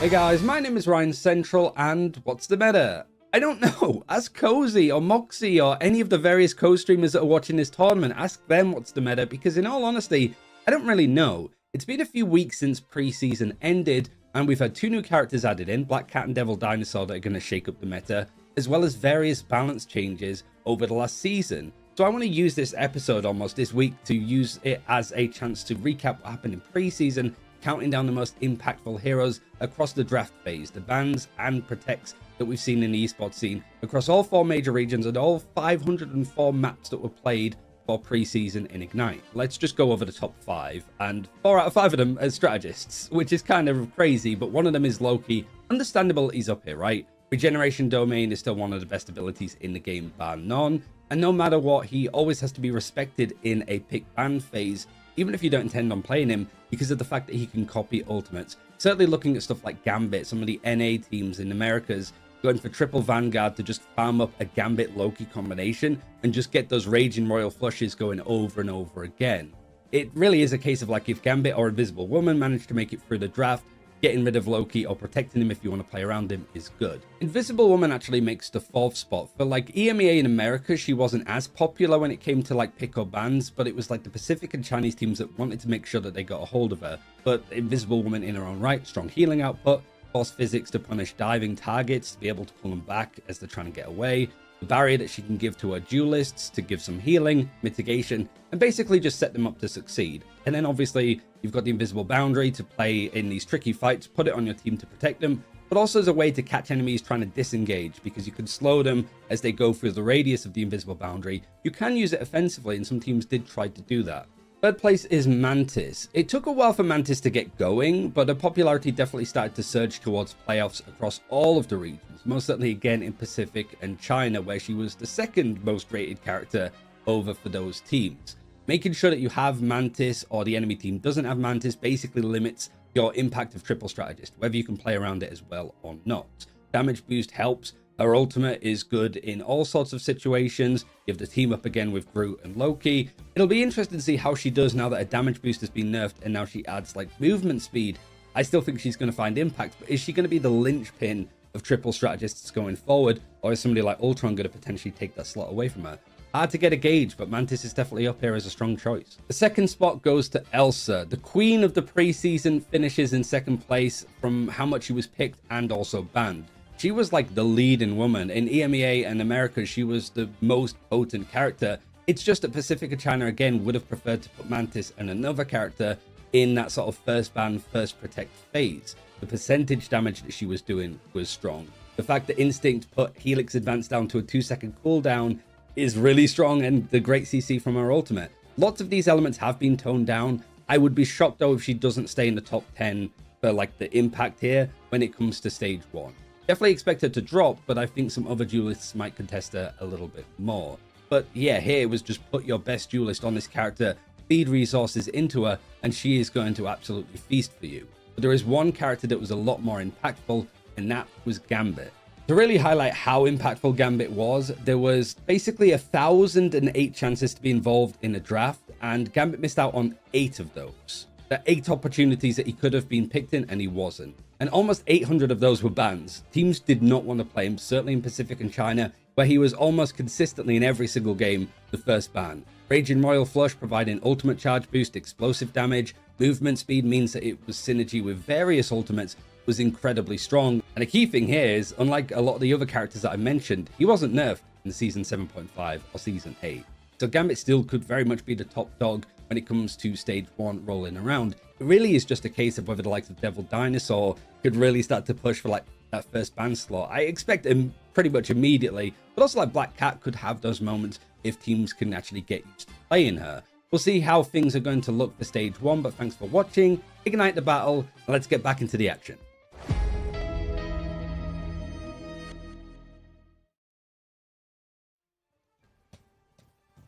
Welcome back, one and all. 100 Thieves are taking the victory on Domination and are now just one map away from closing out this series. But, of course, Nightmare, they're here to fight. They certainly have to because they need a dub on the board, desperately so, as we're in week 2, at the end of week 2, in fact, of our just 3-week-long Stage 1 group stage phase. Zoe here, back with Vicky and Gaskin. Let's talk about how they got it done, because if you, I don't know, muted the stream and ignore everything else and you just watch that first round, you may be thinking that this was actually really, really close, but 100 Thieves were never really not in control. They just bided their time. They waited until they have an advantage, so they were not too concerned about Nightmare getting any percentage on the point. Yeah, I think the number one thing, just to note on that too, Zoe, is just the pacing. As we take a look at our MVP being Vinny, who literally only went down twice. He was on the Vanpool originally, by the way, as you can see on the top. I know it does say Duelist, but he was on that Vanpool and he was staying alive. But also, the bubbles on bubble action that we had from Vinny is difficult when you combine that together with TTK also playing the Devil Dinosaur and having their own bubble to isolate any heals from the opposition. That's right. Dan, what stood out to you in that first match for either of those teams? Just the patience from 100 Thieves, really. They never looked uncomfortable. They were constantly prepared to have an answer for Nightmare, and they almost expected what Nightmare were going to do. They were like, all right, well, you know, we're expecting a Galactic Legend here, so let's try and make sure we keep as many of us up so that we're not just going to get completely wiped and give away points. Instead, maybe one goes down, we sustain, we hold on long enough, we have the Dino, we've got the ability to keep the Dino up, and then our 6th player comes back in, we re-engage with our ultimates. It was a very well thought out process for 100 Thieves, very methodical game for them, and it would have been frustrating for Nightmare, to be honest, because there were several times they probably thought they'd done enough to get the point, and 100 Thieves just kept being annoying. Self was constantly dancing behind enemy lines on the Daredevil as well. A really tough game for Nightmare to go up against. Yeah, I couldn't agree more. It really was the patience that stood out. That is the kind of patience that comes with a lot of experience that we have on the side of 100 Thieves here, Vicky. Yeah, and you wonder here, if you're Nightmare right now, what are you going to do differently, right? Because in the pick and ban phase, we mentioned it, I actually think it did a really good job, but it's also the flexibility that they're dealing with from 100 Thieves side. Depending on where we're going to be moving on to, I wonder if it's Museum of Contemplation. I was about to say, could it be? Would it be? I guess we'll find out shortly, guys. Maybe we'll get a different change of scenery, hopefully. But it's also the way that Nightmare has to now adapt around that flexibility that just makes it so hard, Zoe. Yeah, no, it's, I mean, it's not theirs to win, right? But Nightmare certainly want to at least get a map on the board in order to keep themselves in the conversation here when it comes down to map differentials at the very end of this group stage. We are headed to Spider Island. Okay, Gracious. huzzah! What on earth is going on? I'm sure. Dan, what will be going on? What do we want to see on Spider Island? I mean, I guess that they're trying to eliminate some sort of dive initially, but again, it's still possible on Spider Island, so I worry for Nightmare a little bit here. I think that we're going to see 100 Thieves just continue to play the way they have. I think that for good reason, Nightmare are trying to do something a little bit different here rather than just going into the usual Museum of Contemplation, but we'll have to wait and see. Yeah, they have to come up with something to throw 100 Thieves off of their game. So far, they have not broken a sweat. Can they close it out on a map 2? Let's find out. Dan, Vicky, take it away.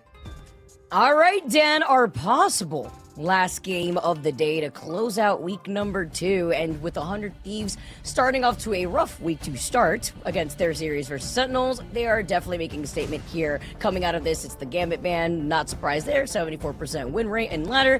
Get that guy out of here. He will forever be stuck in jail, honestly, unless you just want to try to diff them, and good luck with that. But the Rocket Raccoon save could also proc a Phoenix ban from the other side, as 100 Thieves, they don't take the bait, they end up banning out the Luna. They get rid of the Luna. Again, 100 Thieves had the opportunity to get rid of the Devil Dino if they wanted to, but they will protect their own, most importantly, so they can do more of the same. We saw how good TTK is on the Devil Dino throughout this stage, and I do think we're going to see more of the same as well.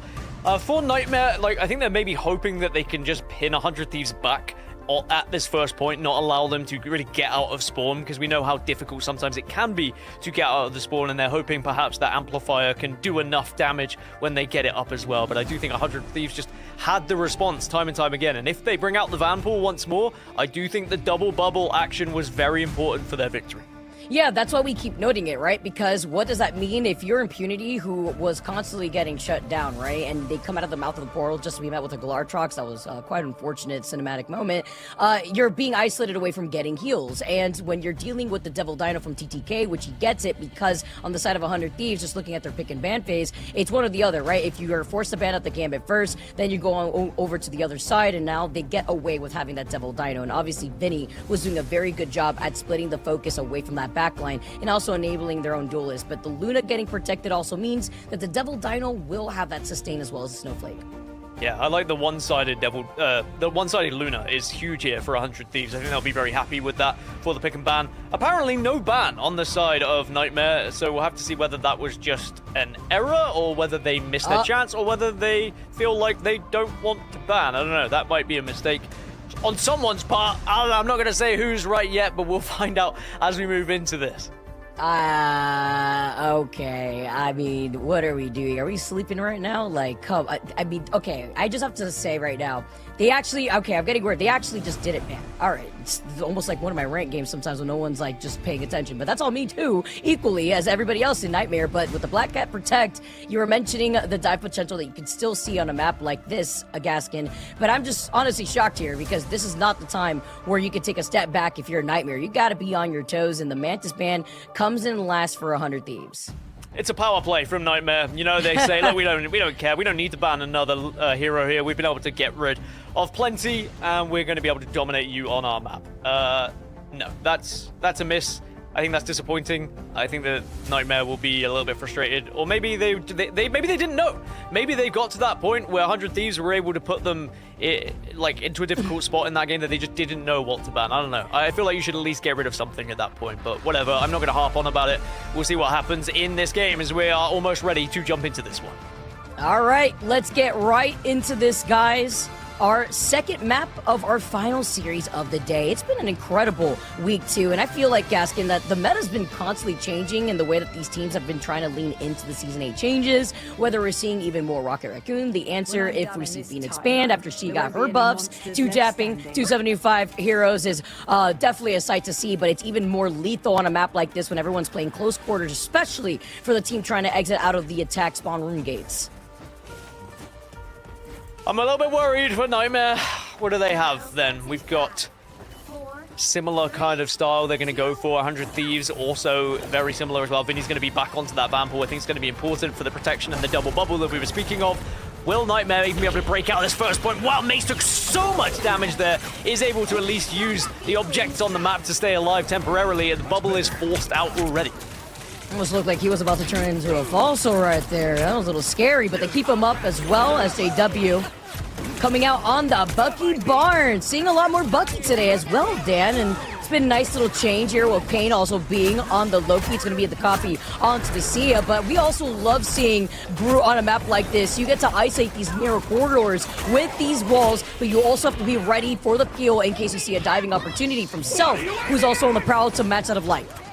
Vinny already has the Banhammer as well. Is he able to isolate any of those strategists? Perhaps, but at least we'll be able to force them a little bit out of the fight, just allowing the rest of the team to step up anyway. Light still can't find anything on that Daredevil, but now SJW is going to create some space on this Bucky. So Nightmare are pushing at the moment. 100 Thieves have allowed Nightmare to get pretty far, but now this is a choke point that sometimes can be difficult to push through. Trying to just break through that bubble. Beautiful final hit right there onto TTK. Prevents him from backing away, putting Nightmare in the number advantage. You can currently see the way that Impunity has been able to buy this space to help build this up into SJW. And it could be the Wombo combo in the future of the Strangling Prison as well as the Kraken Impact. But it's going to be 100 Thieves forcing TTK to use this portal just to contest. I told you it was a power play with the lack of the ban. Nightmare look like a different team. They're full of confidence now, but here's that portal that you were speaking of, but it is going to be the Amplifier plus SJW also popping the ult as well, seeing if they can just be able to rip those strategists from the game, and they have done so. 100 Thieves lose Winnie. Losing Winnie when you were about to have the itch, Jeff, and they get the point. Even better look here for Nightmare because they still have the CO ready. Sure, they used up the God of Mischief, and SJW did use the Kraken Impact, so Impunity will have that Strangling Prison for quite some time, but then you can follow up, letting the Devil out together with Light. I'm glad that he's not on the Black Cat, honestly, here. Winnie, too, still holding on to that itch, Jeff, but it's going to be Maze Trust trying to build up this space together with TTK. Does the Itch Jeff get any value? Is going to be the real question for me. Winnie probably trying to assess the situation at the moment, saying, are they grouped up enough that I can grab a couple of them? Am I going to be taken down immediately if I pop it? Again, the Banhammer is going to be there for Vinny, trying to target some of those strategists as well. And there you will see the Strangling Prison coming out, and it is going to be able to allow them to get one pick. I really like that defensive ultimate from Impunity. The Strangling Prison just to stop Vinny from getting anything done with that Banhammer. But if Winnie's going to pop off with the Itch Jeff, it could be on this second point right now of the map with being able to get the Environmental KOs over to the side. But you're popping the Itch Jeff after Light lets the Devil out, gives even more space away for Nightmare. Winnie's probably using this to disengage, get right back to the rest of the team.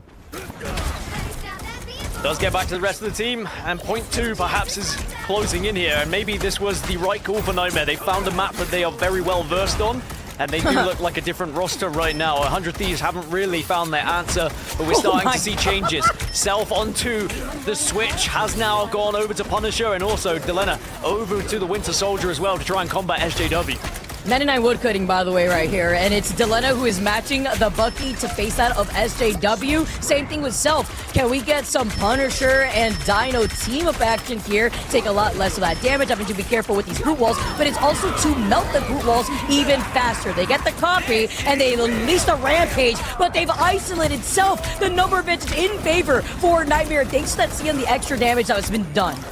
They're still trying to hold on to this one, though. I doubt Delena's going to pop the ult because they're looking pretty dismal at the moment. Oh, as I say that, no, yes. It gets taken out.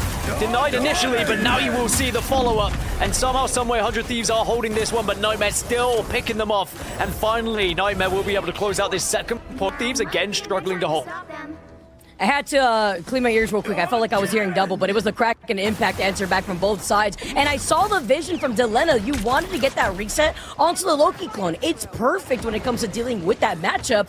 But unfortunately, with that Sia and the extra damage and the number advantage still being on Nightmare's side, it was a little too late here. And now we get the BRB that's used up to bring life. Yeah, I think Delena just wanted to get rid of the ult because the switch was coming through. It wasn't really working out, mirroring with the Winter Soldier. Now it's going to be a switch over to the Psylocke, so maybe Delena can pick off some of those strategies on the back line. But here comes Punisher as well alongside Luna. This is a wombo combo, very difficult to go up against, and Mace gets absolutely deleted. So that was what 100 Thieves needed, but that's the first real team wipe they've had in their favor, and Nightmare have already been able to get so far with this push. Ooh, Melanie does find light here, but I am loving this, though. The way that Nightmare has been able to at least retaliate versus 100 Thieves, already getting to almost at their checkpoint, is a good pacing here. But this is also a very tough spot to push the cart. You can already see Vinny taking an off angle here, in light could let the devil out shortly, just creating that space and force out an ultimate out of Winnie with the invisible boundary. What have you got here, Delena, on the Psylocke? Don't see too much Psylocke, as much as we used to anyway, but when put correctly can be such an integral part to the team. We can get some really good picks, and we know how powerful that ultimate can be as well. Dance the Butterfly is definitely one of the better ultimates, one of the easy ultimates to put through, to be sure. We got the Sia, forces out the invisible boundary from Winnie at the same time. Rampage almost among us, as Vinny had used up the Banhammer earlier, but the BRB getting so much value from Fidel. Brings him back, Mace has to come in himself. Letting the devil out now is going to be light. But look at Delena. He's called out SJW, but the peel is there before Delena's forced to back away, just trying to force up more of these cooldowns away from these strategists as the Rampage comes out and Delena strikes, finding that pick onto Mace, forces out these lamps here too, and this is going to be another team fight takeover from 100 Thieves. Again, just working alongside that Dino perfectly. They always have the opportunity, 100 Thieves, to get aggressive when that Rampage is available to them. And now they're looking to just clean up this wipe. So, Nightmare have to go again. They do have 1 minute and 40 left on the clock, and they've got 3 ults available to themselves. But Delena does have the Psylocke available and does have the ult as well. So that could be the difference maker here in this next engagement. I'm also worried about Final Judgment that's right here for self is online. The Sia's gonna get first proc by Fidel. Here comes the Kraken Impact, armed and dangerous again as we go. He started the floodgates now. He closes in the gap. I like this from 100 Thieves though. They match the pacing that we saw from map number 1. They back away. They wait it out. Kraken Impact doesn't get the reset that he needed here after that. And now Mace has at least that Rampage. They don't have to sustain a beautiful freeze onto Impunity as the light finds Vinny. Oh, and now we see Luna get the ult available, so Self might be able to just pop it as well and do that wombo combo once more if they would like to, but maybe they feel like it's enough. Self not quite in the position to go yet, and they are waiting to see what Nightmare do. And finally, now you see Punisher let rip here. Can you convert any of these KOs? Biggest issue was trying to force out those lamps, and light finding self is even bigger. You get right in front of them, you deflect, you've marked the Luna, now you go in for the dance of the butterfly, but a beautiful grapple, the stun finds Delena, the Banhammer, just to be the insurance policy to allow Delena to live. Yeah, Delena, though, not necessarily converting as much as you would like to see. And now we're going to see the attempt at the It's Jeff as well. But Nightmare are just still, somehow, some way, pushing this one closer and closer to a third point. Looking at what he's got here, he's got the Kraken Impact. Self answers back, does find Fidel. No more BRB on the table for Nightmare. This Kraken Impact has to go hard here. Find one on the other side of Vinny. Self, though, is farming the backline. They need help. The strategist now, as they're no longer available to help out SJW, has allowed 100 Thieves to hold its defensive side. The BRB brings them back, but can they contest in time? As overtime, just a pixel away. They move on with the portal play too. But Nightmare, they get off at the last second, despite Light just trying to fly through and keep it going. I thought for sure they had done enough to get the portal there, but just don't quite get the touch. And how important could that be for 100 Thieves that they stopped the 3 from the side of Nightmare? It was a brilliantly played game from Nightmare. Like, for all the jokes aside about the lack of the ban, they looked so comfortable here on Spider Island, so we'll have to see whether the 100 Thieves have a response on their attacking side, because Nightmare almost going to get the entire way. And they played it very well, constantly using that their advantage when their backline was struggling. They made sure they came back. They were defending each other very successfully as well. And I do think the Rocket Raccoon is making a difference at the moment. And I really love the way that Nightmare is utilizing their own map pick. Here on Spider Islands, once again, it's very narrow. Everyone plays close together here. And even if you have Impunity who rolled out on the Groot and put down these walls to create the space, it also enabled SJW to help peel for the backline, make sure that the diving attempts from Self wasn't able to get as much as they needed. And that also enabled the duelist lineup between SJW and Light to pop off on their own. Potentially a switch over to Emma as well for TTK, which might just be their best way of trying to break out of spawn here. Delena potentially going to stay on that Psylocke. Felt like there was enough poke damage into then diving on the back as well. And maybe Vinny can do a bit of bullying onto Captain America if this is going to be the stick, or will they twist here? There's definitely a lot of changes on the side of 100 Thieves, and we'll have to see whether they pay off, as Nightmare now need to show us what they can do on the defensive side. Can be as strong as their attempt on the attack is the question. Vinny, by the way, on the cap. Delena still sticking to the Psylocke, though, could force out more of these lamps, but together with that of Vinny, that's really the goal, right? Force out that cooldown instead from Pain. And now looking at the way that Vinny's going to try to play this, getting right behind Nightmare. It's the information from Light as he tries to mark down Vinny and Self, too, trying to go in for the 3-2-1, but Light taking that no issue, gets right back to the safety of his strategist, just allowing Vinny to be the annoying, pesky mosquito that he is. Careful, they might release 7 million of them as well. Vinny is going to be one of those players who is just such a difficult guy to deal with. As a cap, you have to do this. You have to be a difficult player to go up against, a thorn in the side, as it were. And at the moment, Nightmare are at least being able to deal with him, but 100 Thieves are still able to push at the moment, despite the fact they have lost one. But now you see Impunity has gone down, so 100 Thieves will have that advantage as they keep going forward. Railing off of this too and not trying to overextend. You can see them taking two different angles, Dan, and TTK too, just trying to create that distance between themselves and Mace. The sustain, though, on the side of Nightmare, very close to getting that Sia and the God of Mischief from Pain, but it's about forcing out those lamps that Vinny did earlier on before diving into the backline, calling out the Loki before diving back, expecting SJW to also try to grapple him in, but taking care of that BRB is even bigger, because that means that Mace right on cue cannot come back. Vinny would love to be able to remove the Rocket Raccoon from the game. Not able to do so, though, but it's going to be Self, and there you go. Self and Vinny working together as a duo to just absolutely dump on the backline of Nightmare, and that's what you have to do. You have to bully them over and over again with this brawl. And now you'll see the last-minute portal, which is just enough, you'd imagine, to get the touch, but it's not going to matter because you come out of the portal into absolute hell.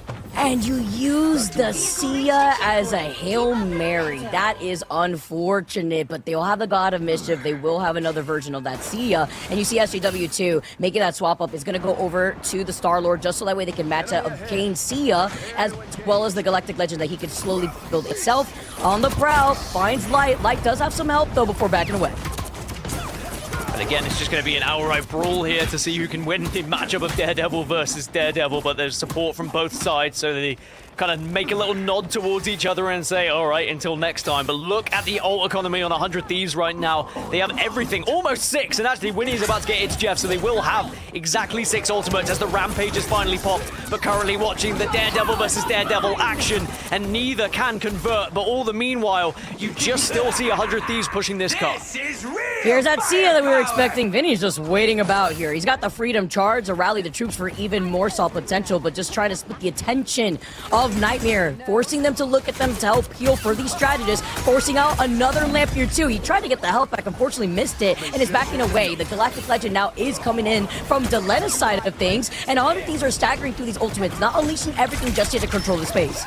Yeah, they're just taking their time. They're winning the neutral. They don't really need to win with the ultimates at the moment, but when they need to pull them out, they will, as Vinny will get the Freedom Charge. Delena's also going to follow up off the back of it to try and impact with that damage, but they are still pushing. Even though Nightmare is surviving, they've had to back away from it initially. But they're holding on to these ultimates, and they were taking this patiently. The Galactic Legend now burns down Delena. Self is the next to fall. He tried to let the devil out, and they put it right back in the spawn room gates. Now it's all for Light to thrive. Finding Millennia, it's going to be unfortunate. You get the chop, but TTK is ready. Don't overextend here, because Nightmare still have all the answers to stop 100 Thieves before the second checkpoint. Good discipline as well from Millennia. It kind of backs up everything 100 Thieves have been doing in this series, right? Not just popping ults willy-nilly. They are holding on to them for the important scenarios. That being said, Nightmare now have a better ult economy here going into this next engagement, so 100 Thieves do need to be careful. Ready to put on a Here's a dance-off now, though, just to try to answer that and just to allow them to move all the way up, get some extra damage done. The Sia is going to match that. On top of the roof, not going to be focus fire just yet, as Pain is just backing away, building into that God of Mischief. Mace could also go in for a Rampage, but you have to be careful. You go in for the Rampage, and Winnie's right there to try to get an environmental KO, and maybe not, actually.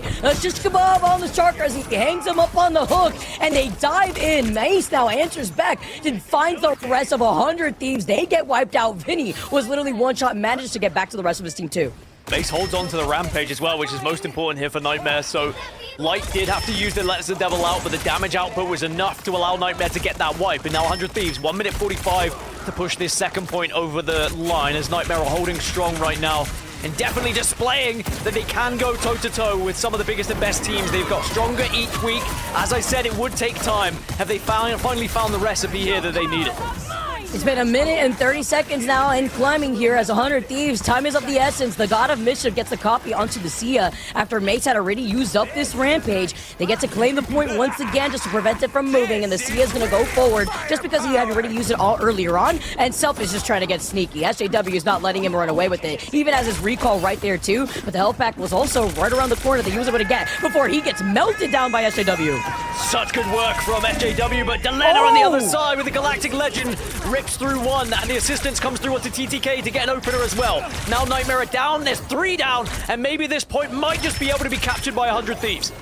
That was so unfortunate too, because you saw Mace back away, pop the bubble, but he just was out of its range. TTK now on the Dino v Dino action is going to be able to find that chomp. Vinny to find Mace. Nobody's left here for Nightmare as 100 Thieves get that second checkpoint. So they get the second checkpoint. Now they just need the third, but only 2 minutes on the clock. So Nightmare, if they can stall a couple of fights here, maybe they can stop that point from being crossed and they can take us to a map 3.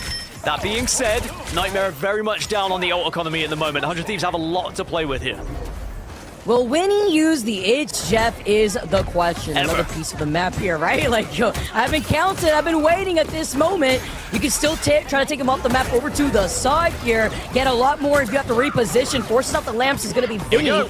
Great value. Here's that It's Chef. It's almost like they heard us here, Gaskin. Delena finds Light. Finds out one. It's the Dino. That's going to be a pretty big meal. It's Asalisa for the big dinosaur as he goes back to being extinct. He tried to jump him at the very end. Gets the bleed, but no follow-up. Winnie gets away with literally putting him back in the ground. And now Fidel at least has a Sia once Mace comes back. Yeah, Nightmare have to try and stall for Mace to get back into this fight, and Mace now will re-engage, and it's going to be the Amplifier to try and give a little bit of something. But Self gets the opener onto Pain, and now Millennia's also popped the dance off as well. Nightmare might just fall here. Have to be very careful. They're trying to sustain at their very best. Like doing their best, though, has had so much value on this Daredevil. Close to letting the Devil out, but your Vampire cannot stay alive. Millennia getting that follow-up. The lamps already used, and nobody's contesting Winnie, who's just spraying them in the back end. Let the nothing out, and Nightmare have fallen as 100 Thieves win another series.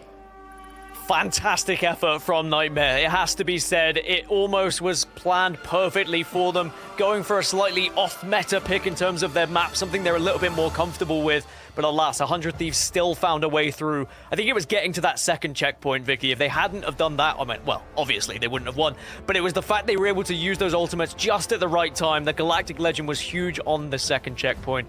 So 100 Thieves, they've been able to get back on winning ways. Sadly for the side of Nightmare, though, they find themselves at 0-4.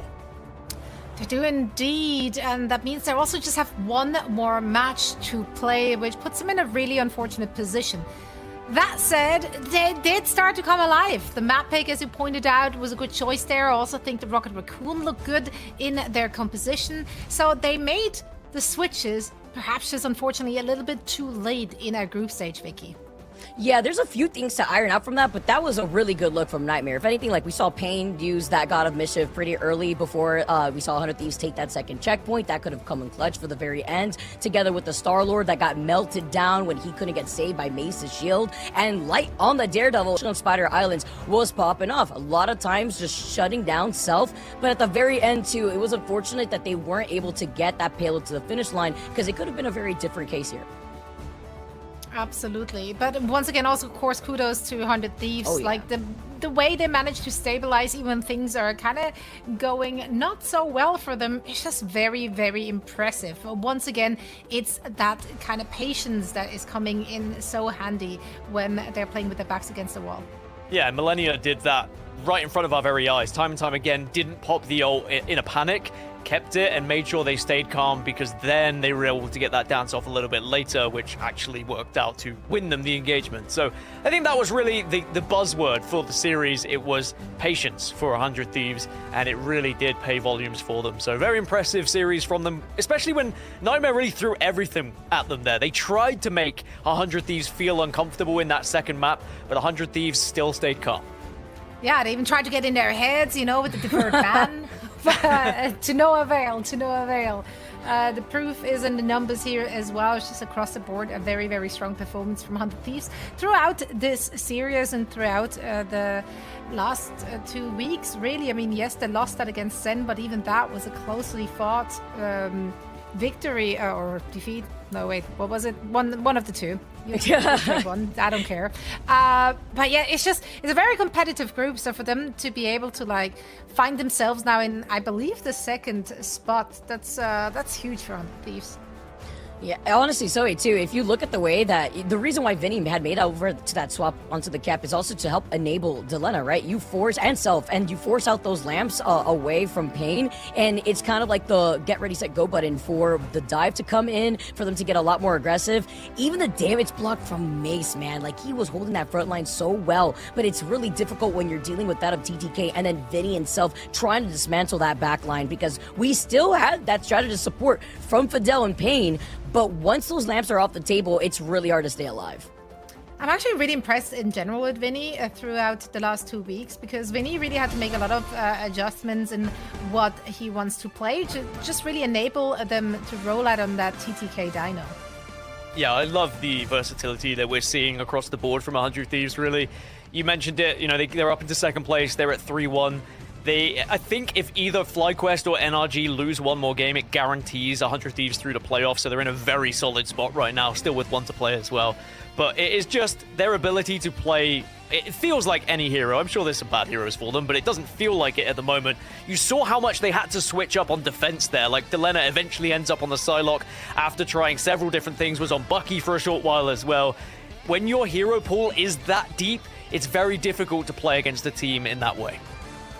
Yeah, and I mean, whilst we were in a short break between map 2 and 3, I want to say, you touched on that on the Nightmare side, right? That maybe the hero pools aren't quite there yet, or perhaps it's just like they don't have enough pages in their scrapbook to pull out more different compositions, but it felt like they were less eager, less willing to make adaptations in their compositions.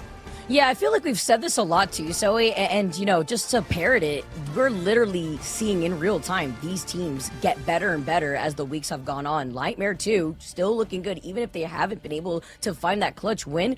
They look fantastic. A map that they didn't get a fourth ban. So I think, you know, whether it was aura farming or not from Nightmare's side, it's still a great look. It is indeed. Do you feel like any team watching 100 Thieves has detected like a real clear Achilles heel for them? Like any true path to victory when going up against them, Dan? Iron Man. Apparently, I think that Sentinels were able to like kind of confuse 100 Thieves a little bit, go a little bit off meta, take 100 Thieves out of their comfort zone. But I think that was a very, very valuable lesson 100 Thieves learned against Sentinels. They were like, okay, when things do get tough, why don't we have the answer to it? We've got to expect the unexpected, and that's almost what happened in that second game. Spider Islands, we've not seen it at all really in this this stage. In fact, we haven't seen it at all in this stage, yet they still found a way. Even though it didn't look comfortable, they took it all the way almost to the third point on the defense. They eventually found their way through. They're very good at adapting our 100 Thieves, and I think they're a really impressive squad. Yeah, they do adapt eventually for their match against Zen. It didn't come quick enough. So yeah, I guess if you're a team facing off against 100 Thieves and you happen to have Rymazing in your squad, play Ironman might be a done deal. But not everyone is sporting Rymazing. So yeah, definitely a tougher opponent to go up against in this very, very stacked group. We've got to see a lot of different looks from a lot of different teams. I wonder what the takeaway really is for the teams meta-wise, because we've really been taken on a little bit of a journey this week, Vicky. Yeah, and I was just thinking back at the pick and ban phase, and the flexibility is just so insane, and just the outcome from Millennia and the healing output too that we saw. Even if Self wanted to swap over to the Black Cat, that was still available. If you didn't want to do the Dino v Dino, if Mei swapped off of Dino, TTK still had access to Emma, and they had the Luna on their team. It's just so many other options just in case, just for option coverage, that 100 Thieves still had up their sleeve, even in a dire moment like that where Nightmare almost got that payload to the finish line. So it's a great look here, but even better for 100 Thieves to also rely on different strats that they've been really rolling out with and getting a lot more creative since the start of Season 8. Yeah, we love to see teams being pushed a certain way, so they have to reveal a little bit more. Now, speaking of revealing things, let's see what we can get out of Millennia in a post-match interview, talking about how they got the dub today. Millennia, welcome to the show. Congratulations on the dub. You're all smiles, happy and relieved that the week is over? Yeah, thank God, thank God. After a sad game for Sen, I'm glad we could bring it back. Hey, for what it's worth, it was an entertaining one for us to watch. I'm sure it didn't feel great to be on the receiving end of it. But today, you guys more than just redeemed yourself a little bit. It was a really great display of discipline, I think is the reoccurring word we've been using today. It just kind of felt like you're really comfortable letting the clock tick down, biding your time, playing it slow, and letting Nightmare make mistakes first. How do you keep everyone on the same page, preventing someone from getting impatient hunting for a solo pick? I mean, it's mainly just a call as to whether they're baiting or not. Like, if we see that they're just gonna walk in like drones, like it's just a matter of time for one of them just feed. So like, we have to all get it into our heads that one of them was eventually gonna feed, and that if we don't feed first, then we're just gonna win. I love that answer. Millennia, I'm sure you guys also had a lot of thoughts when you saw that Nightmare didn't even get that last ban. That was quite interesting, to say the least. But then you guys win and you guys move on. You're done there with your week number 2 games. But now your next opponent is Swamp Gaming. Can you talk to us a little bit on the way that you guys have been preparing? Like, not talking about your strats exactly, but the way that you're going to approach that matchup specifically, especially after your match versus Sentinels. Yeah, no leaks, but we got some stuff cooking for Swamp for sure. I mean, obviously they're a lot harder team than Nightmare, top 2 team, but we'll get it done, I think. Hopefully. Maybe. You went from really confident. Maybe, surely. No, I'm There's just a lot kidding. Yeah, of ifs and buts, but I'm sure you guys will find a way. I mean, you're a fantastic team to watch. One of my favorites to watch as well, because you adapt so well. Funny question. We saw a lack of a ban on the side of Nightmare. What did you think was going on in that situation when they just banned nothing? Like, did that scare you? Did that make you laugh? What happened? We kind of all just laughed, because, like, how do you mess up a ban? Like, we didn't really get that. Like, they were probably just arguing, should we ban this, should we ban that? And then they just stopped, and, like, we knew it was over from there. Like, seemed pretty easy. Yeah, it's not a good sign if you see that happening. How is that for you, walking through that lock and ban phase? Like, who's kind of taking the lead, making sure that that doesn't happen in your case? Oh, well, we got Vinny. That's Big Boss, who we like to call him. He has the flag at all times. If he doesn't have the flag, then we're trolling. So as long as he has the flag, then everything is going to go well. And no one's going to make any mistakes in the ban phase. Right, so that's a clear win con for you. Millennia, gonna let you go. Thank you so much for joining us for a quick chat. Once again, congratulations and best of luck next week. Thank you so much. Could I say one thing? Or 2 things, actually. 1, my girlfriend loves you, Vicky Giddy. Like, absolutely to death. Say 2. To death. And Oh, 2, what? Oh, that's so 2, nice. Buy the 100 Thieves bundle, please, please, please, please, please, please. Thank you, thank you, thank you. See, he said please about 10 times, so now we all have to buy it. We don't have a right choice. Millennia, we're getting our purses ready. Thank you so much for joining, and have a lovely rest of your day. You too, you too, you too. I mean, Listen. I'm agreeing with Millennia's girlfriend, Vicky. I love you. Yeah, don't worry. My girlfriend loves you too as well, Vicky. It's okay. Vicky's just I love your universally girlfriend loved too. by all the girlfriends. So I'm like, guys, my dog is getting a little jealous right here. Like, Macho's straight up staring at me right now from the chair, like looking like, at me what did while I hear like there? pouting. Like, what? Like, you're Who are supposed to these be women, my Vicky? slave. You're supposed That's to be my the one mother. feeding me. It's been That's great though my to be able mother to you're hear talking all about. these players too, and like their reaction to the streams and all of our interviews. yeah, I love that some of the players on the server are actually finding their way into the stream chat somewhere through in the middle of their series. So that was interesting. That's a choice. Either way, it's been a phenomenal day thus far. I say thus far, it is kind of over, you know. So let's take a look at what happened, what went down in week 2 here of our group stage. Here are our standings. We're seeing a little bit of movement. Stick Drift get themselves in that second spot. Now, of course, they do have one more match that they played, unlike Space Station Gaming, which have only played 3 so far. Now on the other side, Swamp Gaming still in the lead. 100 Thieves now finding themselves up there as well, redeeming themselves, Dan, after their disappointing performance against Sentinels. Yeah, very much so, and almost securing their spot in playoffs as well. And what could have been a very definitive day in how these groups ended up, in the end, it's still very open. No one has guaranteed their spot in playoffs as of yet, even though there are a few that are very close. The fact with TSM getting the win, it keeps things open as well. The fact that FlyQuest and Energy Shock are still at 1 and 2, it keeps things open. So there's still the whats and the ifs and the buts, almost the maybes that we saw from the interview there from Millennia as well. But it's certainly going to tee us up for a fantastic week 3. Yeah, and that's all we can really hope for here, Vicky. If we're looking at the upcoming schedule, next week on Friday, the action starts again once more, and these are the matches on the docket. Which of these is catching your attention? Why is it literally all of them? Yeah, literally all of them. I was gonna say, I'm honest. Actually, I'll be honest. To point one out specifically that I cannot wait to see is gonna be the FlyQuest versus Sentinels matchup, because I feel like that's been like that middle of the pack that we keep seeing, where we don't really know who's gonna grip it over the other one, right? So I feel like this is gonna be a great testament for FlyQuest to see a team that just took out 100 Thieves earlier this week in a clean 2-0 fashion, how they're gonna fare off against Sentinels in that Iron Man composition. Dan, which of these matches is tickling your fancy? I mean, all of them tickle my fancy. I'm very curious how they're going to go down. That is the correct answer. I do think the most important one is going to be FlyQuest versus Sentinels, because that could really define how that group is going to end up. The other ones, there's still possibilities that teams could kind of come through. But if FlyQuest were to lose that one, I think it would guarantee 100 Thieves going through. If Sentinels win it, then I think they probably put themselves in playoffs as well.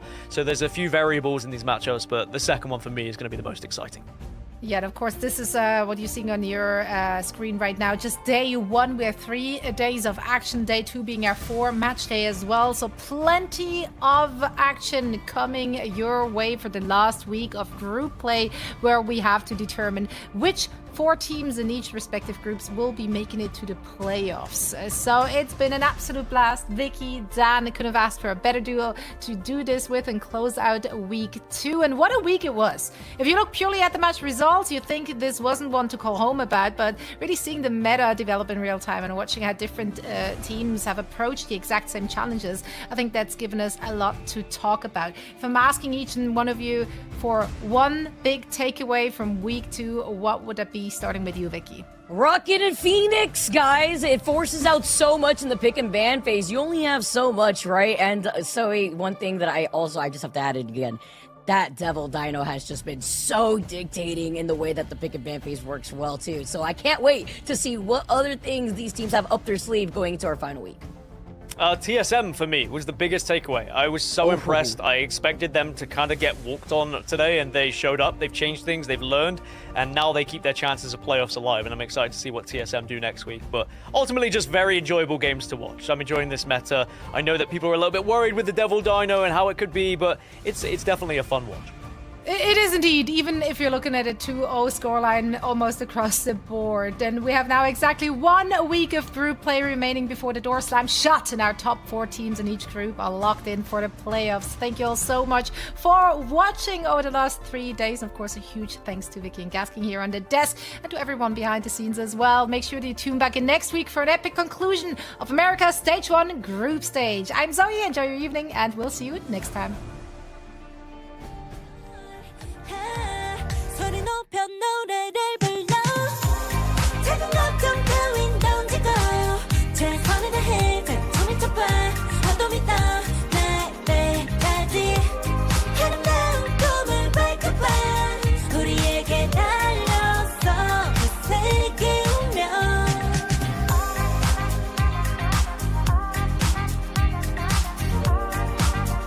파도 밑도 날 때까지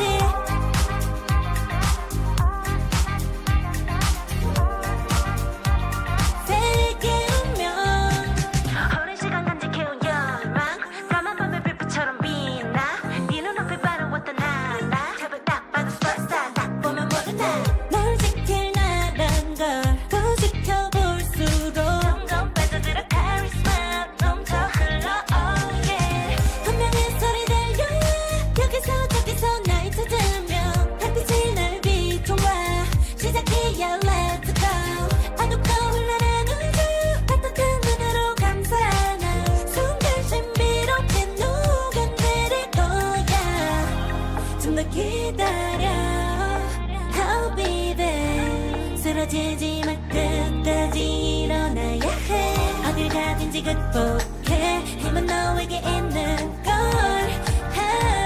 소리 높여 노래를 불러 작은 걱정 따윈 던지고 최선을 다해 작품을 쳐봐 파도 밑도 날 때까지 아름다운 꿈을 밝혀봐 우리에게 달려서 그 세계 운명 눈이 부신 모든 순간들 지켜내야 해 내가 좋아지려면 꿈꿨던 너와 나 그래 그래서 네 운명에 The weight of both the worlds is in our hands 작은 걱정 따윈 던지고 최선을 다해 작품을 쳐봐 파도 밑도 날 때까지 아름다운 꿈을 밝혀봐 우리에게 달려서 그 세계 운명